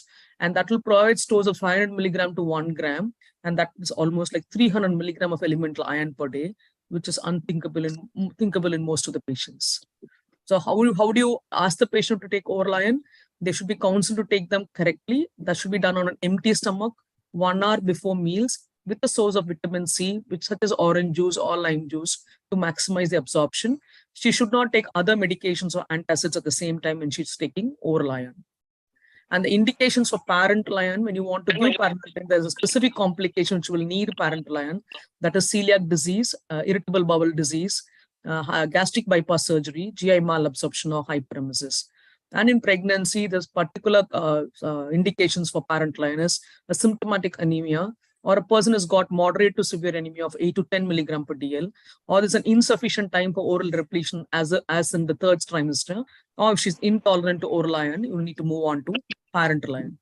And when you want to calculate the dose of parenteral iron, the Ganzoni's formula should be used. Body weight in kilograms into 2.3 into expected hemoglobin minus patient's hemoglobin, plus you add 500 milligram for her stores. Iron sucrose is the first agent which has been used for a long time now. It has to be given as a 200 milligram dose in 100 ml normal saline over 30 minutes. Give it alternately, in alternate days, and the maximum dose you can give per day is 200 milligram. And when you give 1000 milligram of elemental iron, it will raise the hemoglobin by 1.6 milligram per DL in the next 10 days. And after 2 weeks, if you check again, another 1.8 hemoglobin would have increased. And it will increase a ferritin level too, and that will be like from 2.9 nanogram, you can shoot up to 122.8 according to Halleck et al. Iron sucrose has got a higher availability for erythropoiesis than iron dextran, which was used earlier. And there's also good safety profile. But the limitation for iron sucrose is it needs to be given in multiple infusions, and you cannot ask the patient to come again and again. And that's why ferric hydroxide carbohydrate complex, that is FCM, has come into the picture. Here is a controlled delivery of iron to the reticular endothelial system, primarily the bone marrow, and that goes to the ferritin and transferrin. And when you give it as an IV dose, a single dose of 500 and 2000 milligram can be given over 15 minutes, but do not exceed 1000 milligram per week. It has to be diluted in sterile 0.9% saline.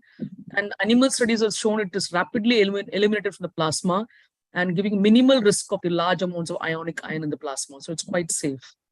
Suppose you want to compare iron sucrose and FCM, the rise in hemoglobin is much more and earlier with FCM compared to iron sucrose. It's particularly important in pregnant women who are presenting with moderate to severe anemia in the third trimester. And the advantages of FCM is it's a safe intravenous agent in pregnancy. It is non-inferior to iron sucrose complex for the treatment of iron deficiency anemia. A shorter duration of treatment is more than enough. With the patient-friendly dosing, there's an early rise in hemoglobin level and there's a better patient compliance. But there are some precautions during parenteral iron therapy, and that is you need to have CPR, a cardiopulmonary resuscitation equipment available when you're giving any injectable, and that includes IV iron preparations, because life-threatening hypersensitivity reactions have been noticed. And that's why you need to monitor the patients during the therapy and for at least 30 minutes after administration. And it's approved only for IV administration. And you have to minimize the risk of injection site leakage or extravasation by flushing with 0.9% saline before and after administration. There is a perceived complication of like reduction serum phosphate concentration in FCM trials, but in all these trials, the events have been quite transient and asymptomatic, and the overall clinical implication of the hypophosphatemia is quite unclear at this point of time. But there are some trials which have said that hypertensive events are much more when a patient is taking FCM compared to the other iron preparations, oral or the other IV forms, and that's why when you're giving IV iron, FCM particularly, you need to monitor the patients for hypertension.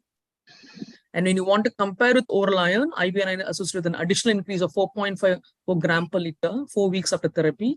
And at delivery, it translates to almost 7.5 grams per DL, and that is from the New Zealand study. And when you want to talk about postpartum anemia, which is definition by is less than 10 gram per DL, anemia during pregnancy, if the patient is already having anemia during pregnancy, that's going to increase the risk of postpartum anemia. And suppose you fail to treat maternal iron deficiency anemia, that may carry over to the next pregnancy. And this is one algorithm which is quite useful to see like how to diagnose and treat anemia in pregnancy. So when it's less than 11 grams in the antenatal period, it's anemia. And when you diagnose it in the first trimester, you can give oral iron for 2 weeks and then check a hemoglobin after 2 weeks. And if there's a rise of 1 gram per DL, that means oral iron is working out quite well for her. And then you check her counts every 8th weekly and then check it postpartum. And suppose her rise of hemoglobin is not 1 gram, it's less than that. And suppose she's still at less than 13 weeks, you can wait till second trimester and give her IV iron, because you cannot give IV parental iron in the first trimester. If suppose she's very low, then probably you will need to give a transfusion. But suppose she's gestation more than 13 weeks, you can give her intravenous iron. And if you're diagnosed with the second trimester, same thing. You will give her oral iron first for 2 weeks, no response, then you'll go on to parental iron. And suppose she's got less than 10 grams, 10.5 in a second trimester, it's worthwhile considering intravenous iron and then going for oral iron. And you always check counts postpartum. Third trimester, the best option will be always intravenous iron if she is anemic. So the take-home messages for this talk will be supplementation of iron is needed in all pregnancies. And suppose she's well compensated and non-anemic woman who's entered pregnancy, still you will check her hemoglobin and ferritin after 8 weeks of supplementation to confirm a response. A low dose alternate day dosing may be considered to improve compliance and increase absorption. And a repeat HB testing will be required if she's an iron deficiency anemia patient, and that you needed 2 weeks after commencing any form of treatment. And that was to assess the compliance, correct the administration, and see the response to treatment. And parental iron is superior to oral iron for rapid correction of anemia. And once the hemoglobin concentration is a normal range, replacement should continue for the next 3 months and at least 6 weeks postpartum to replenish our iron stores. Thank you so much. I would like to wish Dr. Kanchan Sharma all the best for her elections. Thank you very much for your thank you, ma'am, for enlightening us. Enlightening words. Thank you for blessing me, Dr. Chanilan.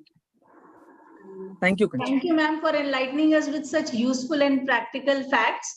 I request Dr. Tabassum Dalla to please share your views and sum up the talk. And I also request Dr. Monica to please share your experiences. Dr. Tabassum, I think that Tabassum could not join. Anyways, ma'am, excellent talk, madam. As usual, Charmila ma'am is known for her talk, for her knowledge and take-home messages. And it will be, what can I say, after all her take-home messages, she has already summarized her own talk. And very rightly said, madam, I'm very much interested that the weekly supplementation also, one study had shown, that is also looks very interesting, ma'am. Thank you, ma'am. Our insights got better now, and thank you for bringing such an awareness thing in us. Thanks a lot, ma'am. Excellent. Thank you, Dr. Mohan. Very nice. Thank you, ma'am. Moving forward to yet another interesting topic, the discussion on which is the need of the hour: alcoholic liver disease and pregnancy. I invite our learned and beautiful speaker, Dr. Poonam Agarwal from the city of Bangals. I welcome the esteemed chairpersons, Dr. Saida Rizvi ma'am, President Faizabad Obs and Gynae Society, who is an experienced, knowledgeable, senior-most gynecologist in the town of Faizabad. Thanks for your blessings by joining the session, ma'am. Very sincere, very sincere. Ma'am, are you there? Yes, ma'am. Dr. Meena Samant, President Patna Obs and Gynae Society, a charming, elegant member of FOXY who has been a chairperson of FOXY Clinical Research Committee, apart from many other laurels to her CV. I also extend my invitation to Dr. Welcome, Sushma. Dr. Meena. Ji, ma'am. Dr. Sushma Gupta, President Obs and Gynae Society, Agra, and Director of Akanksha Test Tube Baby Center. She is an active social worker and extending her help and support to the society. I request Dr. Saida Rizvi ma'am to please introduce our learned speaker. Thank you so much, doctor, for such a nice introduction. I hope you can hear me. Yes, very, very well. Thank you. Thank you. Such a nice, lovely introduction. First of all, I would like to pay my regards to our president, Dr. Hrishikesh Pai, and sweet Madhuri Patel, and the chief guest, Dr. PC Mahapatra. And I thank Dr. Meera Agnihotri and Dr. Kanchan Sharma and all the organizers for inviting me in this webinar, making me a part of it, or I feel honored. I would like to say something about Dr. Kanchan. Dr. Kanchan is a wonderful person, all the time smiling, very devoted, very hardworking, learning from experiences and failures. And she is a very wonderful person. She is very energetic, talented, and academically strong. I wish her all the success. I think she is contesting for the post. She deserves that. Thank you, madam. Your loving words and encouraging words made really my day. Thank you so much, madam. I would like to say something about my speaker, Dr. Poonam, a sweet, pleasant woman. She is very popular. She is a president of OBGYN Society of Firozabad, and she is going to enrich our knowledge about alcoholic liver diseases in pregnancy. Dr. Poonam has done her MBBS from KGMU, and she did her MS from SN Medical College. From my college, I also belong. I am also a student of KGM SN Medical College, Agra. So I feel a soft corner for you, and I would like to say that she is at present Poonam is a director of Om Hospital, Firozabad. She has presented many papers, and she has attended conferences as a panelist, as a speaker, as a chairperson also, and she has published one paper in National Journal about STD, about the study of STD. Her special interest is in fibroid uterus and adolescents' health. She has also done social work for nutritional improvement of poor people, underprivileged people, and she has done work for anemia correction also. I wish her all success. Over to Dr. Poonam. Thank you, ma'am. Thank you, ma'am, for such a beautiful introduction. And my regards to the esteemed faculty and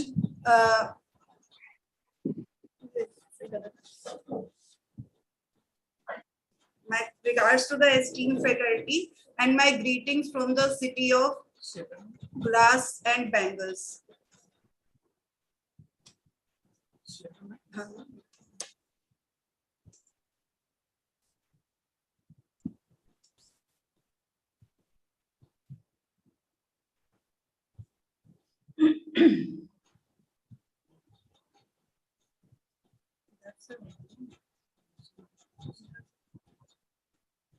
Am I audible, ma'am?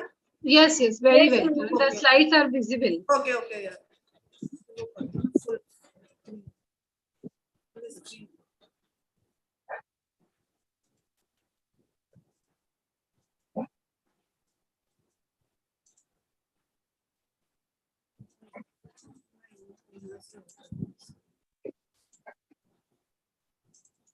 No.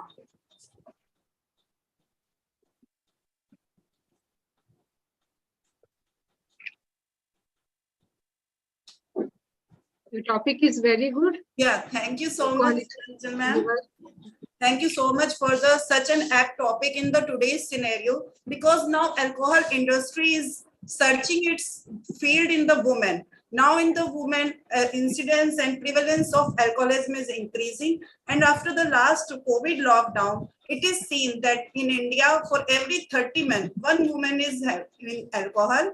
And if we see the prevalence of alcohol liver disease, we see that it is a significant contributor to the chronic liver diseases globally, starting from the spectrum of alcoholic hepatitis to cirrhosis and then to hepatocellular carcinoma also.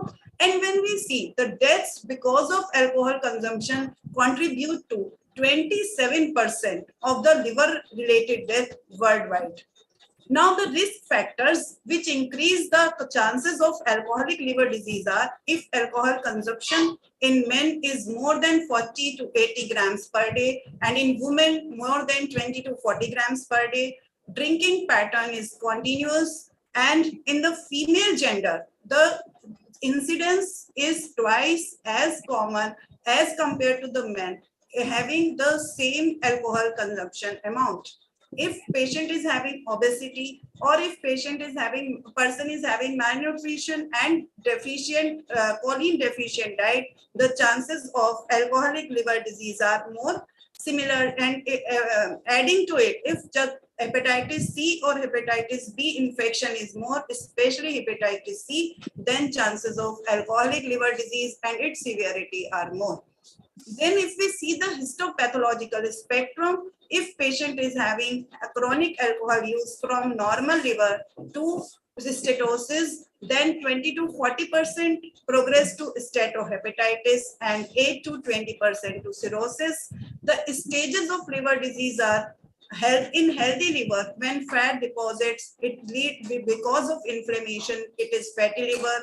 And when after inflammation, fibrosis occurs and scarring of the liver occurs, it is hepatic fibrosis.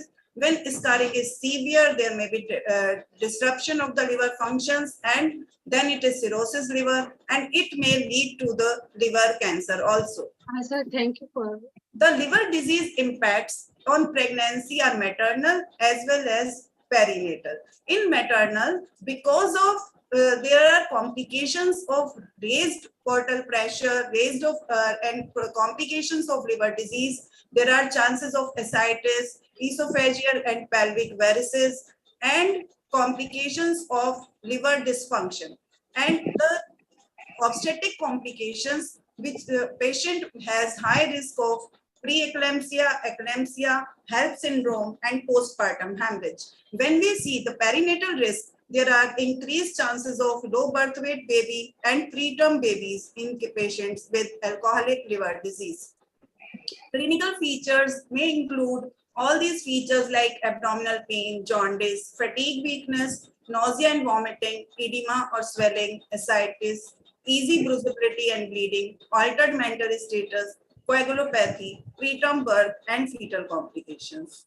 Now, when we see that because of alcoholic liver disease, some progress to cirrhosis, some not, the modifiable factors are obesity, underlying previous liver disease, nutritional status, iron levels, any associated drug consumption, and status of smoking. If we have prevention of these, like if patient is having underlying liver disease, we correct the nutritional status, we keep the optimum levels of iron, we don't take the hepatotoxic drugs, and smoking is not associated with it, we can reduce the progression of normal healthy liver to cirrhotic liver. And if person is having alcoholic cirrhosis, then also previously it was thought that it is not reversible. Now it is seen that after proper management, in 40%, it may regress again to the alcoholic hepatitis.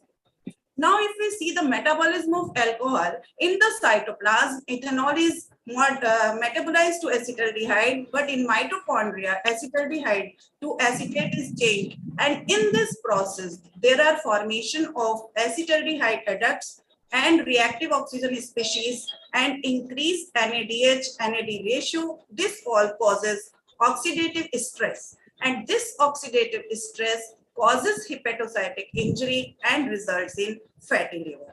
But after injury, when there is a pro-inflammatory mediators increase, inflammatory response increases, and the activation of stellate cells and Kupffer cells, this all causes increase in the stellate cell, cause increase in the collagen formation and fibrotic response is there. Kupffer cells causes increase in the TNF, TGF, and interleukin 1 and 6 and cause inflammatory response. And autoimmune response is also there when in response to the adducts, autoantibodies are formed. This all, the spectrum of fibrosis and inflammation causes alcoholic hepatitis and cirrhosis. Thus, when normal liver is exposed to the alcohol, it may change to the steatosis when there is fatty change and perivenular fibrosis, but this is reversible, and if exposure is reduced, abstinence is maintained, the steatosis again reverses to the normal liver. But if exposure is severe, it may lead, exposure is severe already or after steatosis, severe exposure continues, it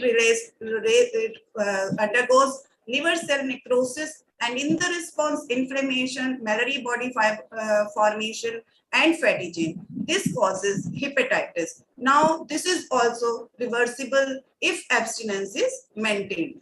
But if abstinence is maintained, not maintained from hepatitis, there are repeated attacks of hepatitis and liver cell necrosis and fibrotic process continues, then it causes cirrhosis. And in cirrhosis, there is extreme scarring and excessive fibrosis, and it leads to micronodule formation, macronodule formation, hyperplastic nodules, and this is cirrhosis. This is reversible with difficulty. This is not easily reversible.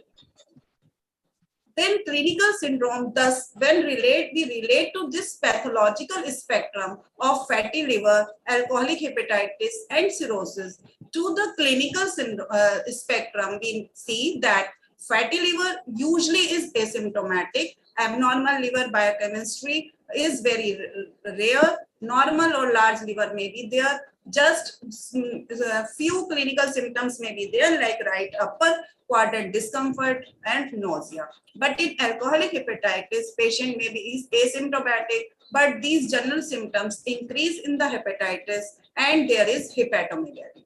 In cirrhosis, there is stigmata of chronic liver disease and the complications of ascites, varices, and encephalopathy comes. And liver may be small, it may be large, it may be normal, and cirrhosis may lead to hepatocellular carcinoma. Now, when we see that liver diseases in pregnancy, when we see chronic liver disease, alcoholic liver disease is one of the major chronic liver diseases. And when we are diagnosing alcoholic liver disease in pregnancy, we see that the pregnancy-related diseases, that is hyperemesis gravidarum, benign jaundice of pregnancy, intrahepatic cholestasis, preeclampsia, HELLP syndrome, acute fatty liver of pregnancy, these all superimpose on this chronic diseases. So we see that if patient is having alcoholic liver disease already at the time of pregnancy, these all complications will be at higher rate as compared to normal. Now we do routine screening test. We will see later on also.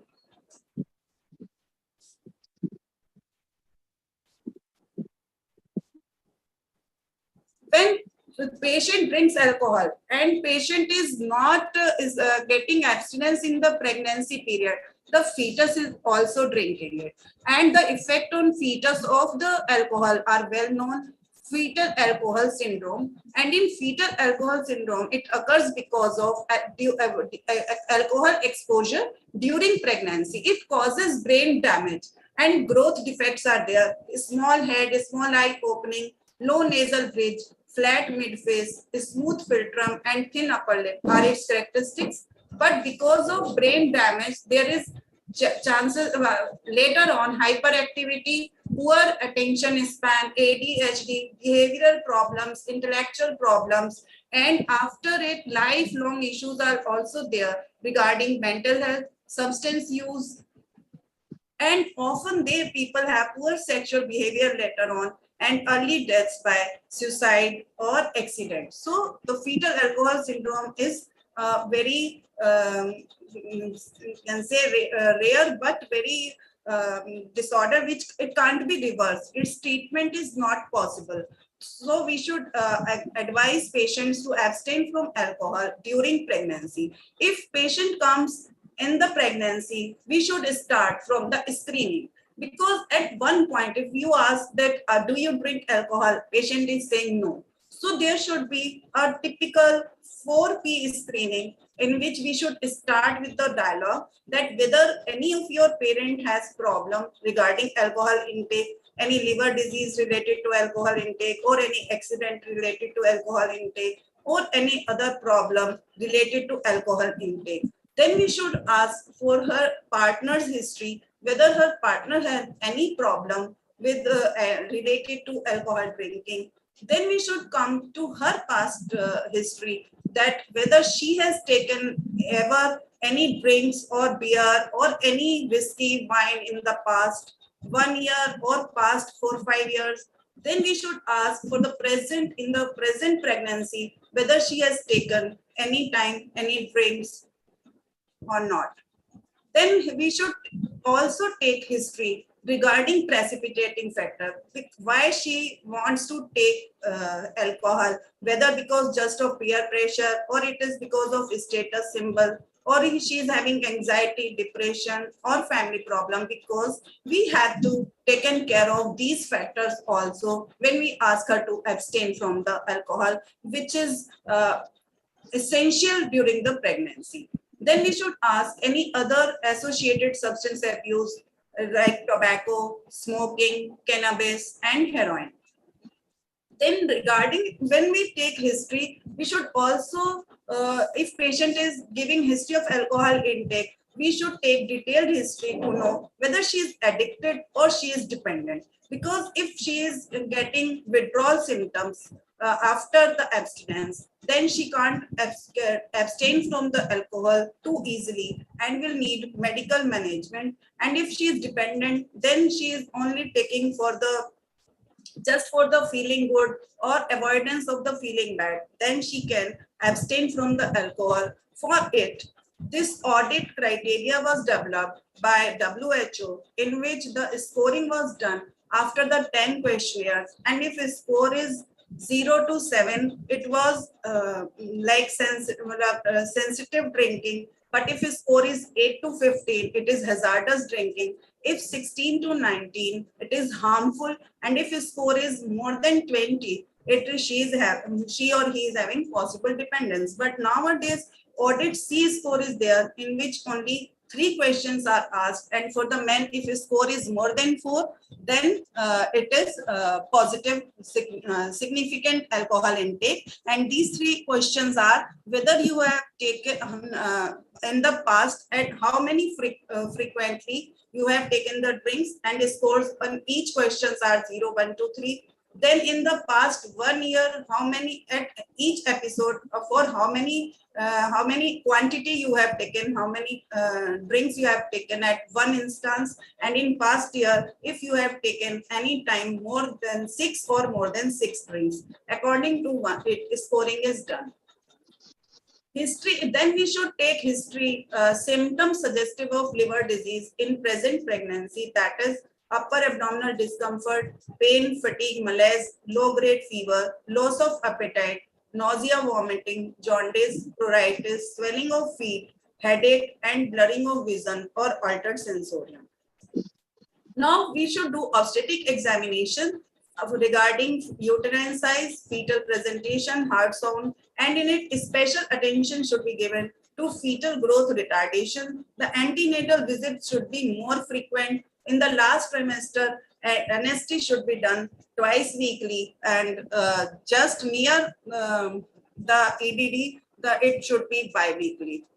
In clinical examination, it should be in a special reference to pallor, icterus, sigma of bleeding diathesis, edema. Then per abdominal examination should be for enlarged tender liver, splenomegaly, ascites, and collateral examinations and obstetric examination also.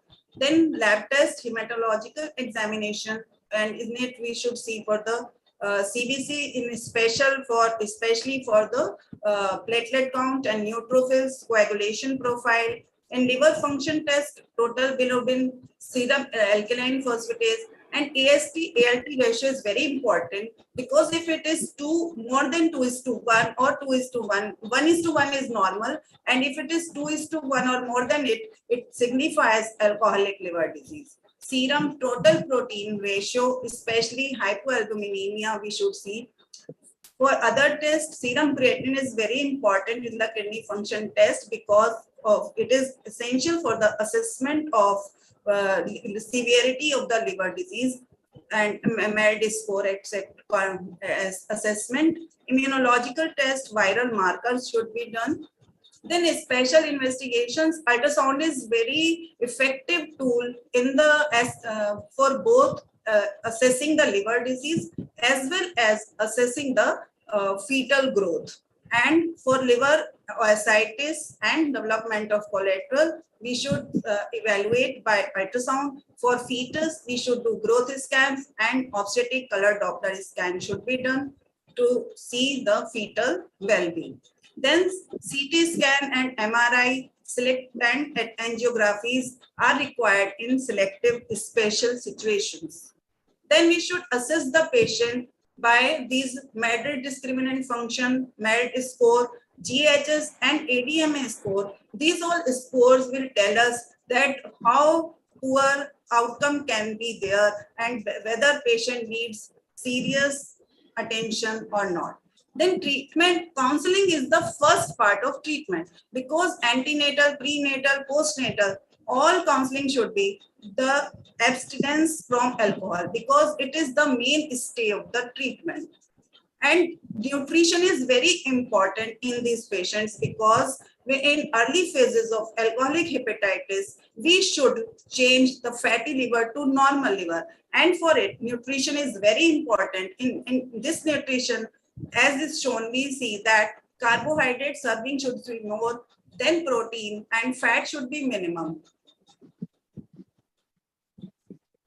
We should advise the patient that she has to eat little and eat often, because we have to maintain the nutrition, because glycogen stores should be maintained, carbohydrate servings should be more, liver should be not be deficient of the nutritional values, and proteins intake. Previously it was thought that less protein should be given, but nowadays it is said that we should give more calories and more proteins, because of liver needs proteins for the regeneration of hepatocytes. So protein should more protein should be there, and this protein should be 0.8 to 1 gram per kg body weight. But if patient is having septicemia or severity of disease is more, then we should increase the intake of protein to up to 1.5 gram per kg body weight.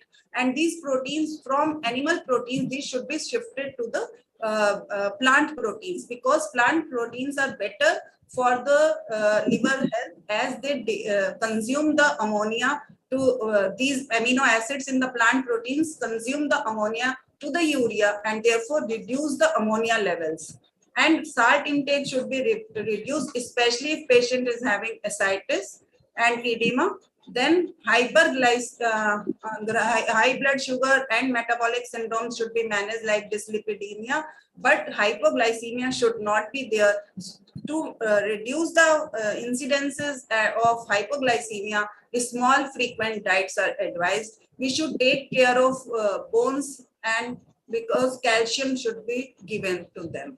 Therefore, in alcoholic fatty liver treatment, after the nutrition, the treatment focuses to management of the metabolic syndromes, lifestyle modification, weight loss, and then for steatosis. And then to reduce the oxidative stress and inflammation, we have to give the antioxidants like vitamin E, ursodeoxycholic acid, and betaine. And for reducing the inflammation, if patient this pentoxifin, metformin, and probiotics are given.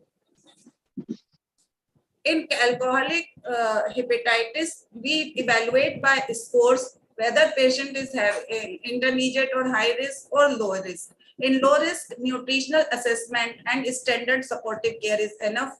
But if patient is in the intermediate or high risk group, we see whether patient is having any severe infection or no infection. If infection is not there, we give her corticosteroids 40 milligram for 28 days, and then we taper the corticosteroids. And if patient is having severe infection, then we avoid steroids. Then we give pentoxifylline phosphodiesterase inhibitor 400 milligram 3 times a day for 4 weeks.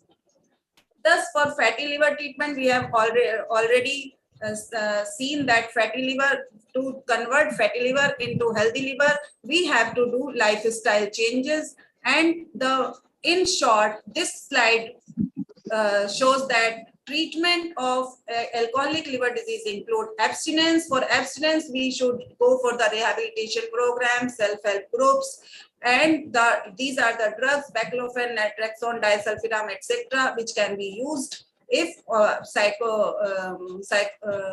psychiatrist advises if patient is having this addiction.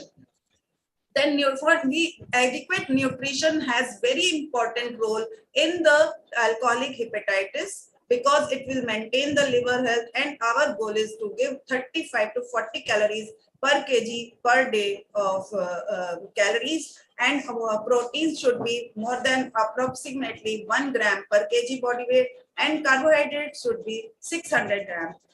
Corticosteroids, prednisolone 40 milligram daily for 28 days followed by 2-week taper. It is given in severe diseases. And phosphodiesterase inhibitors, pentoxifylline 400 milligram TDS for 20 days is also given in severe cases. For cirrhosis, if patient is having portal hypertension, then we have to take care of variceal bleeding, ascites, and hepatorenal syndrome, and spontaneous bacterial peritonitis. If patient is having hepatic encephalopathy, we have to manage on this line. And if patient develops carcinoma, then on this. Patient counseling and lifestyle modifications are very important in alcoholic liver disease, and for impact on fetal development, it is necessary to avoid alcohol, say no to alcohol during pregnancy. We should emphasize the importance of regular monitoring of liver function and adherence to medical appointments. The antenatal visit should be strictly followed. We should support the patient with counseling services, addiction treatment programs. We should provide proper guidance for the healthy diet during pregnancy, because proper nutrition supports liver health. Prenatal care, postpartum care, emotional support. These three are the mainstay of the liver disease management in pregnancy. In the take-home message, that is that in pregnancy, not this drink, but this drink. And thank you so much for the patient listening. Such a comprehensive lecture. You have explained everything in a short span of time. Thank you, ma'am. Thank you, ma'am, for such a comprehensive and informative talk on this topic, which is usually less read by us all. I would like Dr. Meena Samant, ma'am, to please sum up the session with her valuable inputs, and also Dr. Sushma Gupta, ma'am, to please present the views on this topic. Yeah, congratulations, Dr. Poonam. Today I'm feeling so happy to chair your session, my junior from KGMC. I really feel proud today with being here, your chairperson. It was a wonderful presentation. Really, it's something we don't talk too much about because we take it for granted that the women are not drinking, but that's not the fact. And you just pointed out the facts and figures about the alcoholism that's really taking on very rapidly in our society, both in the high profile and even the lower socioeconomic classes. You've talked about all the how it could affect the liver, right from the fatty liver to fibrosis to cirrhosis and even carcinoma. And it should be a part of our, but when we do, because ultrasounds become so rampant and taking history and being mindful of the fact that she could be taking liver, so many people coming with deranged liver function. So something that we have to remember when we are taking antenatal patients, that alcohol should be looked into. Of course, once the chronic liver disease is there, any acute liver injury could also, because pregnancy predisposes to many other things. So we have to look into that. And also remember the fact just having a alcoholic liver disease also means that the woman is into taking alcohol, and how active alcohol intake could affect the fetus by the various degrees of alcohol syndrome affections. Then also, once the woman is taking alcohol, that she could also be into other addictions. So we have to, look into that as well. So we do say prevention is the best policy. So starting right very at the outset and not letting things to go far. We know women are more vulnerable to liver injuries, and the alcohol could injure the liver much more than it does to the male counterparts. Thank you. And thank you, Dr. Kanchan. Thank you for giving me the opportunity to be here in this wonderful NCD summit. You've done a great job, and we know you'll continue to do so ahead also.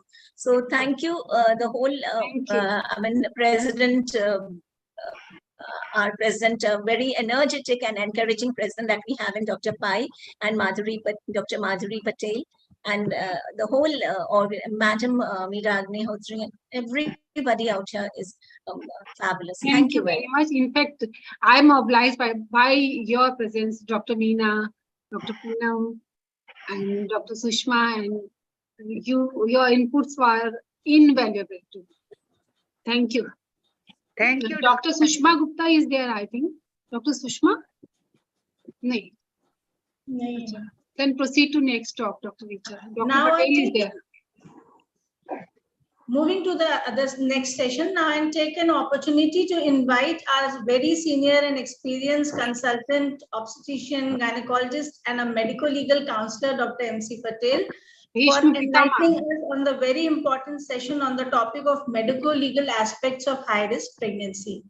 The chairpersons for this session are our very known Dr. Kanchan Sharma, who is ever smiling, very hardworking, meticulous. We are proud to have her as a secretary of COGS. She is an inspiration to many of us. All she needs is the blessing of all the seniors and support of all her colleagues and juniors for this post of chairperson NCD committee FOXI. Thank you. I extend my heartful invite to Dr. Neeta Sharma, who is a proud alumni of our very own GSPM Kanpur and presently president of Obs and Gynae Society Hapur. She's my batchmate. Welcome, Neeta. She has been awarded Thank you so much. Women Empowerment Awards twice. And I also welcome Dr. Deepshikha Goyal, a senior renowned member of Obs and Gynae Society Hapur, presently secretary-elect of the society. Now I request Dr. Kanchan Sharma ma'am to please introduce our speaker. This is really my proud privilege to introduce and welcome Dr. MC Patel, sir, who is doing wonder job. He is running knowledge 151 episode at least. He increases our knowledge. He's a Bhishma Pitamaha that we say of the academics. Sir, your contribution is wonderful. You are always helpful to all of us. Sir, you are a consultant obstetrician, gynecologist and medical legal counselor. You were Vice President Foxy in 2018, Organizing Secretary of AICOG 2017, Chairperson of Ethics and Medical Legal Committee, Foxy 11 to 13. He is the Honorary Secretary, State Organization of Gynecologists and Obstetrician of Gujarat at present. Organizing Chairperson of MMCon 2018, Honorary Member, National Inspection and Monitoring Committee, PNDT, Act Government of India 2015. Honorary Member, State Supervision Board, PNDT Committee, Gujarat State 2005 to 9. He was the President of Ahmedabad Society 2010 to 11. Honorary Member, National Managing Body, Indian Red Cross Society. National President, National Medicos Organization from 2016 to 18. President, IMA Ahmedabad. So many feathers, so many awards and publication by his name. Sir, the floor is yours. You are most welcome, sir, to give a talk and improve our... Thank you, Kanchan, for kind words. And Nita madam or Deepshikha madam have to say any opening remarks, or should I go to the subject? So they will conclude. And they will conclude and sum up. Okay, no issue, no issue. So let me share my screen.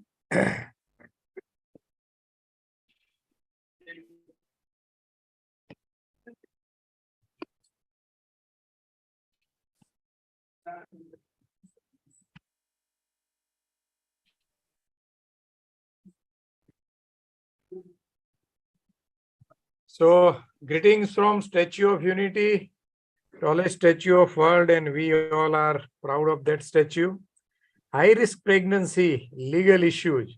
We are going to discuss this. Since morning you are dealing with clinical subject related to NCD and high-risk pregnancy cases. But let us see as far as non-clinical but equally important legal issue.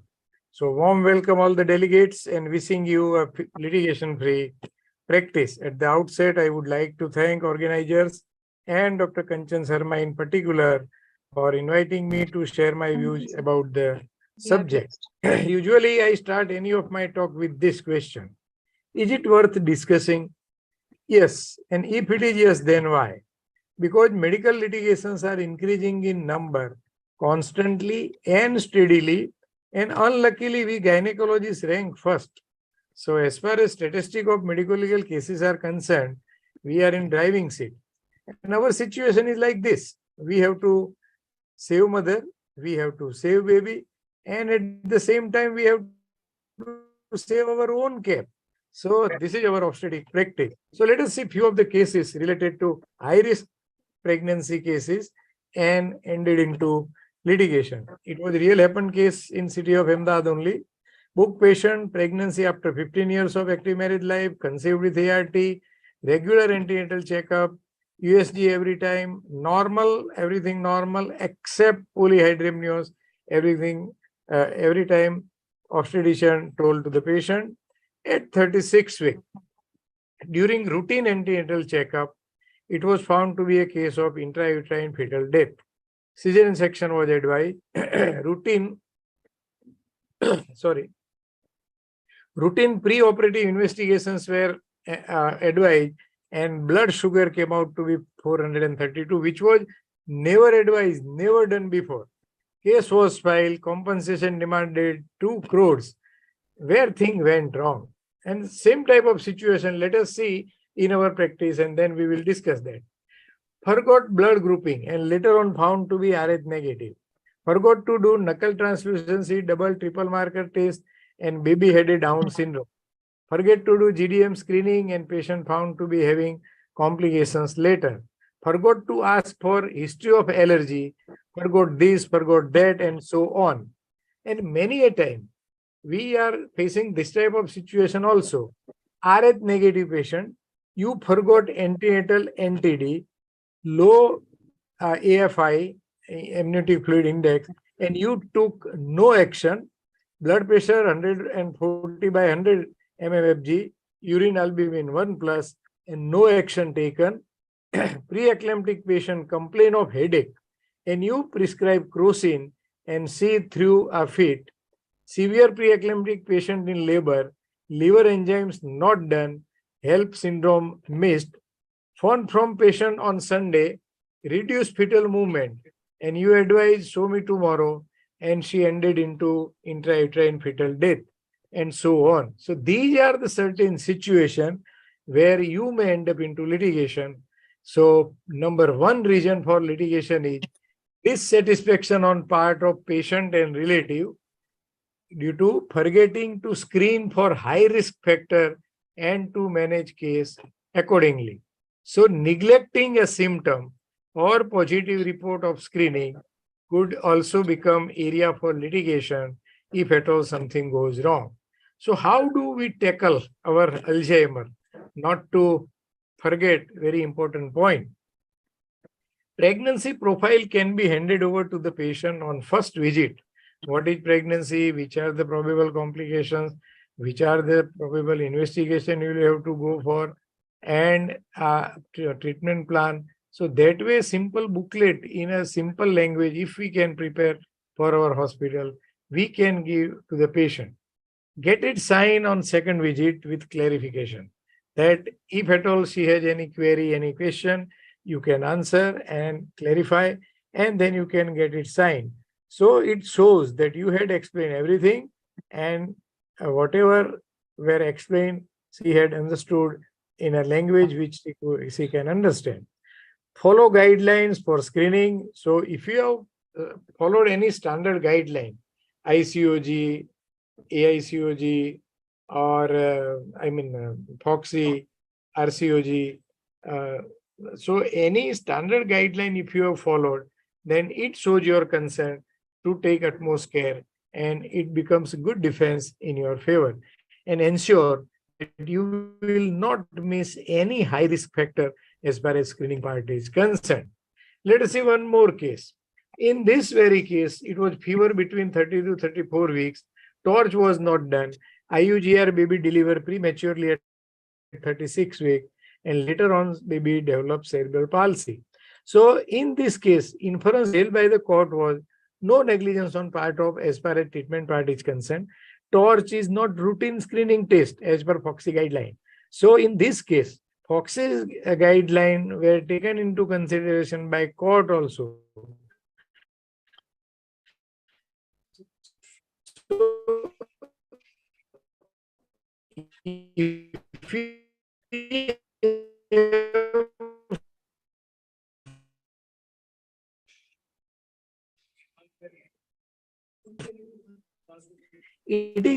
I think there is a network problem from cerebral palsy cannot be diagnosed antenatally.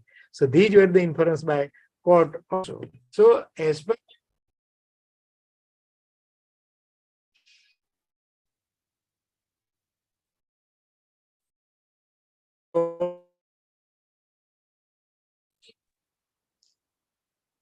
I think there is some network problem. hello, am I audible? Yes, it's Hello? now audible. In between the sound goes, sir. And my slide is seen? Yes, yes, sir. Yes, sir. Very well, very well. Yes. So, as far as management of certain conditions like GDM, Rh negative, multiple pregnancies, severe preeclampsia, and in emergency crash LSCS, we should follow standard guideline and protocols as far as screening and management of patient is concerned. Let us see one more case. It was again real happened case in city of Ahmedabad only. Lower segment cesarean section. During cesarean section, there was bilateral uterine artery tear. Patient was Rh negative. Blood was not ready. Cross match was not done. Actually, in this very patient was very regular antenatal patient. Patient was advised elective cesarean section with all preparation of Rh negative blood, because it was very difficult to manage Rh negative blood if at all it is needed in emergency. But patient didn't take it seriously. Patient absconded from the hospital. After 4 days, patient came back and in emergency, cesarean was to be taken. RH blood was there, so blood cannot be managed, couldn't be managed. And ultimately, she ended into bilateral uterine artery tear and severe bleeding, and this problem happened. During shifting patient to Municipal Medical College Hospital, patient expired on the way. Notice was served, case was filed, and allegation was not anticipated complication, procedure, or intensive care. Inference held by the court was, as per PM examination, in PM examination, it was noted that it was intra-abdominal hemorrhage following negligent surgical procedure. No blood kept ready. Medical record not to be believed, because in this case, as far as operative note of gynecologist is concerned, she wrote that vitals were within normal limit, and in note of anesthesiologist, he wrote that vitals were compromised. So note of gynecologist and anesthesiologist were contradictory, and it was taken into consideration by court. So record was not to be believed by court, and it also went against doctor. So compensation rupees 2.35 lakhs was awarded in favor of relative of the patient. This case was decided in 1997, and at that time amount of 2.35 lakhs was also good amount.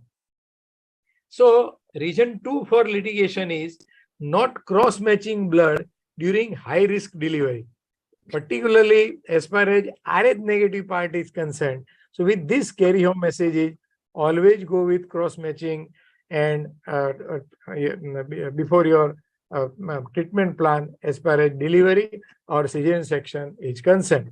And consent for blood transfusion is very much required, because in one of the cases, Supreme Court has very specifically mentioned that surgery involves risk and blood transfusion involves additional risk. So separate consent for blood transfusion is required. And proper record keeping is very much must in this type of situation.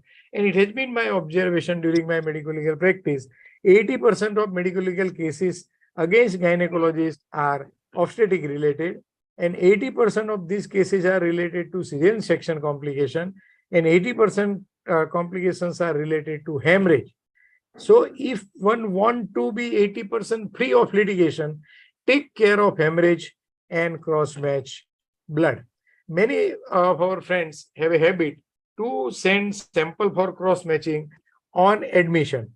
And if at all it is required, then they will demand from blood bank, but they keep ready blood at blood bank doing cross-matching, etc. So it shows your utmost care, abundant caution, and it becomes a good defense in your favor if at all something goes wrong. Let us see a few of some situation.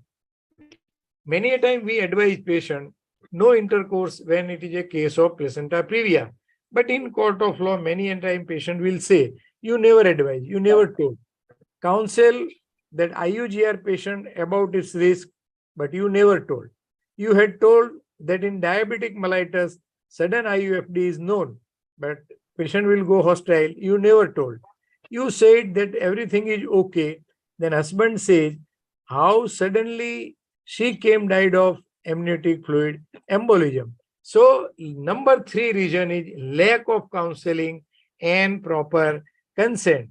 So it is not just enough to communicate, but you should be able to prove that you did it. So whenever you advise anything, make a habit to enter into case paper. And if it is needed, then take a signature. Then everything was explained to me in a language which I can understand. Let us see one more case. It was pregnancy with mitral stenosis and mitral incompetence seen by physician. Cardiologist was not involved. MTP was not advised. And she went into failure at 8 months and physician advised cesarean section. Post-operative death in ICU within 4 hours of cesarean section. So inference held by the National Commission was cardiologist was not involved, and later period of physician and cardiologist is misrepresentation. MTP was not advised. No surgical intervention advised during second trimester, and epidural anesthesia or spinal anesthesia should have been preferred in case of CCF. So compensation of 7.8 lakhs was avoided in this particular case. And stricture was also passed.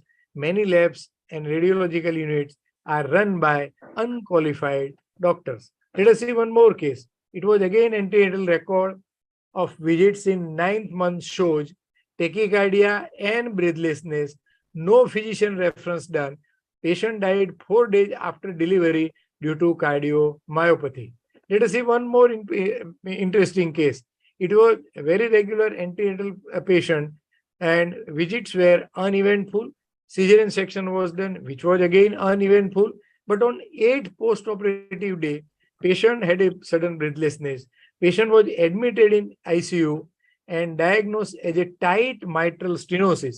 So during pregnancy, it was gone unnoticed rather, unexamined rather, because many of our friends have a habit not to put stethoscope on chest in any antenatal or gynec patient. So make a habit to auscultate respiratory and cardiovascular system, and if at all it is required, please involve physician and or cardiologist if it is required. So number 4 reason for litigation is I am the only consultant approach. So carry home message in this type of situation, just I mentioned, respiratory and cardiovascular system evaluation, take reference from super specialist as early as possible, and multi-speciality approach in this type of patients are always not only beneficial to the patient, but to us also, if at all we have to face any litigation in this type of situation. One more important question many a time asked, where should we manage high-risk cases?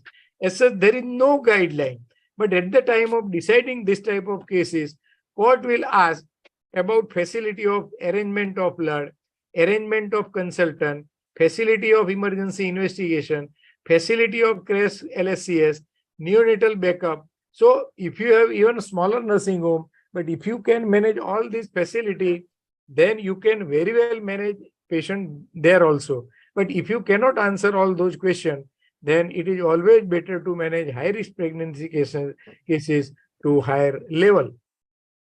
Multidisciplinary approach is one more area many a time court will ask. Let us see one more case. Terminally ill patient on ventilator.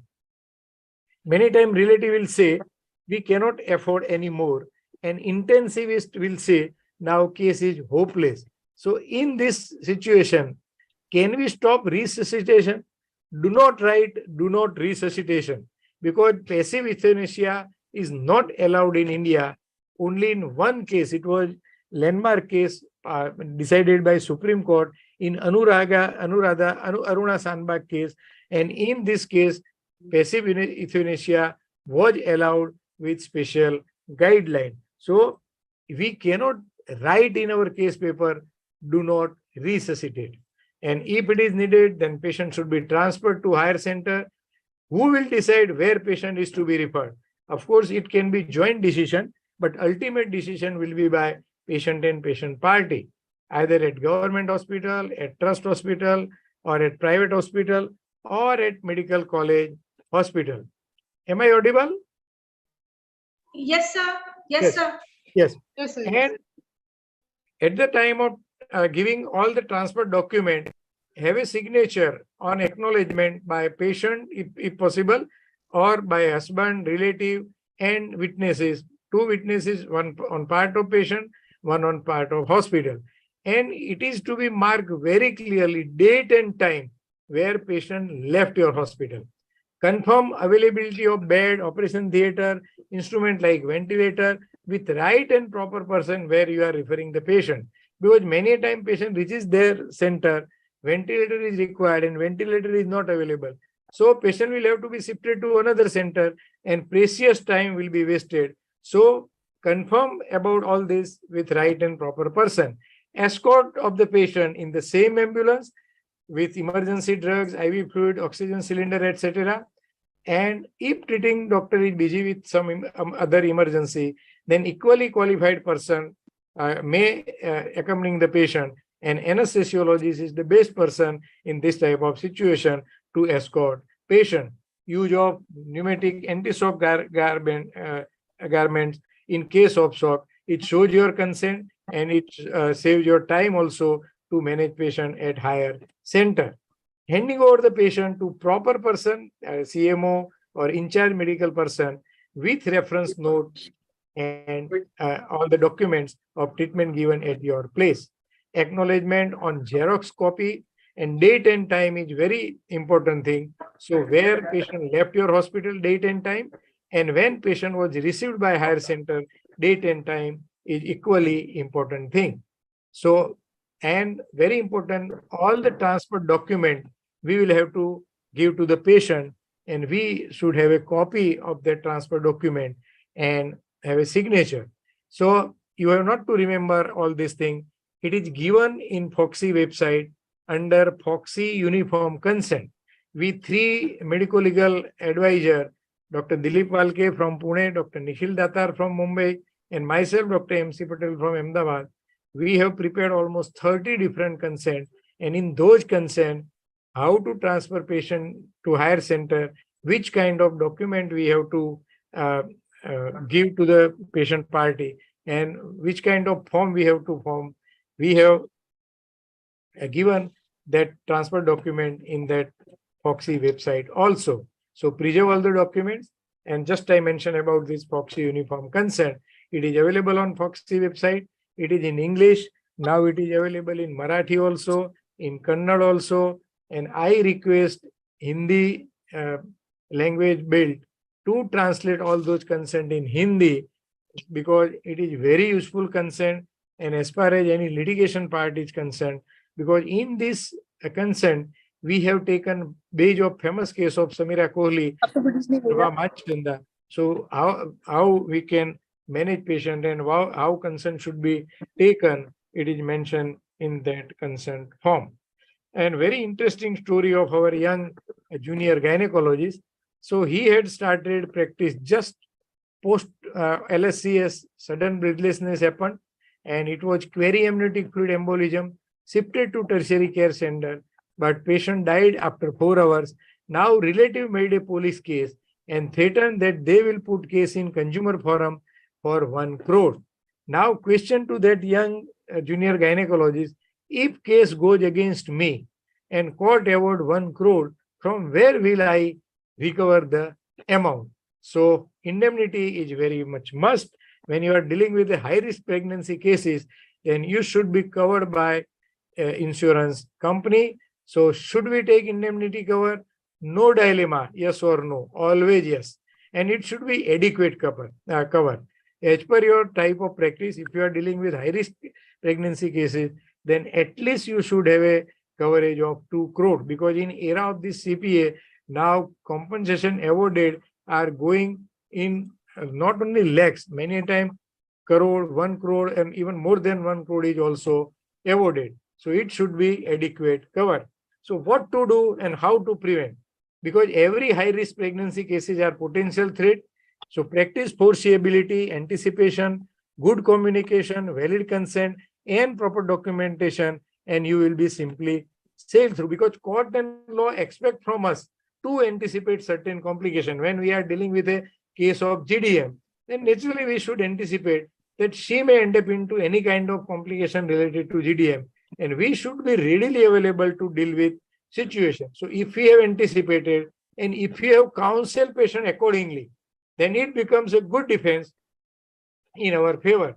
Because at the time of counseling, usually we ask like this, what is the complaint? And there are so many questions on part of patient. Why did it happen? How it can be avoided? Will it happen again? Would it have been avoided? So at the time of counseling, we are under obligation to explain all the alternative modalities of treatment, possibility of morbidity, probable expense, possibility of mortality in few of the cases, probable prognosis, all the probable complications, possibility of blood transfusion, risk involved, outcome of baby, need of NICU. So we should explain everything to the patient, but in a picture or no tall claim about result, because in eye of law, when you claim to be master, you are supposed to be master. And in our obstetric practice, many a time when we are dealing with a high risk pregnancy cases, we may consider result like Aishwarya Rai, but it may turn like this anytime. So no rosy picture, no tall claim. So proper communication, proper documentation, and when you take signature on consent paper, it becomes a documentation of your communication. Because in famous case of C. Jaipal Reddy versus Padmini Velluri, National Commission has very specifically mentioned that consent is not a mere piece of paper where patient or patient party has to sign, but it is a very important document of your communication, of your counseling, of your communication. And if you have communicated patient well in consent paper, if you have mentioned each and every point, and once patient signs the document, it becomes a document of your communication. And when you offer all those document in court of law, it becomes a communication of your document. So in all these cases, records are always at your rescue. So keep them up to date. What was done, nothing was neglected, given treatment fully met with standard demanded by law and ethics, and it should be easily acceptable whenever offered in the court. And doctor is bound to produce record whenever asked by the court. And if he doesn't, then adverse inference might be drawn. And it is very obvious, good record is good defense, poor record is poor defense, and no record is no defense. And it has been my experience during my medical legal practice. We doctors are very poor as far as record keeping is concerned. So there is always a way. So to conclude, we have to strictly follow pregnancy profile, protocols and checklists, proper counseling and proper consent, proper documentation, multi-speciality approach, no compromise on statutory requirements, professional indemnity, be vigilant in your practice, otherwise be ready to face this type of situation in court of law. Comply with the provisions of law, formation of local level RUS team or medical legal cell. So in any given situation, one can avail services from member of that RUS team. Say for example, if it is a severe PPH and internal iliac ligation is required, and if one is not well versed, then he can avail services from local level RUS team member. So there should be RUS team in each and every society. It shows your consent also in court of law to save life of patient. Take medical legal advice from point 1 if at all you are in doubt, because this gentleman have so many staircases, but he doesn't know how to use them. So it doesn't matter how many resources you have. If you do not know how to use them, they will never be enough. There are so many provisions. There are so many cases decided in our favor, but if we do not know, then they will not be useful. So have some basic legal knowledge and always obtain medical legal advice whenever you are in doubt. So God bless you. Have a litigation-free medical practice, because in spite of our professional and occupational hazard, our journey to serve human and mankind is always on and on. And if you want to sleep like this, take tender care of your patient. Pray your Almighty God before going to sleep, and keep my visiting card below your pillow. And this is Law of Leopard.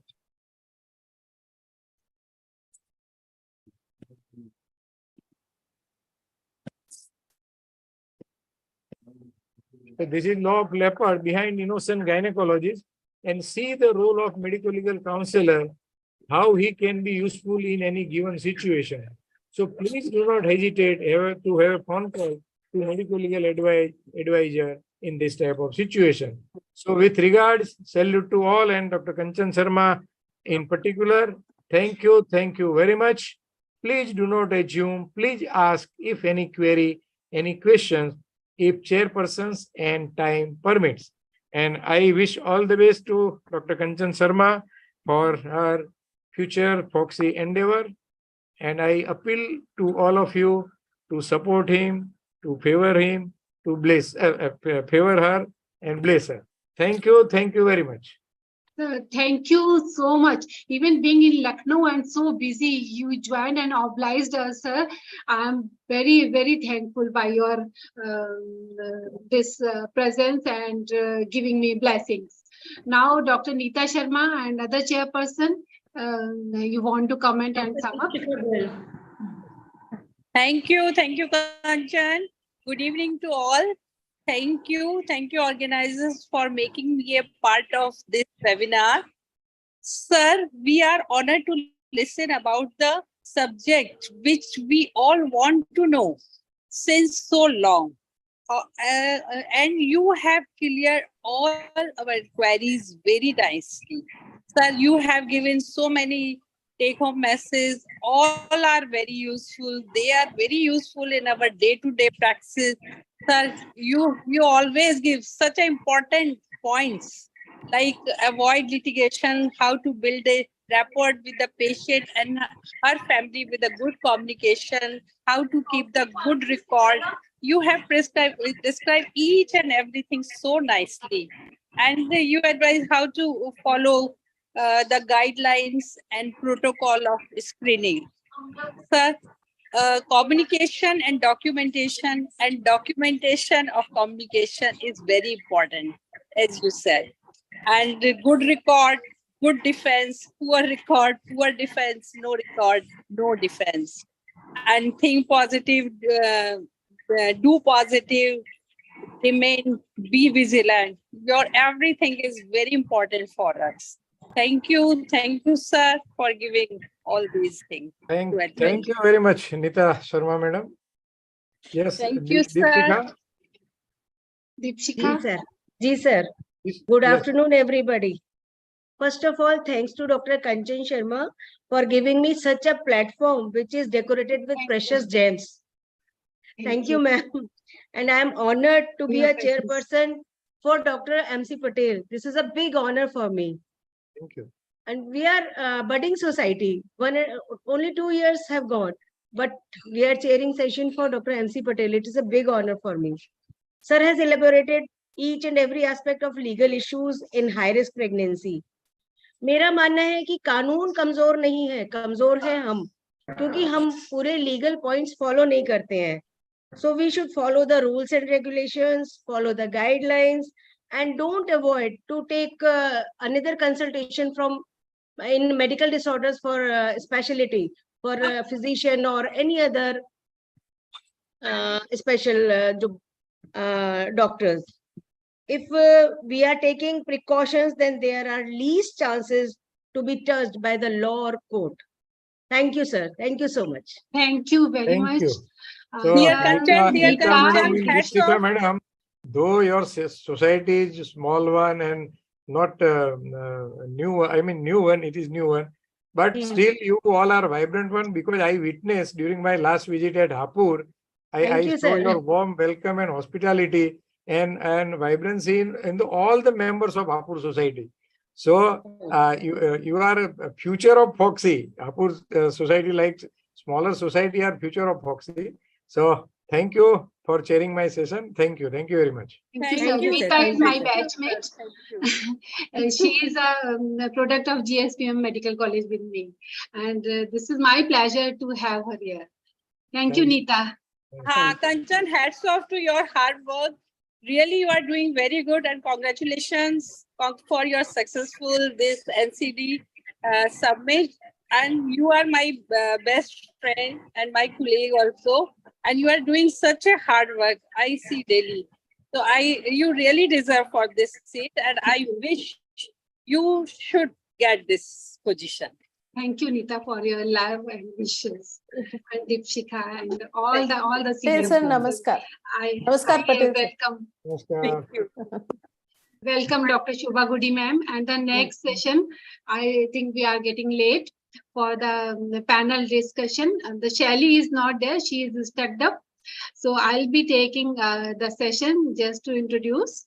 Or Richa, you are going to take. Dr. Shobha Goody, madam. It's my pleasure to introduce madam. She is a wonderful person, very loving person. She accepted my invitation only once and moderating the session very well, madam. You are MD, DNB, CIMP, FICOG, Professor HOD, St. Philomena's Hospital, Bangalore. And you are a postgraduate teacher and examiner, chairperson FWC Foxy 1922. You are a president of BSOG 2018-19, assessor GOI project, Lakshya board member FPAI, and peer reviewer of JOGI. at present President of BMS and Chairperson Contraception and Reproductive Health, ISOPAR 2023 to 25.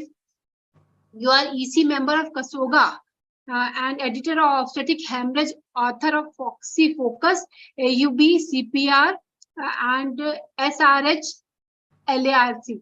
Publications are so many. कंचन आप panelist को ले लीजिए, panelist को. Thank you.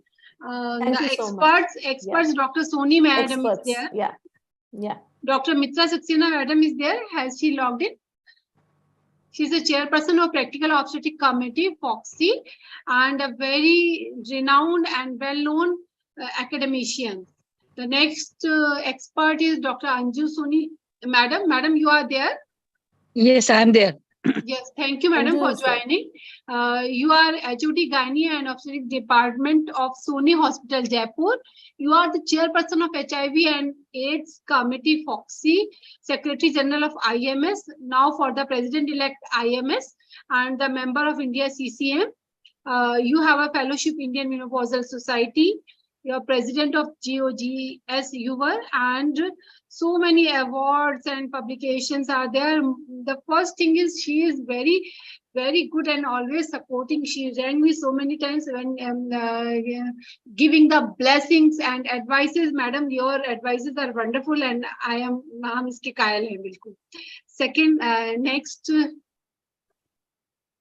Dr. Jyoti Agarwal is there. She is a president of Mathura Society. She is a product of Kanpur. I welcome you, Dr. Jyoti. Dr. Sangeeta is a professor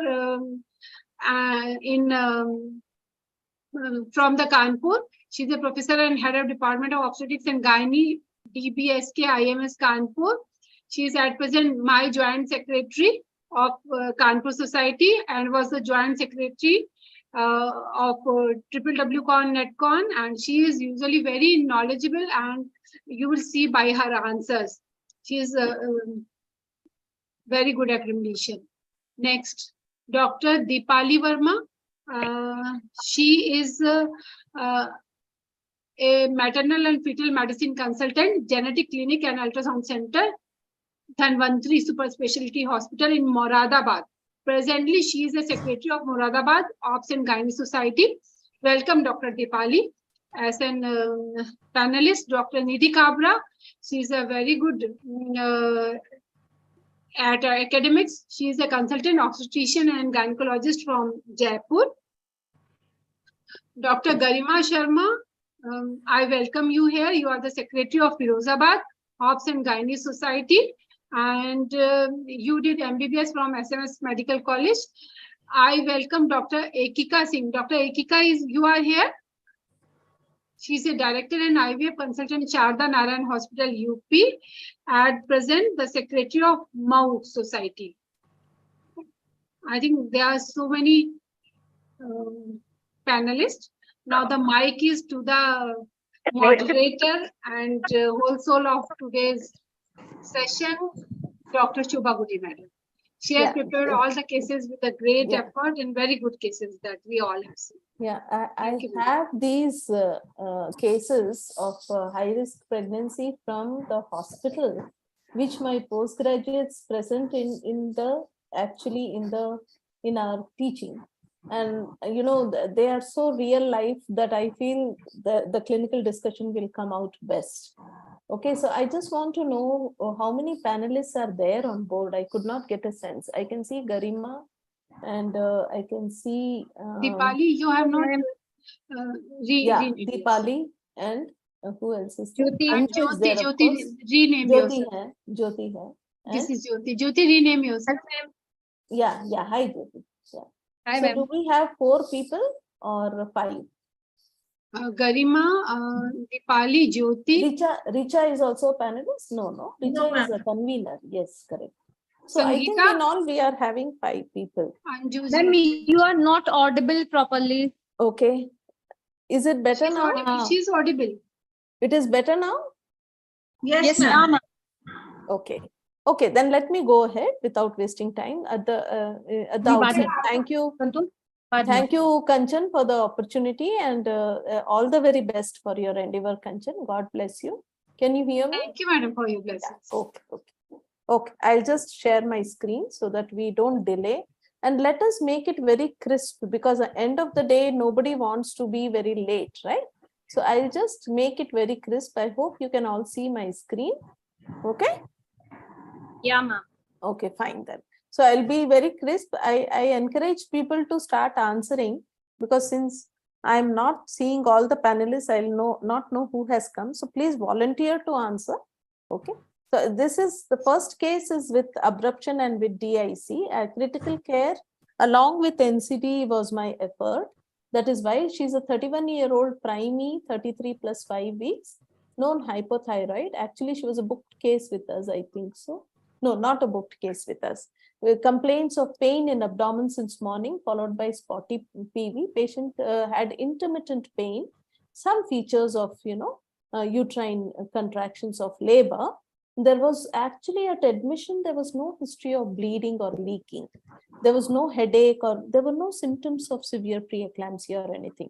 The only history was that she had gone to the government hospital where she had fallen unconscious. And then, she had undergone some resuscitation. And I think some physician had seen her who had given her atropine and bag and mask ventilation and had referred. So on history, she was found to be a primey who has had reasonably good antenatal care. You can see there that she was also started on thyroxine. And when she was at 7 months pregnant, she was found to be mildly hypertensive, and she was already started on labetalol, 100 milligrams once a day, already had some treatment for urinary tract infection as well. She also had, other features like known dates, no other problem. On admission, that was all the history which was got.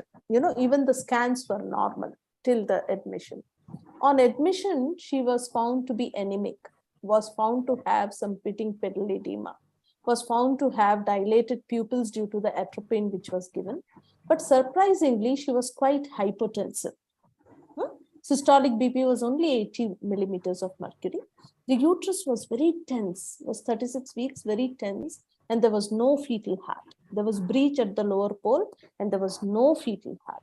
The PV, it was unaffaced and os closed. And when we did a scan, an emergency scan in the emergency room itself, we saw that there was a stillborn fetus inside. I mean, there was an intrauterine device, and it was 32 week size only, and there was abruption. So first of all, we admitted her to the MICU, and altered sensorium was also there. She was intubated there because she had, she required intubation because of the hypotension, hypoxia, etc. And then she was shifted to the OT. So now I want to know from the panelists, such a case where there is a complete concealed abruption, when we are taking her to the theater, what are the precautions that we need to take, and how in those few minutes, what are the things that we will do? Obviously, this is a chain of events. From admission, there is no other thought except for to empty the uterus. I know that all of you would do the same, which we did. You would do the first line resuscitation, you'll shift to theater. We also did the same. I only want from the experts and the panelists here, what all will you do in these few minutes that we shift? Yeah. Good evening, ma'am. This is Dr. Dipali Verma. Am I audible, ma'am? Yeah, you're audible. Yes, ma'am. First of all, thank you, Kanchan, ma'am, for giving me this opportunity. And regarding this case, so obviously it is an emergency, and while handling this the dreadful emergency, we have to be ready with for stabilizing the patient. So first of all, we'll assess her vitals. Secondly, like you have already said, stabilizing the patient with IV cannula should be put, and fluid should be started with crystalloids preferably, and patient is in hypovolemic shock. So we also have to keep all the colloids and crystalloids ready. Then we should arrange her blood for blood transfusion and send immediate investigations for her complete blood count, LFT, RFT, along with coagulation profile. And we have to be ready with all the oxygen and ventilator of like she's already intubated. So ventilation facilities and all should be available. And we should call for help. Obviously, the team should be ready along with a competent anesthetist, and also the obstetrician should be able to handle SOS if obstetric hysterectomy is needed. So that competent surgical expertise is needed. So all these should be available. Thank you, Deepali. Thank you so much. Anyone Ma'am, else wants to add? Consent Yeah. and counseling. Consent Yeah. and Ma'am, counseling. because she's Garima? yeah, Can ma'am. I take Garima's response? Yeah. Ma'am, because she is a patient of abruption along with an intrauterine fetal death. So we need to anticipate for DIC first of all, because these two are very important factors predisposing for DIC. So investigations specifically aimed at diagnosing DIC should be done, and blood and blood components, especially FFPs and cryoprecipitates, their availability must be checked. And PPH, obviously, we should be prepared for. Excellent. Anyone wants to give any more input? I would like Yeah. to add, we should Dr. be ready Jyoti? with all. Yeah. We should be ready with all the hemostats and oxytocics like carbetocin, oxytocin, mesoprost, prostaglandins. This should be kept in OT before opening. Anything And else? Yeah, any other instead input? of phenylnestyle incision, I would prefer subumbilical midline incision in this case. Okay, so others agree with this, the incision? No, ma'am. Okay, so there is a mixed opinion. We'll sort it out. Anything else you want to do? What type of consent? Just now we heard a medical legal talk. What type of consent and counseling you would do? Ma'am, high risk consent about very high risk of maternal morbidity and mortality should be taken.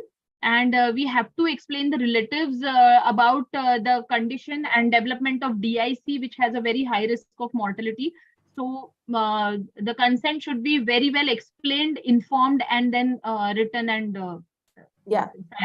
Consent for transfusions and consent for obstetric hysterectomies must be taken beforehand. Excellent. We'll go forward and then take the opinion of the expert. Yeah. There should be video recording of the consent. Video recording.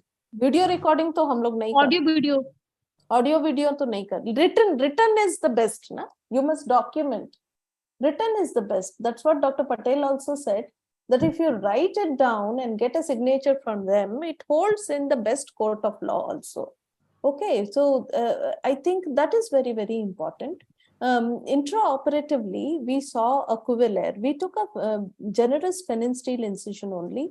We have not taken a midline incision because we were having a good idea about the diagnosis before we went in. See, midline incisions are more useful and very mandatory when you are dealing with PAS situation, placenta accreta syndrome, or in situations where you are not sure of the diagnosis and you are anticipating problem in the upper part of the abdomen or in the upper uterine segment of the uterus. But then here, you know the diagnosis, you know that there is an abruption. So we went with phenylnestyle, Cuvelair, and then we extracted the baby. There was a clot, a retroplacental clot, and then there was a lot of bleeding as expected. We were able to close the abdomen after achieving hemostasis, but the blood loss was up to 2 liters. And then when she was shifted to MICU, she was not yet stable because of the blood loss she had sustained. And she was on NORAD drip, and the central line was there. You can see that, intravenous sedation was also going on, and she was still on ventilator. And we did try to give the MTP protocol. The MTP protocol, anyone wants to talk about the massive transfusion protocol? Because the blood loss was, the blood loss was massive, right? See, 2 liters. That means that you have to do the MTP protocol. Anybody wants to opine on what is the massive transfusion protocol? Ma'am, massive transfusion protocol is we start with 4 units of PRBC, 4 units of FFP, and 4 units of platelets. And we also have to repeat the investigations until the HB reaches 7, or we reach the platelet of at least 50,000, or fibrinogen level should be increased. And if fibrinogen level is less than 100, we have to replace with cryoprecipitate also. Correct. So all good responses only. What is important to convey is when it is MTP protocol, the ratio should be 1:1:1 of PRBC, of FFP, and single donor platelet, because random donor platelet again will not be useful. So 1:1:1 ratio should be maintained. So all of you can see here that saving a mother from hemorrhage, due to a non-communicable disease like hypertension, it requires component therapy. So probably, we will see less mortality due to hemorrhage if blood banks with component therapy are available in every nook and corner of our country. So today there are many smaller societies also here. I think you must take it aggressively forward and make component therapy available for pregnant women, because such mishaps are common even in the well antenatal cases also. So on the second day, we found a little higher Q-SOFA score. Q-SOFA score means, sepsis score, surviving sepsis score. And we found that she was also hyperkalemic. And then she gradually improved though. And but there was some concern about the urine output. But gradually, I think she came forward. Her D-dimer values were very, very high. And she was found to be anemic with a lot of leukocytosis, etc. Let me go ahead. On the second day, there was fever, and then there was some diagnosis was made of sepsis with hypovolemic shock and DIC. Fever was managed, and then higher antibiotics were given. And this is following is a description of the type of component therapy as Dr. Jyoti was describing, that we took the component therapy till we were sure that the platelets and the hemoglobin are near normalization, or at least they are on the increasing side. Following that, for some time she was kept in the HDU, and then after that, about 10 days later from the admission, we were able to discharge her with an antihypertensive drug. So I just want to bring in here some discussion about whether abruptio placentae is a preventable disease. Hypertension, the woman is having a non-communicable disease. She can have a lot of complications resulting from that. But as far as abruption, is it a preventable condition is what I want some discussion on this. Can Dr. Anju Soni opine on this, please? Yeah, thank you, Shubha. And at the offset, I like to congratulate Kanchan for organizing this beautiful webinar. And of course, our dynamic president and secretary general and each and everyone. And since morning, all of you are discussing such important topics. So congratulations, not wasting time. It is very, very important to have a high risk. We all know that now with good ultrasound, we can always find out about the risk of preeclampsia quite early in pregnancy. And that is where we need to start looking for that. Excuse me. Sorry. So we need to keep an eye of suspicion, and of course the young age or people who are at the later part of the more age are more prone to have more complications for preeclampsia. So these are the patients we must keep along with their weight and everything, and then close monitoring of blood pressure. And since in this case we already know that she was hypertensive and she was on labetalol, so she had to be kept more closely and taken up as early as possible. You have managed the patient very, very well with taking care of each and everything, preventing her, Thank you so yeah. I mean, she had cochlear uterus. She could have had. We have seen in many, many cases that with cochlear uterus, there is a tendency for hysterectomy also, because they sometimes do not respond to any kind of. But one should not, get afraid of the look of the uterus. Yes, but sometimes it all resolves. They manage even by taking sutures also. Correct. All preventive measures. So they very, very important point which the panelists also stress, that his consent of hysterectomy is a must in these patients, which should be taken. Correct. And that should be signed by patient herself also, if she is in a condition of Yeah. I mean, if she is conscious. Thank you Patient's so own much. consent. Yeah, patient's own consent is very, very important. Very I have important. seen cases where husband has given consent for hysterectomy, the patient has not given, they have gone against the doctor. So consent of woman, if possible, stating that she was conscious, or if she is conscious, and if she is not conscious, we need to mention in the consent that she is not conscious, we could not obtain her consent. So that is very, very important thing. Of course, everything else has been discussed very well. Thank So you I think, so Shobha, much, we should Anju. That go. was wonderful. That was wonderful.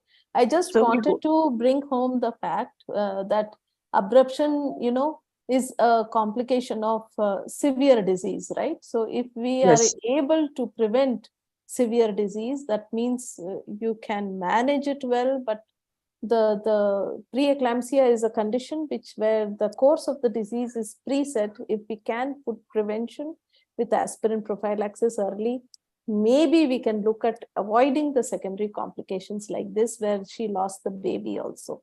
So that is the only thing, but definitive treatment like magnesium sulfate for eclampsia, that is not there for abruption. Once there is a severe disease, then no, diagnosing timely it early, yes. diagnosing in first trimester is the most important part, where which now we are able to, I mean, we are at a platform. That means Yeah, you predicting. screen and you predict. Yeah, And now we are at the level that's of predicting, which is very once important. the disease has developed, then Yeah. timely intervention in the form of delivery, Yeah. thought of Close finding and such patient need close, very, very close monitoring, ultrasound, through ultrasound also. Okay. So with that, we'll go on to the next. The lesson is that abruption is not always preventable, and to look out for cases of mishaps when there is established placental insufficiency. Abruption is also possible in a case of severe preeclampsia. I think, Kanchan, for lack of time, I will be doing only 2 cases. I had decided on 3, but I will do only 2 cases. So here is a very young girl who is a teen pregnancy, and 33 weeks pregnancy with severe preeclampsia, came with headache and 2 episodes of vomiting at 33 weeks of gestation. She did not have any other features like epigastric pain or blurring of vision or anything. On obstetric history, she had been fairly well antenatal. 32 weeks it was diagnosed, and raised blood pressure, and she was admitted at that time. And I think because of the severity, she was also given dexamethasone prophylaxis, anticipating an early delivery. Okay. When she got admitted at 33 weeks with headache and vomiting, we found that she had some edema. The blood pressure was very, very high, in spite of the fact that she was started on some treatment earlier. Her blood pressure was very high. And all investigations were sent, and she was found to have some anemia, and she was started on a labetalol infusion. She was started on magnesium sulfate loading dose to avoid eclampsia. And even with that, she did not have much relief of her symptoms of headache, and the BP did not respond that well to the injection labetalol, even though we gave 3 doses, 20 milligram intravenously, start dose, and every half an hour we have repeated 3 doses. Then the patient had to be taken up for an emergency cesarean section because of this refractoriness of her condition.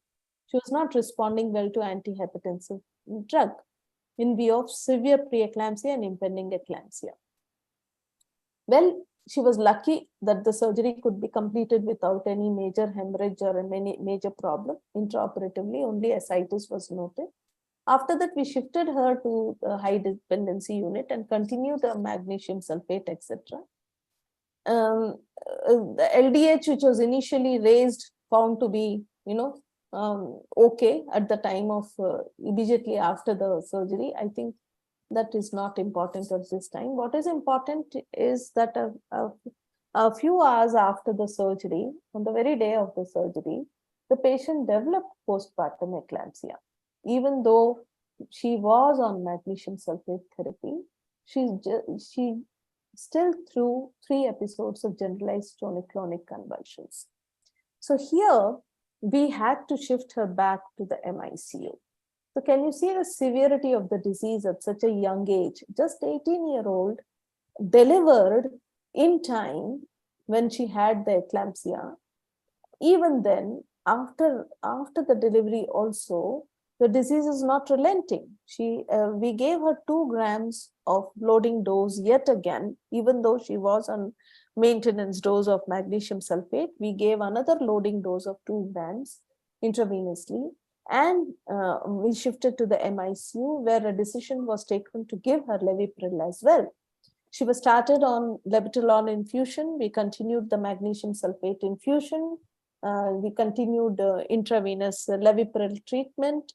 And then gradually we were able to stop the infusions. On day 1, we changed it to Levitrolol and Cilacar. And after 3 days, the patient could be shifted back to the ward after 3 days in the ICU. Okay, so that was how this case went. So in this case, I just want to know from all the panelists, what else could have been done for this woman, and what else. Actually, we have not put the entire history. We did investigate her further. So what else can be done, and what is the future risk for this woman? These 2 things I wish to discuss in this case. Jyoti and hello, ma'am. Yeah, please take it up. Ma'am, we should investigate her for HELLP syndrome also, and we haven't arranged blood products in this case till yet.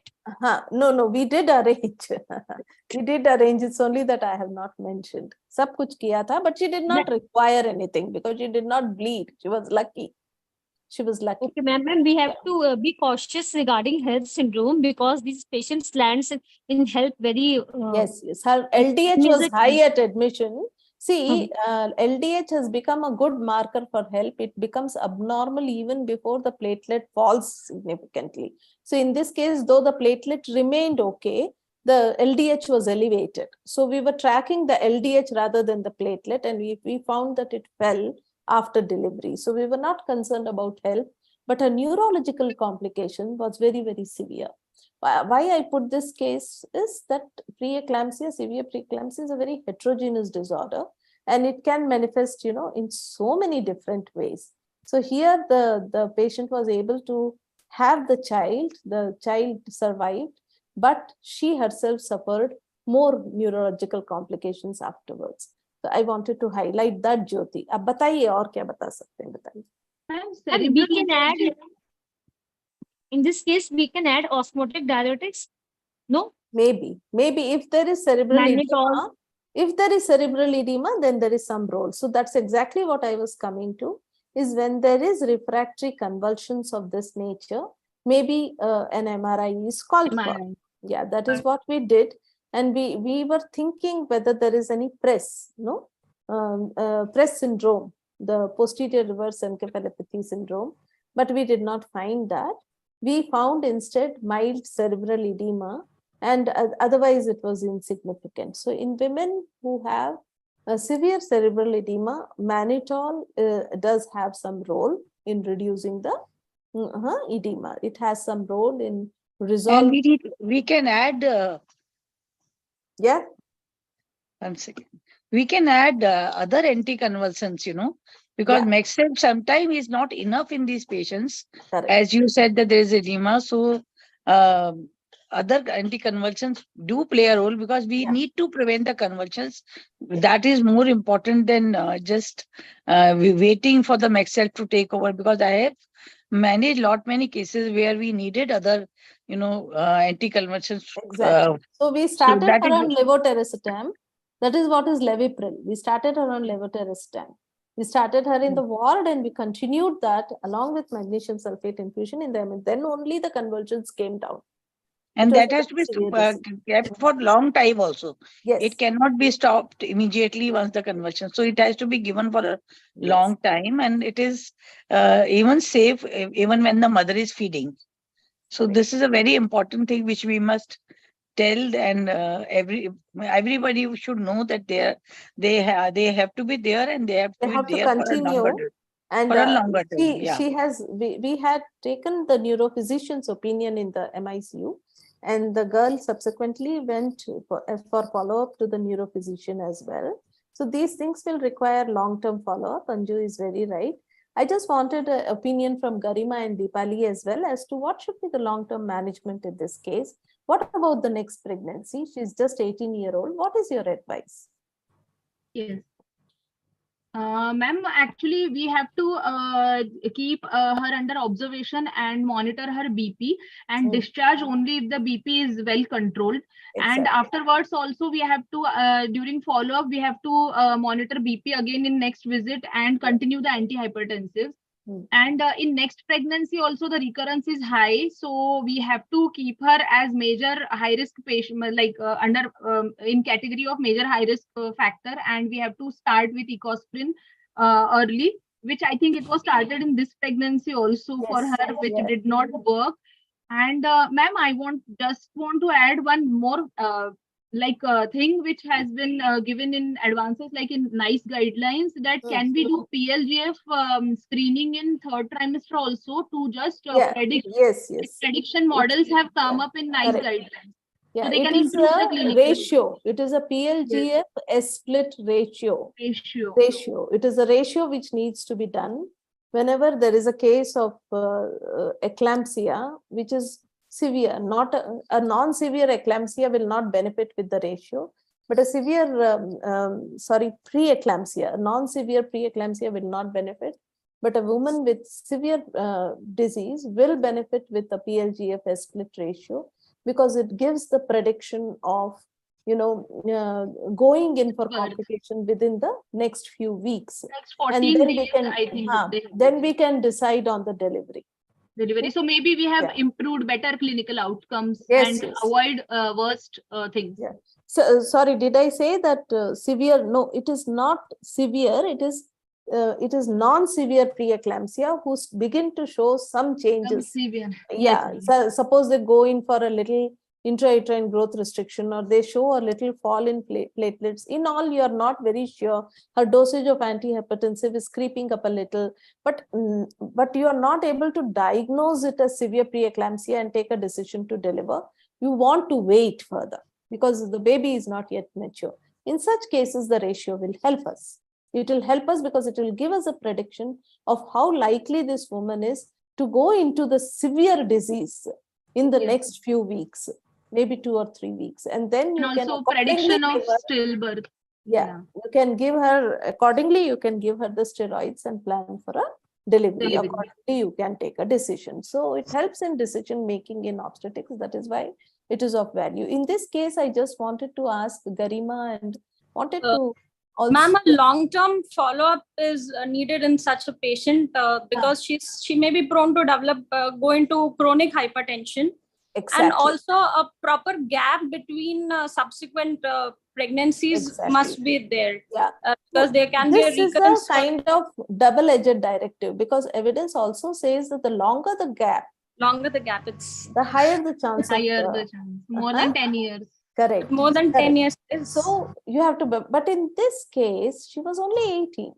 She was only 18. So there is every ground for us to say, give a gap of 3 to 5 years and appropriate contraception. If she remains a hypertensive, then what you should avoid? You should avoid OCPs.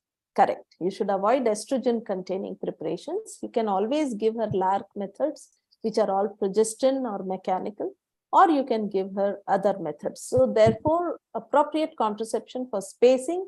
And so this woman is at risk for chronic hypertension. Garima very, very rightly said. She's also at risk for one more problem, which can be there. Yes. APLA also we should.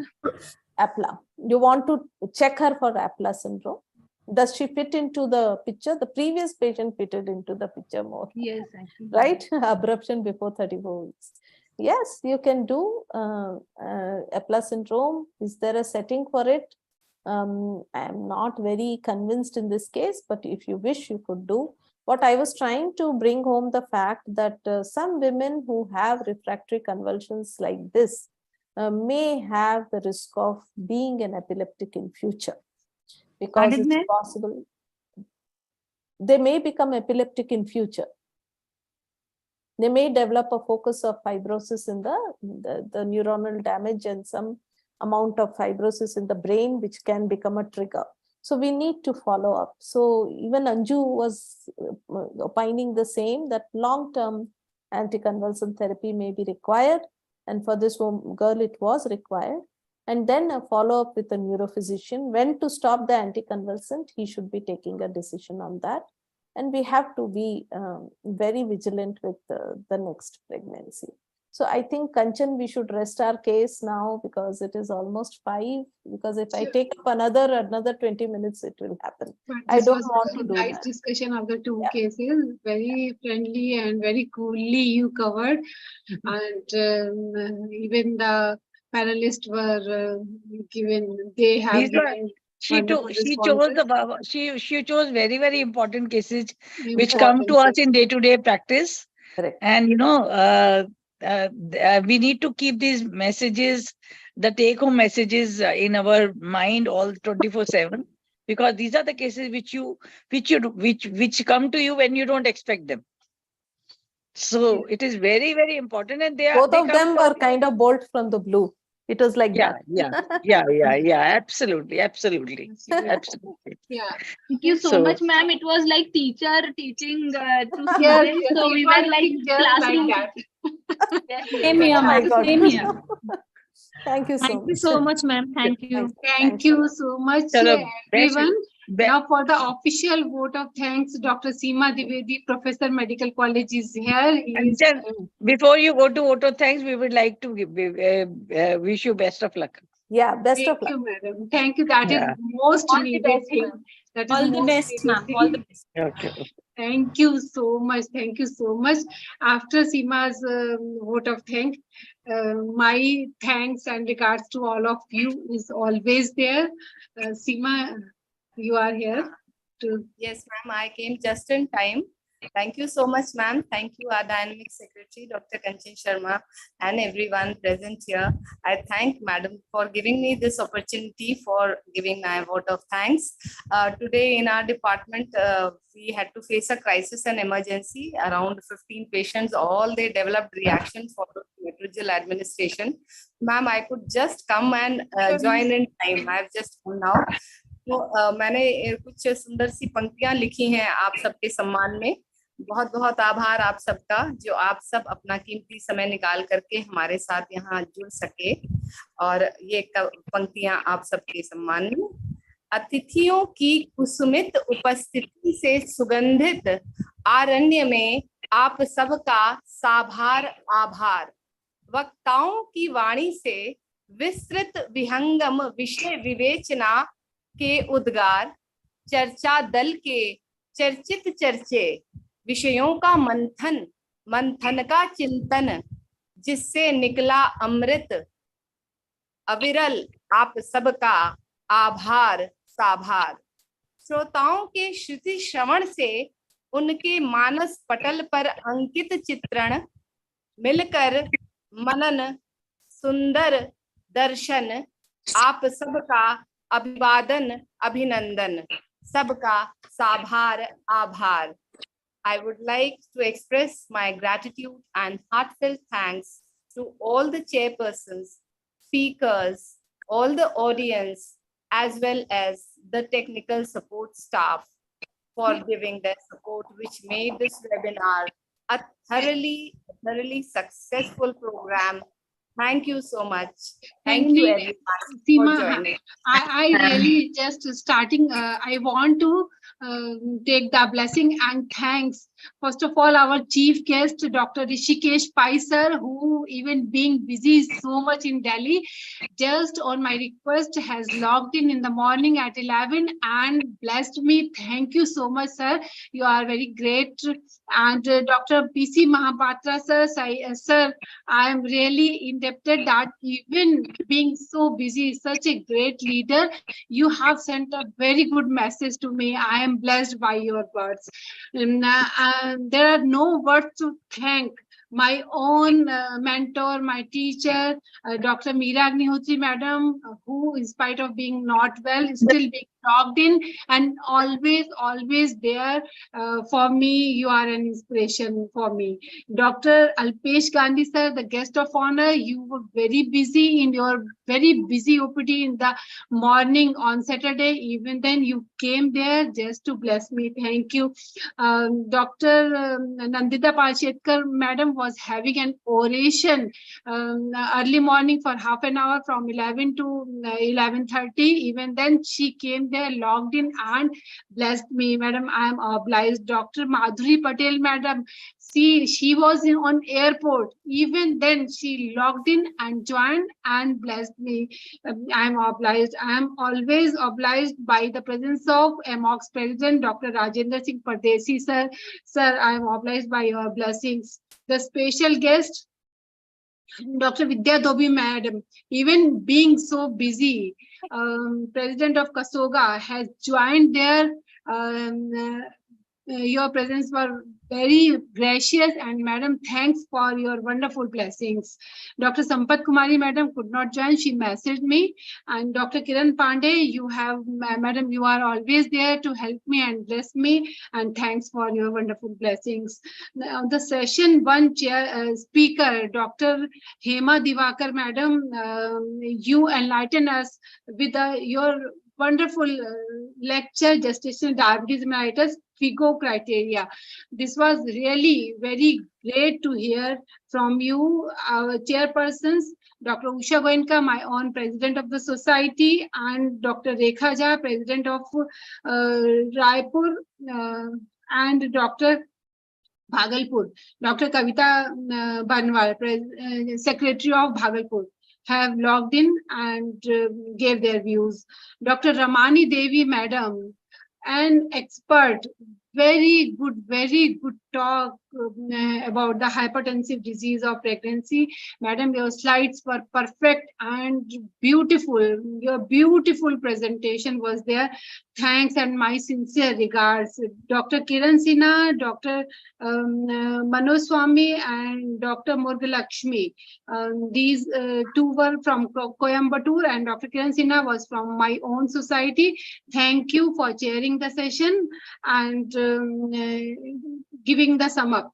The next speaker, Dr. Naren Malhotra sir, he is still logged in, sir. Sir, I am really obliged and always appreciate your wonderful presence and help to me, Dr. Jadeep and Dr. Naren Malhotra sir, both. And the wonderful chairpersons. Thank you very much. Sir, thank you so much. Thank you so much for always being there for me and guiding me, sir. Thank you so much. There are no words. I am being so emotional while talking. Sir, thank you, Dr. Deepali Verma, Dr.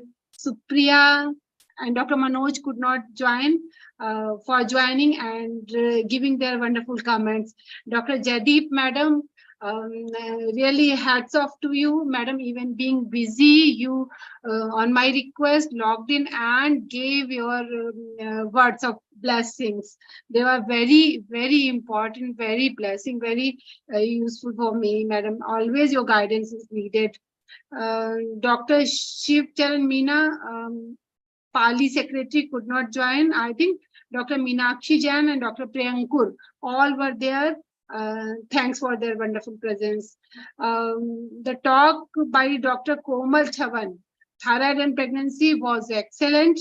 Dr. Manju Prabhakar, president of Muzaffarnagar, Dr. Vandana Jain, president of Katni, and Dr. Kusum Verma, president of Mau, were there to give their wonderful comments.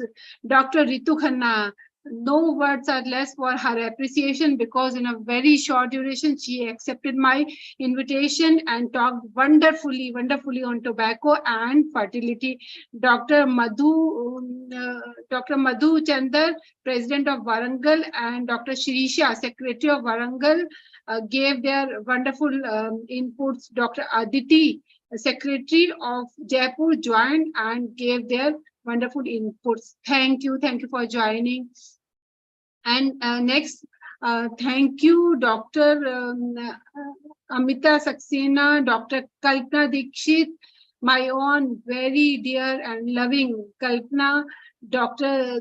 Dilip Kumar Sahu, Dr. Archana Messi, and Dr. Deepti Verma for giving me, for chairing my session and giving the important sum up notes. Dr. Charmila, madam, very friendly and always very helpful. Your talk was very good on the iron treatment of pregnancy with anemia. No talk is complete without the anemia talks. Dr. Amita Sinha, Secretary Patna was there. Dr. Tabassum Dhalla and Dr. Monica Pathak, Secretary of Raipur, is still there, and thank you for joining and giving the good comments. Dr. Poonam Agrawal, I must appreciate her. I have heard on the first time, but her talk was very brilliant and on a very good topic, alcoholic liver disease and the pregnancy. Thank you, Dr. Saida Rizvi, for your loving comments. Dr. Meena Samant, you give very good inputs, and thank you, Dr. Gupta, Sushma Gupta. I have not seen her here. I think she could not join. Dr. MC Patel, he was in Lucknow. Today morning he reached by the flight. Even then he joined timely and gave his wonderful talk. We always learn a lot from his talk. Thanks, my own batchmate and friend, Dr. Neeta Sharma. You were there in Delhi, president of Hapur. Even then, you joined and gave your wonderful comments. Dr. Deepshika, thank you. You are the secretary of Hapur, and you also gave your wonderful comments. Very important, and my heartful thanks to Dr. Shobha Gudi madam. Your efforts are wonderful, and आपके बारे में कुछ भी कहना लगता है सूरज को दिया दिखाने के बराबर. You are so humble, madam, so humble and always blessing, and such a knowledgeable person. You have really presented very good cases, and just like a teacher, you have taken this panel discussion in a very wise way, and 2 cases presented. They were very excellent. All the good inputs were given to all of us. Thank you, Kanchan. All the very best. All the very best for your. Thank you, madam, for your blessing. Thank you, Dr. Anju Soni, madam. As an expert, you have given very good insight into the topic, and I am very obliged with your presence. Thank you, Dr. Jyoti Agrawal, President of Mathura, for your wonderful presence and wonderful inputs. Dr. Sangeeta Arya could not join. Dr. Deepali Verma, really, you are a very knowledgeable person. You have given very good answers. I have seen you. You have a very keen interest in academics. Dr. Nidhi could not join. Dr. Garima Sharma still there. She is a very good academic person, secretary of Firozabad.